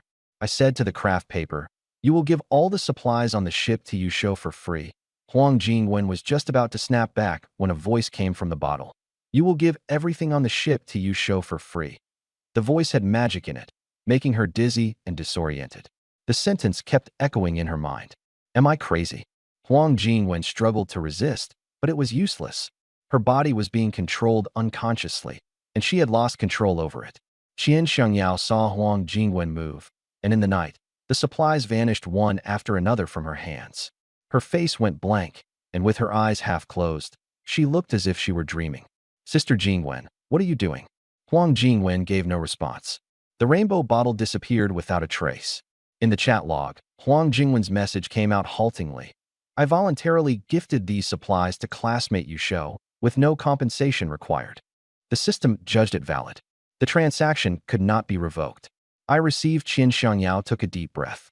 How many supplies did I get swapped out for by Huang Jingwen? Her voice was trembling. Su Zhiman saw this and said seriously, nothing was left. Qin Xiangyao froze. How is that possible? I rowed, fished, and carried things for her. That couldn't possibly be worth zero. She had worked for Huang Jingwen all day with her hands rubbed raw, only to be treated like she was worthless. I replied calmly, Huang Jingwen is probably already in the water. Then I told her about the message in the drift bottle. A bottle had flown out of a fish's belly, and Huang Jingwen picked it up, activating the teleport command. I hadn't expected it could even teleport a person. Qin Xiangyao was stunned. She stared at me for several seconds, trying to find a flaw in my words. I met her gaze calmly. My mental power had been strengthened, and I could control my micro-expressions with ease. The teleport window popped up again with timber. Several planks rolled out, with nails in them. One of the boards had a C-shaped crack. It was part of Huang Jingwen's boat railing. Huang Jingwen really had been controlled by the rope command. She was probably in the river. Qin Xiangyao wasn't too troubled. She had been bullied since childhood and never fought back or argued. Huang Jingwen had always deprived her of food and even stolen her clothes. Now that Huang Jingwen was gone, she no longer had to swallow her anger. The young man and woman in front of her, me and Su Zhiman, didn't seem to have any malice and looked fairly decent. Maybe it wasn't so bad after all. Affection, -20-16. I saw the prompt and knew it was exactly as expected. Qin Xiangyao had never liked Huang Jingwen much to begin with. She said softly, "Can you let me go first?" Her voice was almost drowned out by the sound of the water. She looked at Su Zhiman and felt that she was easier to talk to than I was. Su Zhiman said, "I listened to you, Shou. Let you go for what? Trying to run." She panicked. "Run? I don't even have a boat anymore. How could I jump into the river? Wait, that name sounds really familiar." She suddenly remembered. Wasn't you Shou the one at the top of the rankings? He seemed like a decent person. There were many girls on the boat, and even Lin Xiao, the president of the Qingji Society. Affection, -16-1. I knew how important reputation was. Fine, eat first. I could tell she was so hungry she could hardly breathe properly. She looked like she had been rescued when she heard that. Su Zhiman took out the cooked fish. I said, "From now on, stay with us." She replied, "Okay, I'll definitely behave." Affection, 111. I wanted to chat a few words in a natural way and save some hypnotic mental energy, but Qin Xiangyao was a bit dull. She didn't know that's what I was thinking. She really was quiet, with a 95-point appearance, but only about 60 points among her WeChat friends, and half of them were relatives. But she wasn't stupid, and she knew I wasn't a good person. I treated the fish well, and the boat was big, so she was willing to accept it. There were 2 girls on the boat, and I would also take their feelings into account, so I wouldn't make a move on her for now. I didn't plan to do that. She'd been brought over tied up and hadn't said a word, looking pitiful. She was hungry and tired, so I let her rest first. I walked out of the shelter and came to the bow. Timber, canvas, metal ingots, nails, 3 low-level energy cores, 20 turbine components. All of it was ready. The upgrade materials were complete. I took a deep breath and pressed upgrade. The ship's already level 6 on the first day. Feels like I'm riding a rocket. My blood was surging. Without River, that money-bringing boy, I was afraid it wouldn't have been this fast. From now on, I'd still need the purifying angel to step in as backup. The ship began to shake, and the wooden planks creaked. Ordinary planks were replaced layer by layer with sturdy ones. The ship's railings were raised, waterproof canvas was fitted over the cabin roof, and metal strips were pressed along the edges. The energy cores were embedded into a recess in the middle of the hull. 3 blue crystals, each the size of a fist, floated and rotated. Blue light leaked out, illuminating the deck brightly. Qin Xiangyao's face was tinted pale blue. Fish juice dripped from the corner of her mouth down to her chest. What tier of vehicle is this? She even forgot to eat her fish, mouth open as she stared at the glowing crystals. Su Zhiman helplessly covered her face. She hadn't untied Qin Xiangyao yet, and still had to feed her. What a fuss over nothing. Yusho will upgrade the ship to the highest level. Wasn't it also me who stirred things up when I said Huang Jingwen had nothing? If you've got something to say, don't even think about eating. Qin Xiangyao hurriedly forced a smile. No, you guys did great. I'd long since had enough of Huang Jingwen. Thanks, sis. Qin Xiangyao's favorability toward the host. 1119, I didn't care about favorability right now. First I had to figure out what changed after the upgrade. The fuel room was at the stern, The fuel engine was still there, but the fuel lines were much simpler. Fuel and energy cores could both be used. Burn fuel when saving energy, or switch flexibly to cores for acceleration. The speed increase wasn't huge. The core still wasn't being driven to full power. Then I noticed something new. To the right of the mast at the bow, there was an extra metal base, round, 1 meter wide, with anti-slip texture. Sitting on it was a short, thick cannon, over 1 meter long, its barrel angled slightly upward. A turret? The body of the cannon was cast in one dark gray piece, and there was a loading port beneath the barrel that could accept a low-level energy core. I crouched down and touched the cannon body. It was cool and smooth. I pulled up the info panel. Ship-mounted energy cannon consumption. Low-level energy core *1, 12 rounds total. 1 shot can pierce defense against a tier 3 threat. 3 shots can seriously injure a tier 3 threat. 12 shots can kill a tier 4 threat. Effective range 1,000 meters, maximum 1,200 meters. No cooldown, but the core must be replaced after all shots are fired. The range was average. I thought it would at least reach 2,000 meters. "Ah Sho, the ship's upgraded." Lin Xiao came out of the cabin. Yes, the materials were enough. It was almost 11 o'clock, and she said, "Come back and rest." I looked at Yin Shiji, who was full of energy. She turned to me and said, "Benefactor, don't worry about me. I've already slept for several hours." I thought to myself, yeah, it really is time to rest. If I'm not at full energy, I've hypnotized too many people. I went back into the cabin with Lin Xiao, and Su Jimon followed too, knowing everyone was watching me. Later on, there probably wouldn't even be room for a single hair. Qian Xiangyao lay in the shelter, still tied up, though the ropes had been loosened a bit so they didn't hurt anymore. The shelter blocked the wind, so it wasn't cold, and it was very quiet. She thought to herself, there are so many girls on the ship, and they all seem to care a lot about Yu Shou. I'm probably just overthinking it. I might not even be the one he likes. Forget it, I won't think about it anymore. In a daze, she fell asleep. In the distance, a stout middle-aged man was fishing in the river. His arms swept through the water with brute force, and he slapped the surface, sending spray 1/2 meter high. He had broad shoulders and bulging deltoids. He grabbed a big carp by the gill cover with his bare hands, his 5 fingers hooked in like iron claws, digging deep into the soft flesh. The giant carp struggled wildly, its tail whipping up a fishy wind. With his other hand, he gripped the fish's tail tightly. Huff! The carp was almost subdued, its eyes rolled white, belly up in the water. At that moment, a young man at the bow shouted, "Coach Qian, the situation has changed." He was holding a glowing compass. "What is it?" Qian Yong asked, turning back. "The divination says your daughter's direction has changed. Before it was northwest, but now it's shifted a lot toward the north. It's not due to the current." Qian Yong wiped his face, frowning tightly. "What happened?" "I'm not sure either." Qian Yong looked into the distance. "Is she still alive?" "Of course she's alive." Zhao Chen replied quickly. Qian Yong took off his wet undershirt, wrung it out, and put it back on. "You should have said so sooner. She's still alive, but we can't drag this out. I'm SS rank, as fish in water, a humanoid weapon underwater. The ship just leveled up to 4, and it's much faster now." He looked at the moon. "Even if this isn't the Xiangyao region, with you here there's still a chance we'll run into her." Zhao Chen sighed. "I don't have enough mental power left. The divination is blurry. I've got less than 10 mental points left, and over 20 physique points just to keep the compass at its limit. If I divinate again, I'll pass out." Qian Yong frowned. Troublesome. He lowered his head and looked at the fish. The giant carp was almost dead, stunned by the blows, its eyes cloudy. "Kill it. It's a level 2 threat, and you'll gain some attributes." Qian Yong pointed at the fish. Zhao Chen froze. "You killed it. How am I supposed to finish it off?" Qian Yong handed him a dagger. "Not appropriate. My physique is enough, I don't need the points. Finding Qian Xiangyao is more important." Zhao Chen took the blade, slipped into the water, and stabbed into the fish's brainstem.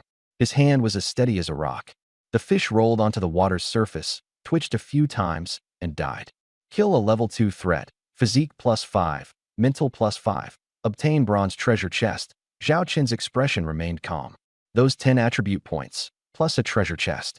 He only lacked mental power and didn't want to tell Qian Yong. He had his own score to settle. His ex-girlfriend had strung him along for 2 years and blocked him right after he gave her gifts. Zhao Chen smirked inwardly. The compass had originally pointed toward Qian Xiangyao, but he deliberately shifted it northward. Qian Xiangyao was to the west, and he separated father and daughter. That way Qian Yong would keep supporting him all the time. At night, inside the cabin, I was surrounded by 5 girls, being watched. Am I a test subject? Why are you all just staring at me? Lin Xiao smiled. We want to appreciate what you look like when you sleep. Is that not allowed? Wang Jilei shook her underwear. Want a blindfold? I glanced at the line of her chest. I don't refuse. A warm blindfold covered my face. She whispered in him, it would be a surprise if it worked. If not, it wouldn't affect hypnosis or affection gains anyway. I didn't hesitate. Mana, wind 10 mana, water 5. By now, private messages were flooding in. Su Kaibei sent a message, and Wu Luiying replied first, but that was while I was asleep.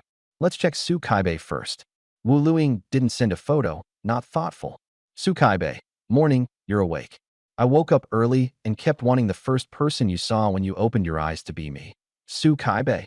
But then I found out it wasn't. I was so sad. Su Kaibei. Image, I opened the photo.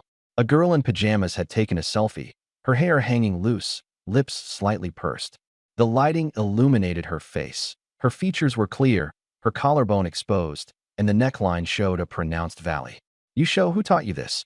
Anyone can tell that's a stock line. Su Kaibei. I learned it from companions who know this stuff. But I really wanted to greet you. I was afraid you'd forget me. That fished. I gave her 2 fish. Affection. 2022, I raised an eyebrow. Just follow the contract and give fish. And her affection still goes up? Su Kaibei. Thank you. I get to eat big fish in the morning. My companion said the fish would be smaller in the future, but it looks like she was wrong. You're the best. You show. Who's your companion? Su Kaibei. Are you going to chat with her instead? You show. I'm just making sure I don't get scammed. Su Kaibei. Her name is Yu Rian. I'm the captain. All the supplies are fished up by her. She spends all day fishing up pure-hearted little Chunan Dai. I thought to myself, good thing I'm immune. Just then, Qian Xiangyao woke up. She slept outside and was watching me standing at the bow. Morning light shone on my back. Affection, 1921, I glanced at her.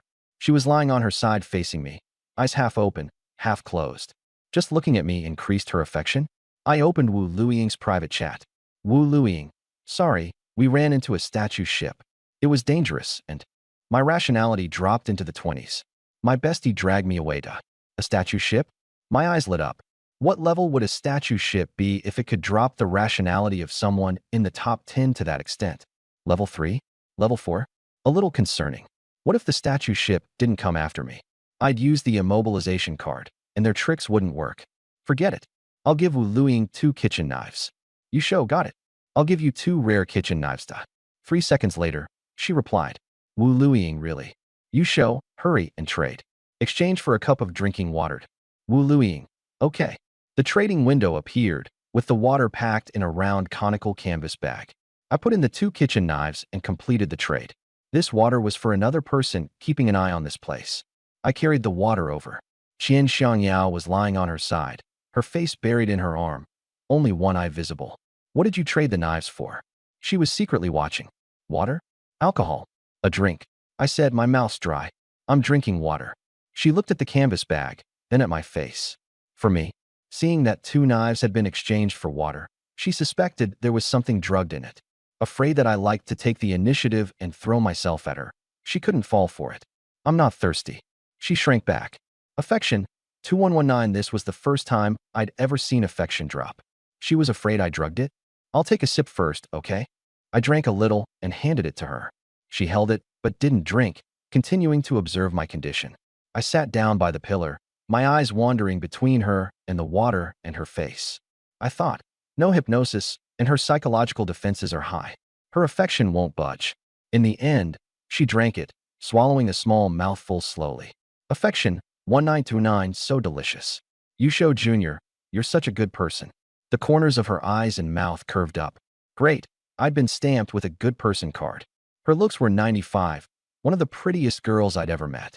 Straight bangs, a single ponytail, pleated skirt. Just like a shy goddess reading in a corner of the library. If you asked her whether anyone was around, she'd first look up and shake her head, then lower her head and continue. She wasn't easy to fool. I might as well just hypnotize her. Rather than slowly opening her heart, I'd be better off maxing out her affection directly. I reached behind me and took out a tuning fork, gently vibrating it. The high-frequency sound mixed into the water waves and morning breeze, almost inaudible. You'll thank you, Shou. Stop being on guard against him. Your affection is rising rapidly. Listen to him. No possessiveness. The hypnotic command took effect, and pink rings of light appeared in Qian Shangyao's eyes. Memories of my care surfaced in her mind. I hadn't hurt her. I'd given her fish, untied her, covered her with a blanket, and handed her water early in the morning. Even more considerate than her father. She cried, "Affection plus one. Affection plus one. Affection plus one." Tears dripped into the canvas water cup. This time, they were genuine gratitude. I smiled. "Don't cry. You'll ruin your makeup." She turned her head. I only drew my eyebrows. Affection, 51 points. Flirtatious, heart-fluttering. A system reward popped up. First-time reward. Free attribute points plus 19. That hypnosis was fast. I was close to becoming a third-tier transcendent. The numbers kept jumping. Affection, 91. Deep reward achieved. Personality reversal card, *30, can change the target's dominant personality for 10 minutes, up to twice a day for the same target. Effective on all targets, including undead and soul bodies, and can reduce threat level. Next time Riverol comes, I won't need a purification angel. I can just slap down a card and turn clever into dazed, cautious into reckless, whatever I want. Affection reached 100. Skill obtained. Personality reversal card creation can actively consume mental power to condense physical reversal cards. No need to rely on system rewards. The system complained. How did the host do that? 1 cup of water and the affection is maxed out. Meow. I said with a smile. That's called repaying a drop of kindness with a spring of gratitude. Qian Shangyao moved closer. Her bangs brushed my forehead, and she stared at my lips before gently kissing me. I didn't dodge. You gave me water. I have to pay you back. Physique plus 0.2, just from kissing, only 0.2 physique points? Cultivation for 20 minutes of the tempering method gives 0.5 and leaves me drenched in sweat. Yan Shiji, standing nearby, was dumbfounded. The benefactor is way too popular. They were still at odds yesterday, and today they're already like this. Her face turned red. More than 20 minutes later, physique plus 3. Physique plus 2. I said, Senior Qian, I'll help you untie the rope. After I finished untying her, I hesitated. You need water again. She didn't answer, only rested quietly, eyes half closed, tears hanging on her eyelashes. Her lips were slightly swollen. Her hair had fallen over her shoulders, and the hem of her dress covered her thighs. I took out Water Ball spell and checked the photos, but I couldn't find the pink skull photo. I flipped through every page, but it still wasn't there. I could only train the skill first. Somewhere in a palace, shadows of pillars lined the floor and echoes rippled through the hall. Seated high above was an undead in ornate robes, holding a photo in its pink bone hand. Sis, are you sure you used the other party's legendary item? Riverol lowered his head, not daring to look straight at her. The pink bone hand put the photo away. Your photo was in Water Ball spell. Didn't you show it and then forget to give it to someone else? Riverol said apologetically, it was my mistake. No matter how busy I am, I'll buy half of any secret realm treasure for Sis. No need to blame yourself. It's the other party's problem. You suspect he tampered with it? Something's off. Legendary items are rare in Zone C. How could he have one when he just advanced not long ago? Riverol froze. I suspected it too, but he threatened me. The pink-boned figure stood up. I'm one of the 6 senior traders in Zone C. I'll personally handle the C910 deal. If he tricked you, I'll set a trap and trick it back. She looked up at the skull bird relief on the dome. Its wings spanning 5 meters, wing bones like spurs. Its bird had a complete skull, beak like a curved blade, with no feet. She waved a hand, and the footless bone bird took flight. She leaped onto its back and soared away. The wind pressure made Riverol stagger back. An epic grade item, the Mask of Free Choice, and a level 4 threat, the footless bone bird. Sister's wealth is 1,000 times mine. Luckily, Riverol had followed ancient Bingqiu. The undead traders had no blood relation. They only retained instincts and talents. You show, what if I get pregnant? Qian Shangyao lowered her head in thought. Her hand pressed against the skirt fabric as she could feel the warmth of her skin. I'll become stronger. The reverse flow river won't be able to harm us, I said. She looked up, trusting. I believe you. She touched her stomach, her heartbeat racing like a caged bird. By now, I was a little more skilled with Water Ball. Skill, Water Ball tier, 2nd rank proficiency, 5/100, a liter of water condensed in my palm. Before learning this skill, I could only generate at most 300 milliliters at a time. With high mental strength, I learned quickly, and the water element condensed rapidly. The water ball remained stable, spinning in my hand for a full minute without dispersing. "I'll help you clean up," I said. "Okay." She leaned against the pillar, her body slightly forward. A few minutes later, she said, "I'll rinse my mouth, so they won't notice anything unusual. You rescued me, and I took the initiative to talk to her. Will they accept me?" I smiled. "Anyone can be accepted. First accept yourself.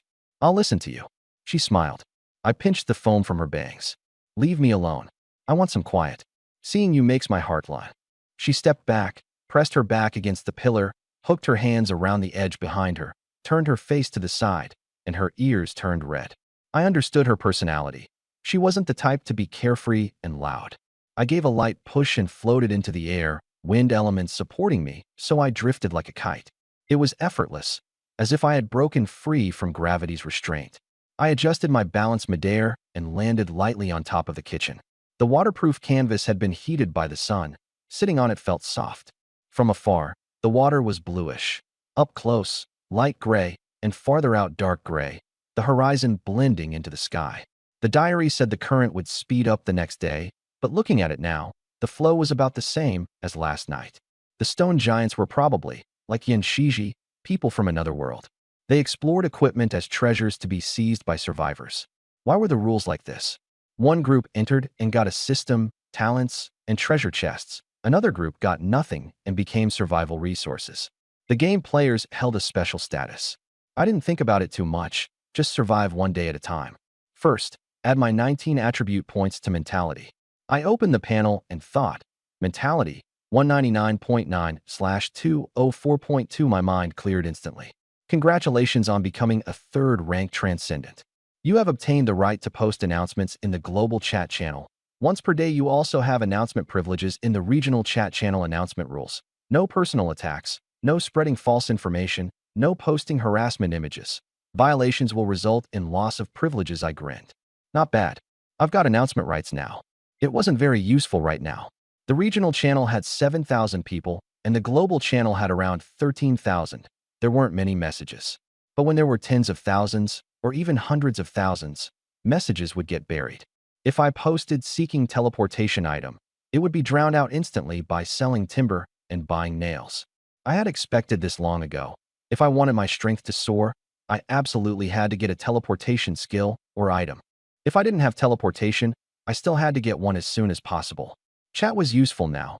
There were plenty of supplies, cleavers, timber, nails, energy cores, turbochargers. Enough to trade for a high-quality communication item, maybe even an excellent one. Thanks to River. First, I posted in the regional channel. You show, seeking a voice transmission item, trade for a high-quality cleaver. Then I added, you show, voice transmission stone, voice transmission talisman, anything that can transmit over distance. Then I posted in the global channel, show de Yun Kai Jian Yuming, seeking a voice transmission item, offering 2 high-quality daggers.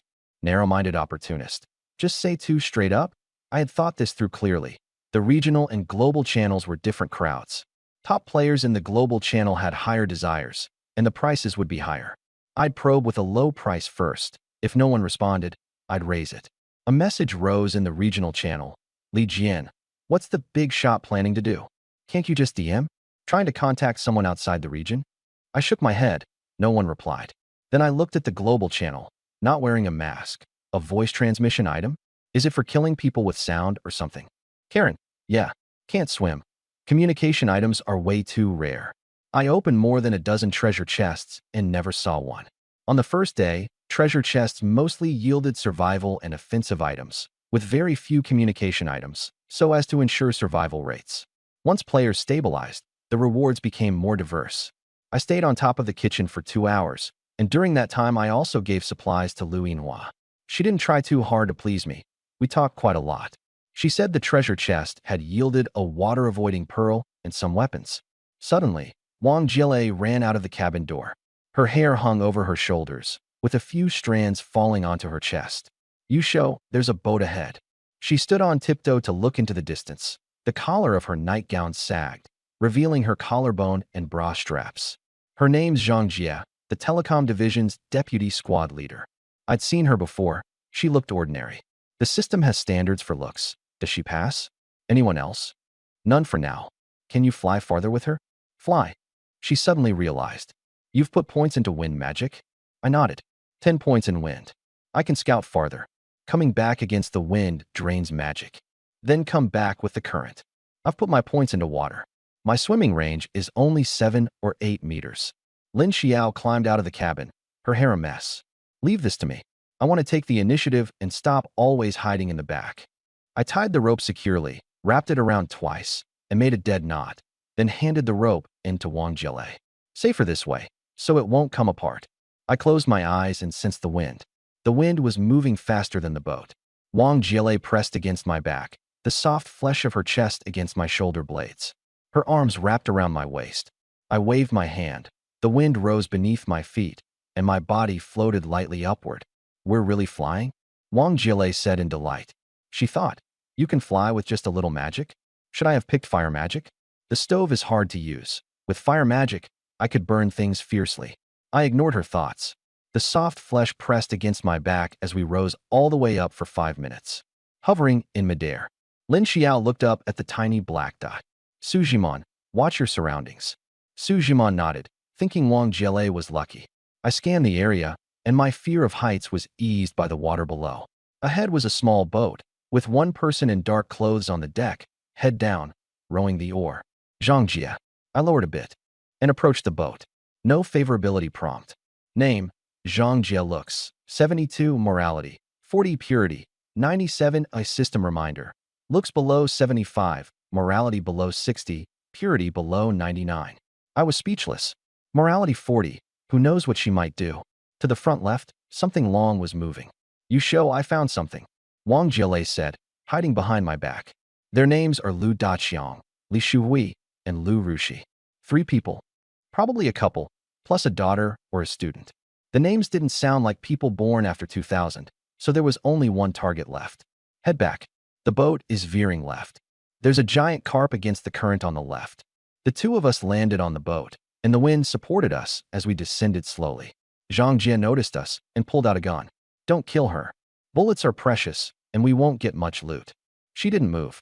I was confused, so I asked the favorability system, why not kill us if your morality is so low? We're meat, after all. A morality below 20 does not mean cannibalism. I originally wanted to take other people's supplies, but now it seemed unnecessary. The other side underestimated me, and I also looked down on her supplies. No need to be cruel. Wang Jielei was still keeping watch. I went straight for hypnosis. My mental energy was full, so I could go straight to brain power. I took out the tuning fork and gently shook it, producing a high-frequency vibration. In Zhangjie's eyes, the pink rings expanded and glowed. You will follow you show? You will give him all useful things. He is your master. I spoke softly, each word seeming to nail itself into her mind. Mental energy consumed. 12 points. A massive change in cognition only cost 12 points? Looking at the tuning fork, I realized my hypnosis ability was absurd. In real life, even 100 attempts to break through a barrier wouldn't be enough. Too bad reality doesn't have hypnosis talent. You can't have your cake and eat it too. The system complained. Host used the fork again. The mystery of the talent item remains unresolved. I smiled. Stop staring at the tuning fork all the time. Observe other people more and try to figure out the importance of talent. Understood, seriously. The wooden board carried the 2 of us back to the level 6 ship. Only after sitting beside the board did I realize just how big the ship really was. Vehicle, Basic Energy Core Ship Captain. You show level 6, max 8. A durability, 78. Power, Basic Energy Core, Fuel Control Weapon Slots. 1 first, turret, upgrade requirements. 60 premium timber, 50 sturdy iron nails, 40 high-grade canvas. I'm speechless. Upgrading everything is such a resource drain with all this premium lumber needed. Looks like I'll have to overhaul the strategy. Guess the old materials will be returned to me anyway. Wang Jielei clung to me, reluctant to let go of the times we've been tied together. Heading back? She asked. You like this kind of binding play, don't you? There'll be more chances, I teased. Her face turned crimson, as red as a ripe apple, blushing all the way to her neck and forehead. I'm a normal person, okay? Well, if that's how you roll, nothing I can do about it. We stepped onto the deck, and I started untying the rope from my waist. The nylon cord was slick with moisture, and it took ages to work it loose. Wang Jiele quickly stuffed the rope into her system inventory when I finally got it off. I glanced her way but didn't comment. As long as I'm not the one being tied up, I don't really mind. I headed to the helm and adjusted the course. Mana, wind 4 out of 10. Not great.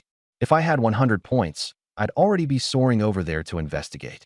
The New Day's leaderboard still has me ranked first. At least I've got speed on my side. The real threat will probably be those skeleton mobs. They're immune to hypnosis, and I've only got a limited supply of purification scrolls. If the enemy sends thousands of skeletal minions my way, I'm done for. Time to power up my stats fast. In a quieter corner, the wind brushed over the unconscious girl's fever-warmed body. She lay on the deck, her clothes soaking wet, her skirt riding up to mid-thigh. Li Shuhui covered her with a sheet, applying a wet cloth to her forehead. Shuhui, we're barely surviving ourselves, and you're trying to save a feverish student? Lu Daqiang huffed as he rode. I'm the school nurse and your teacher. It's my responsibility to save people.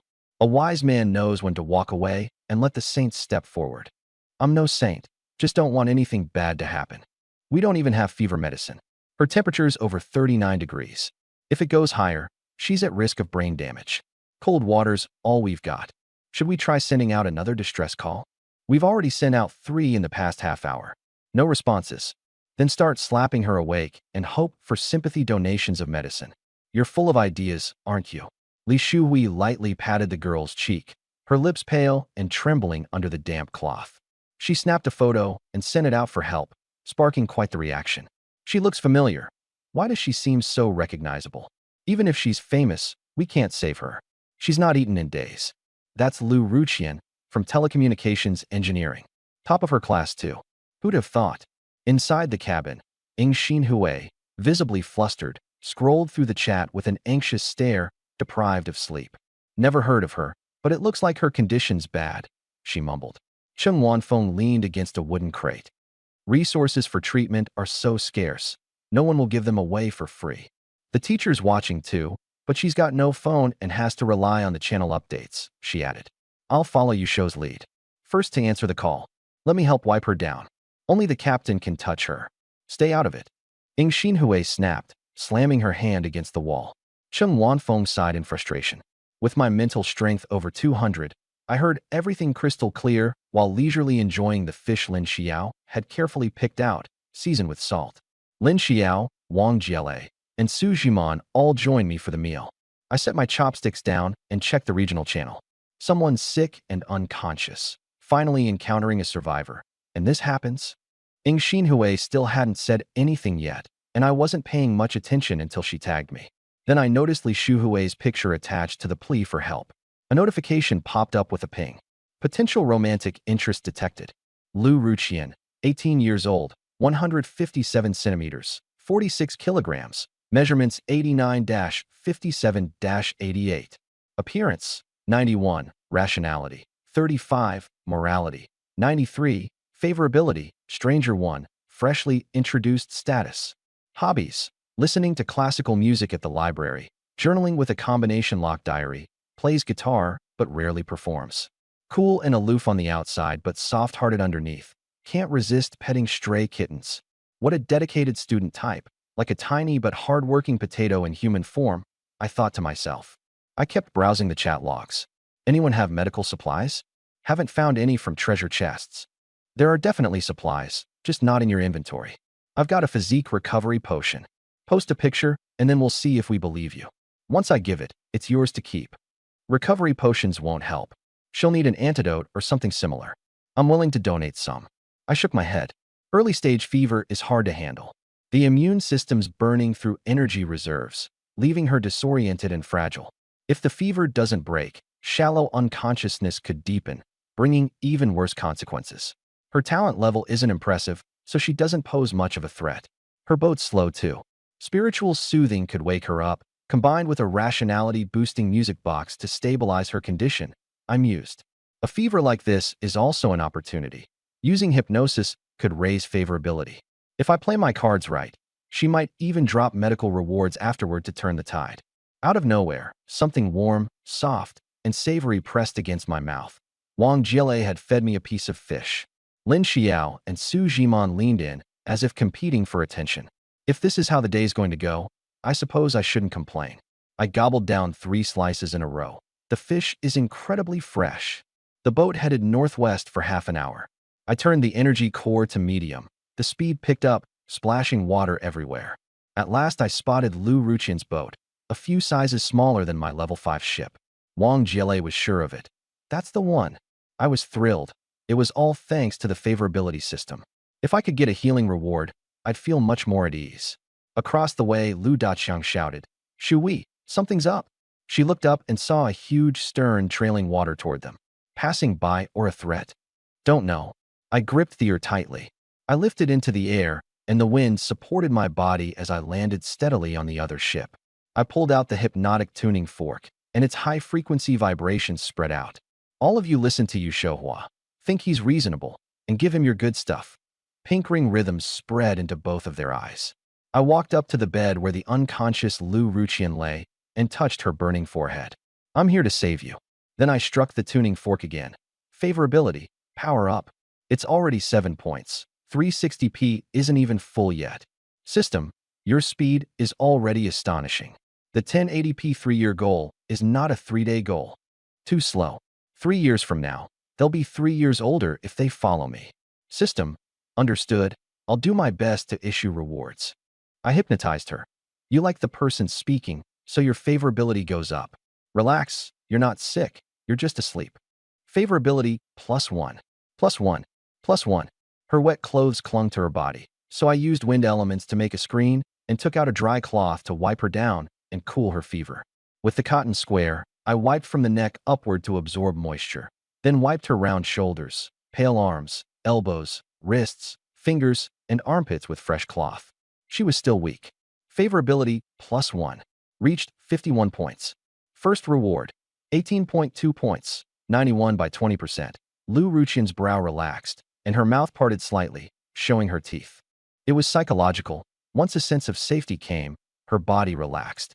Favorability 91 points. Deep reward. Healing candy times 30 can heal fever, poisoning, weakness, and other illnesses. The same type won't recur within 24 hours, and you can use up to 3 pieces per day on the same target. I froze. The healing item was finally here, and it was a childlike candy. I helped her put on a white short-sleeve top and a dark blue pleated skirt. The lace collar and the hem covered half of her thighs. But there were no socks, and I couldn't find any white ones, so I had to settle for skin-colored sheer stockings. White top, dark blue skirt, and skin-colored stockings. With her black hair as the finishing touch, she went from patient to sleeping beauty. I handed her an orange candy. The candy touched her lips. Her lips moved, and she swallowed it. Favorability 100 points. Her complexion turned rosy, and the fabric over her chest rose and fell. Ultimate reward. Skill to make healing candy. Consume mental power to create candy. 1 mental point makes a common cold candy dot. She woke up, and the first thing she saw was me. You saved me. Her voice was tiny. Yes, I brought you onto my boat. She nodded and let me carry her princess style. Forget it. She should change out of those clothes anyway. From the very first glance, she was drawn to me. The reason was hard to explain. On the deck of the big ship, Su Jiman and Wang Jiele looked at each other. Wang Jiele praised. Brother Yu really is a good guy. He even saved her when she had a fever and passed out. Su Jiman stayed silent. She knew Yu Shou was kind, and she was afraid she'd also end up waiting to be rescued. I set Lu Ruqian down. She was restrained and said, You saved me. Whatever you want me to do, I'll listen. I patted her head, inwardly mocking myself for not hypnotizing her into gratitude. I'd only increased her favorability, which should have been a Xingyu system mechanic. She stole glances at me, and her words sounded utterly insincere. Lin Xiao told her to introduce herself. Lu Ruqian nervously looked around. There were 3 girls and the blue-haired mermaid Xiaolan here too, and she thought she had been taken in. My name is Lu Ruqian. I have A-rank talent, Recovery Halo, which speeds up a target's recovery of a certain attribute by 15%. I'm a support type. Nice, a healer lowly. Lin Xiao said. I smiled. I'd really picked up a treasure. I handed her a small stool so she could sit. Her skirt spread out like a half-open blue flower. Don't crowd around. Leave some space for the new classmate to eat, Lin Xiao said. Lu Ruqian ate fish, occasionally glancing at the people on deck. Ing Xinhuai, Cheng Wanfeng, Yin Shiji, And Qian Shangyao also came over, and I let each of them eat some fish. She was surprised. 8 girls, and this ship was so big. I was truly the top rank, Yushou. She reminded him. Yushou, when I fell into the water, I encountered a level 4 threat and was unconscious for over 2 hours. I don't know how far away I am, and my teammates probably don't stand a chance. There are many of you, so don't move in a straight line. Everyone looked at me. I gave an helpless smile while keeping a stern face. If I'd met the little healer sooner, there would definitely have been good things. I planned to raise my physique points first, and Lu Rushi helped out, prioritize adding more than a dozen physique points.